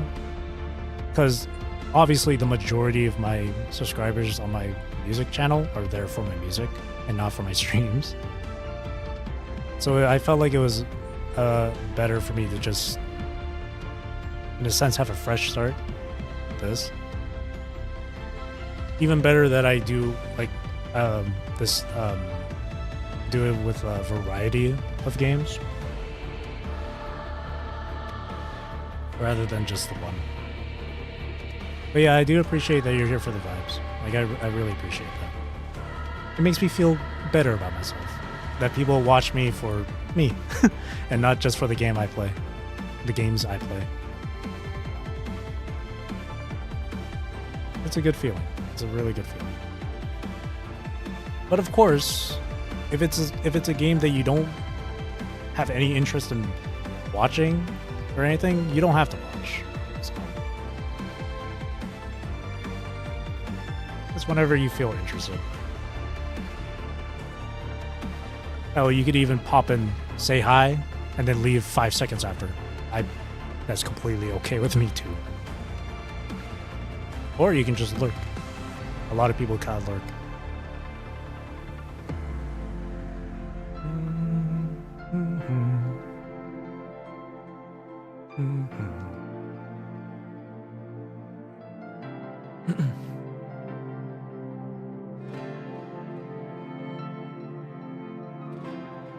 I'm still lurking in the background. You're the first person I've ever known to ever like announce that. Be like, I'm gonna go lurking. I'm gonna go lurk for a moment. Just don't find anything interesting to say. That's fair. That's completely fair. That's how I am too, sometimes. Not sometimes, a lot of the times. A lot of the times, even during stream, when I'm not saying anything, I just don't have anything interesting to say. I don't really.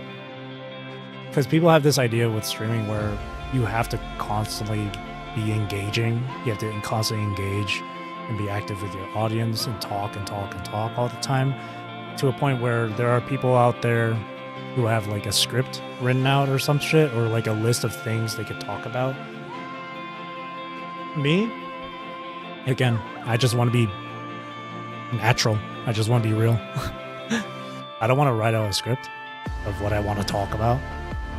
If there's something I want to talk about, then I'll talk about it.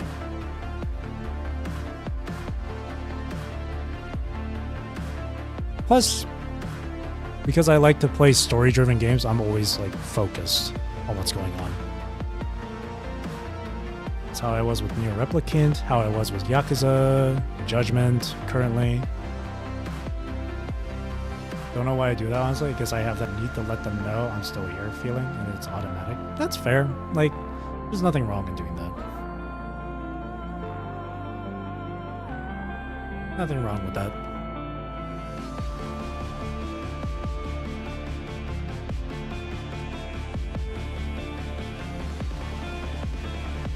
Just listening in the background, just nothing to say. Yeah. People do that all the time.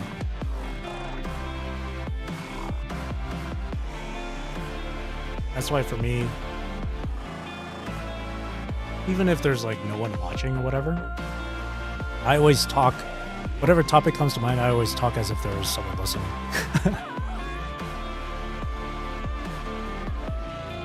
Because you never know. You never know.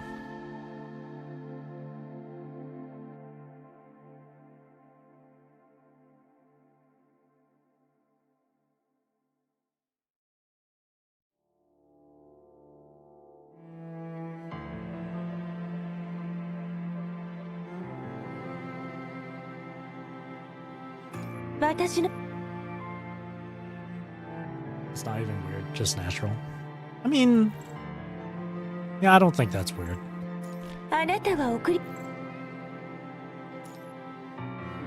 After all, your pets are there to keep you company, right?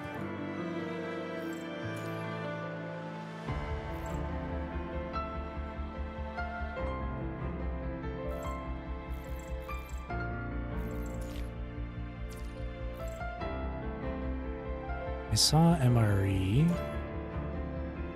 Oh, where's Teddy at? Teddy. There's Alyssa. I saw Copper Coin. And Lily Brooch. You have a favorite character? Both playable and lore-wise besides Vera? Ooh, that's tough. A lot of these characters I actually very much love. But besides Vera, in turns, I'll do it in 3 parts.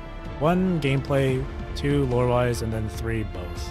So in terms of gameplay, I really enjoy playing as, besides Vera, huh? In terms of gameplay, I really like playing as Wansha, who's a dreamer. I remember when people were saying he's like complicated and stuff, and I had trouble learning too, at first. But after a while, I was like, oh, never mind, this is actually quite simple to understand. And it made him really fun to play as.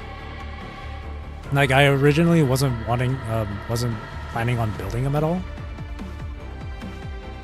But after playing his, after going through his gameplay, I was like, wait a minute, he's really fun. So Wansha for gameplay. Lore-wise?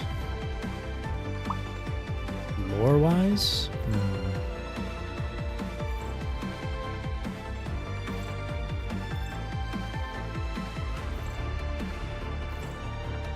I think in terms of lore,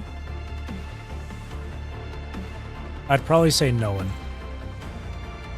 His Cinder Burns was fantastic. I loved Cinder Burns. His story patch. It was 10 hours long, but it was really, really good.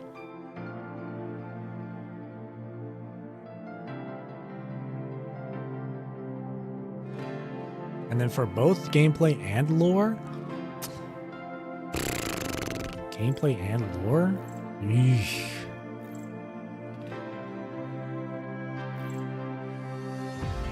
Gameplay and lore, eh?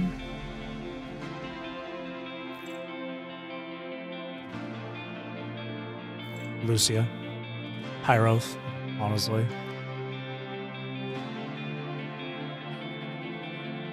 I think Lucia Pyroth for gameplay and story.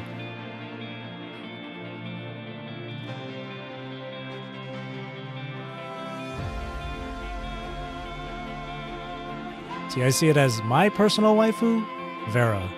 But Commandant waifu, Lucia.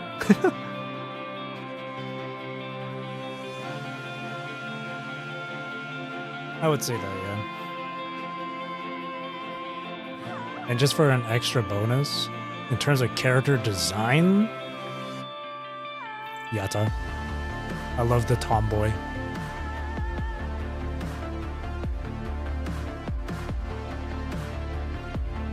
She timed it with the comment. Really? I didn't even notice. God damn it.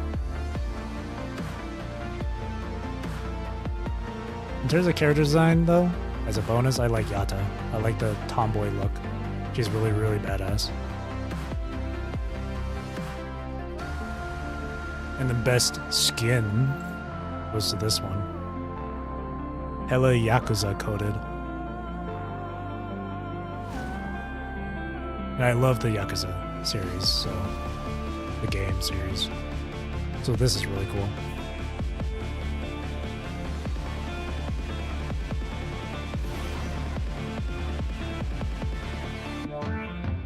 Hard to compete with Tsubaki. Yeah.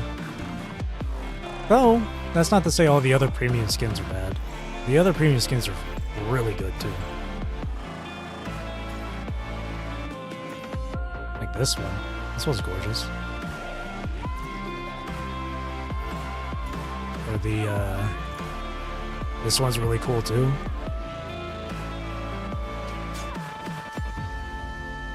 If I had the means, I'd grab Uncle's Helsing skin, even though I don't have him. His skin is really cool. I'd probably be the same, honestly. I would probably be that too. Goddamn. Holy shit.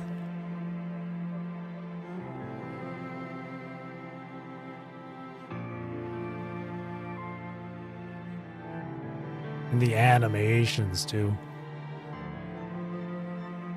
The next Lamia skin looks fantastic. I haven't seen it.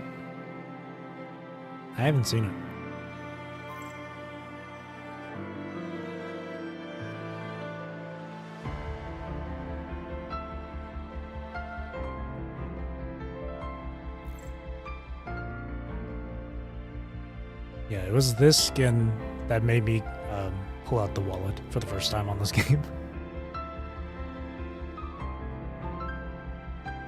Because one fact about me, and I've mentioned this before, but just for people who are new, like, ever since playing, like, Bloodborne, I gained this fascination with things Lovecraftian and Cthulhu. And a lot of Lovecraftian stuff involved the ocean and the sea and all that stuff, so then now I have a fascination with anything ocean related. So this skin, on top of it being Lamia, just, like, it was a thumbs up for me. Honestly, it's easy top 3 skins. Really? Oh shit. Can't wait to see that then. It's gotta be one of those premium ones, eh?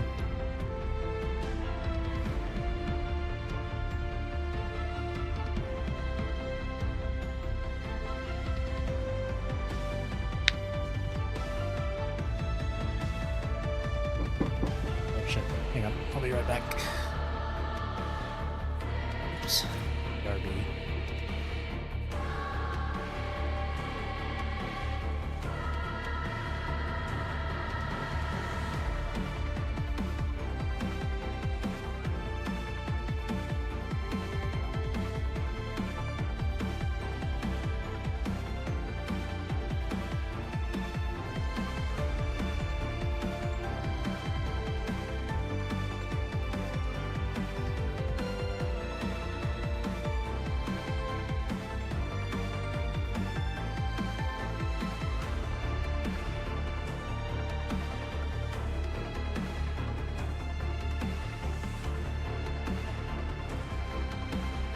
Okay, I'm back.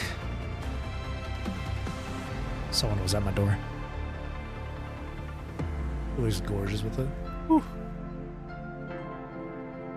Maybe. Oh wait, isn't that the actually I might know what that skin is. Isn't that the one with the koi fish? The Lamia? That's the one, right?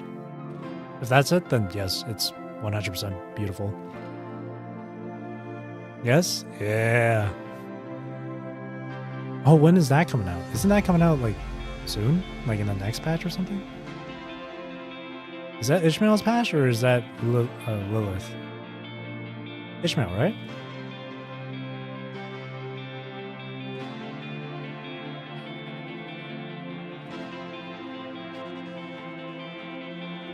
I believe so, yeah. Oh boy. I don't know if I'll buy it. Because as much as I really love the Tsubaki skin, I don't know. It's pretty pricey.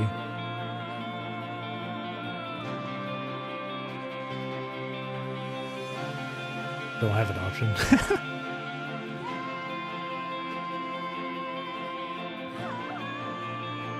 It's funny.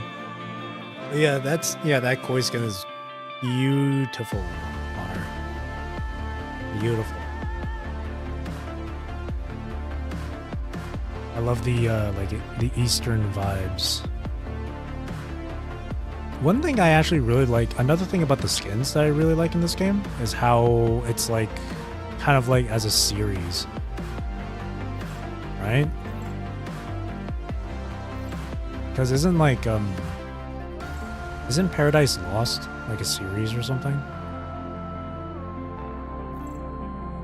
Yeah, Paradise Lost. And then there was one for Vera as well. Paradise Lost, yeah, that's cool. Don't even have Lamia, but the freaking skin made me consider. Well, but still. Sometimes that's how they get you.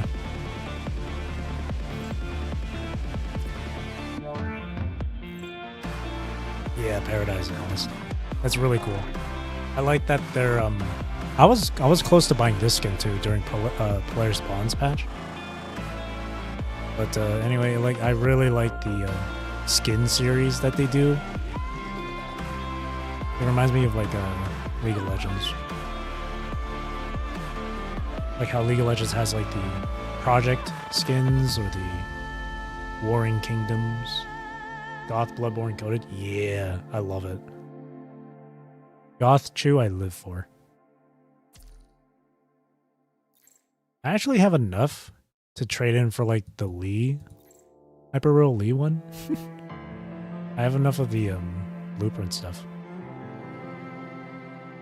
But I'm not sure if I'll actually get it.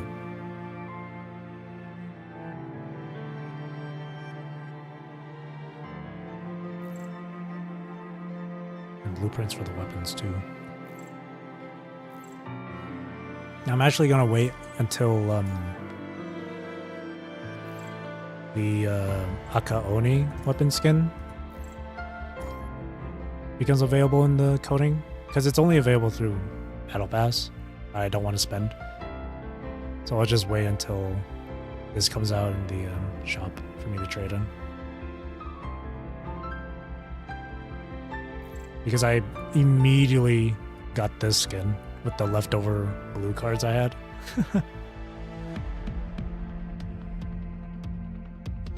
Seriously, Yatta is so fucking cool.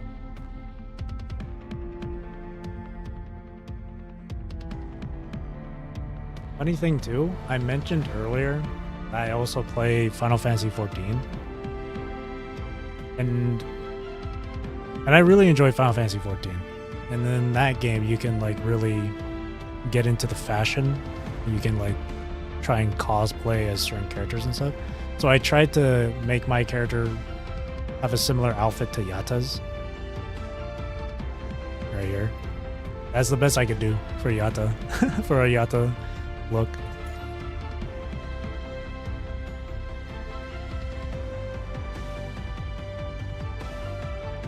That's the best I could do. I'm sure the skin will be available with blueprints. I remember seeing on the second player. Okay, yeah, then that's good.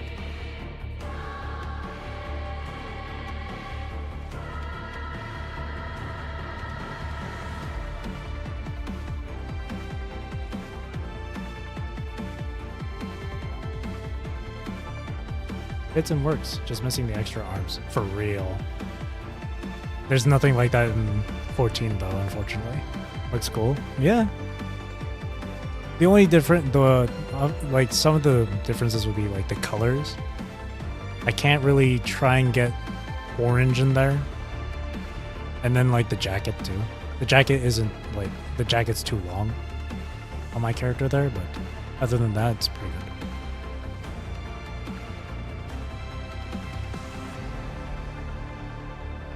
I also tried doing a Vera Garnet look, but it was like really difficult. So I kind of just gave up on it.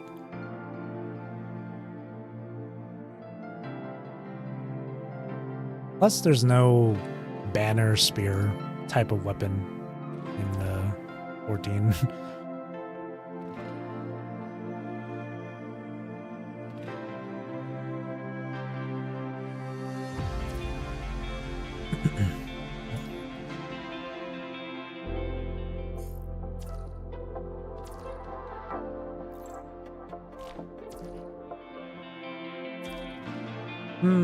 Alrighty.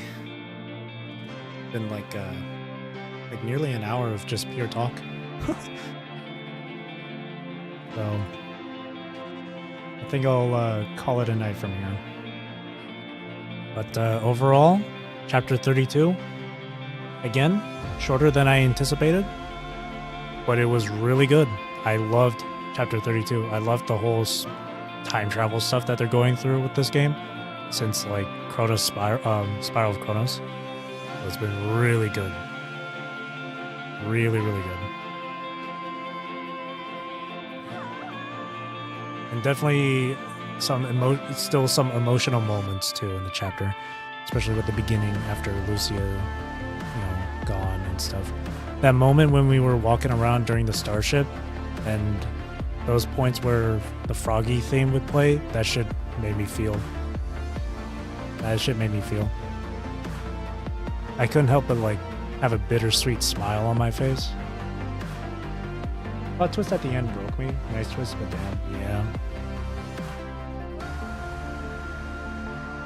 Really good chapter. I'm very excited for Ishmael's chapter, which is like what? Oh, in 23 days. Next month.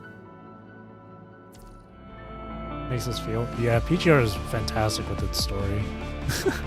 It's really dark, it's tragic, and it's depressing, but it gives you that, it gives you that feeling of hope. After all, that's humanity. That's the power of humanity.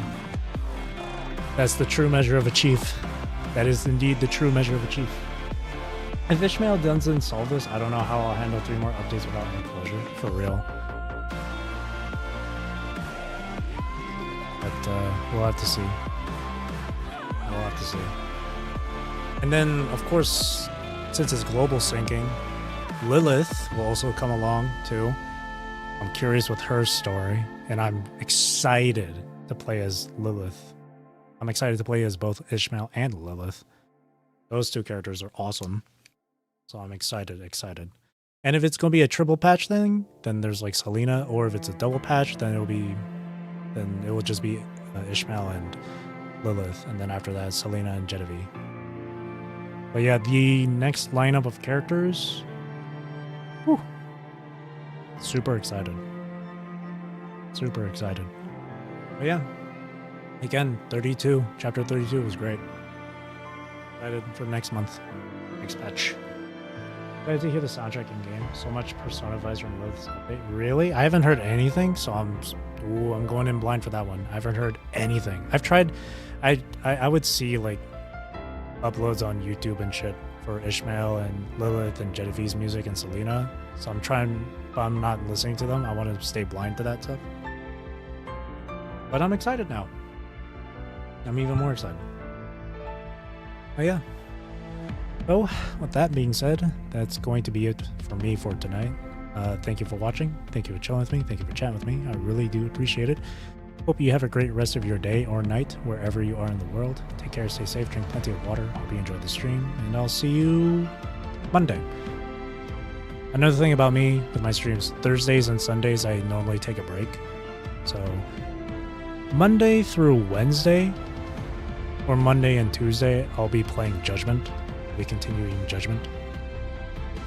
And next week, for the weekend, maybe I'll play Wua. Maybe I'll play Final Fantasy 14. Who knows? I'll just decide from then, before then. For 2 OSTs from our patch, the boss OST Pure Persona, added bits of VSS. Cool. Looking forward for next stream. Take care and see you. Fair. Thank you. Alrighty. Again, thank you for watching. And again, I hope you enjoyed the stream. See you Monday then. Thank you. Bye-bye.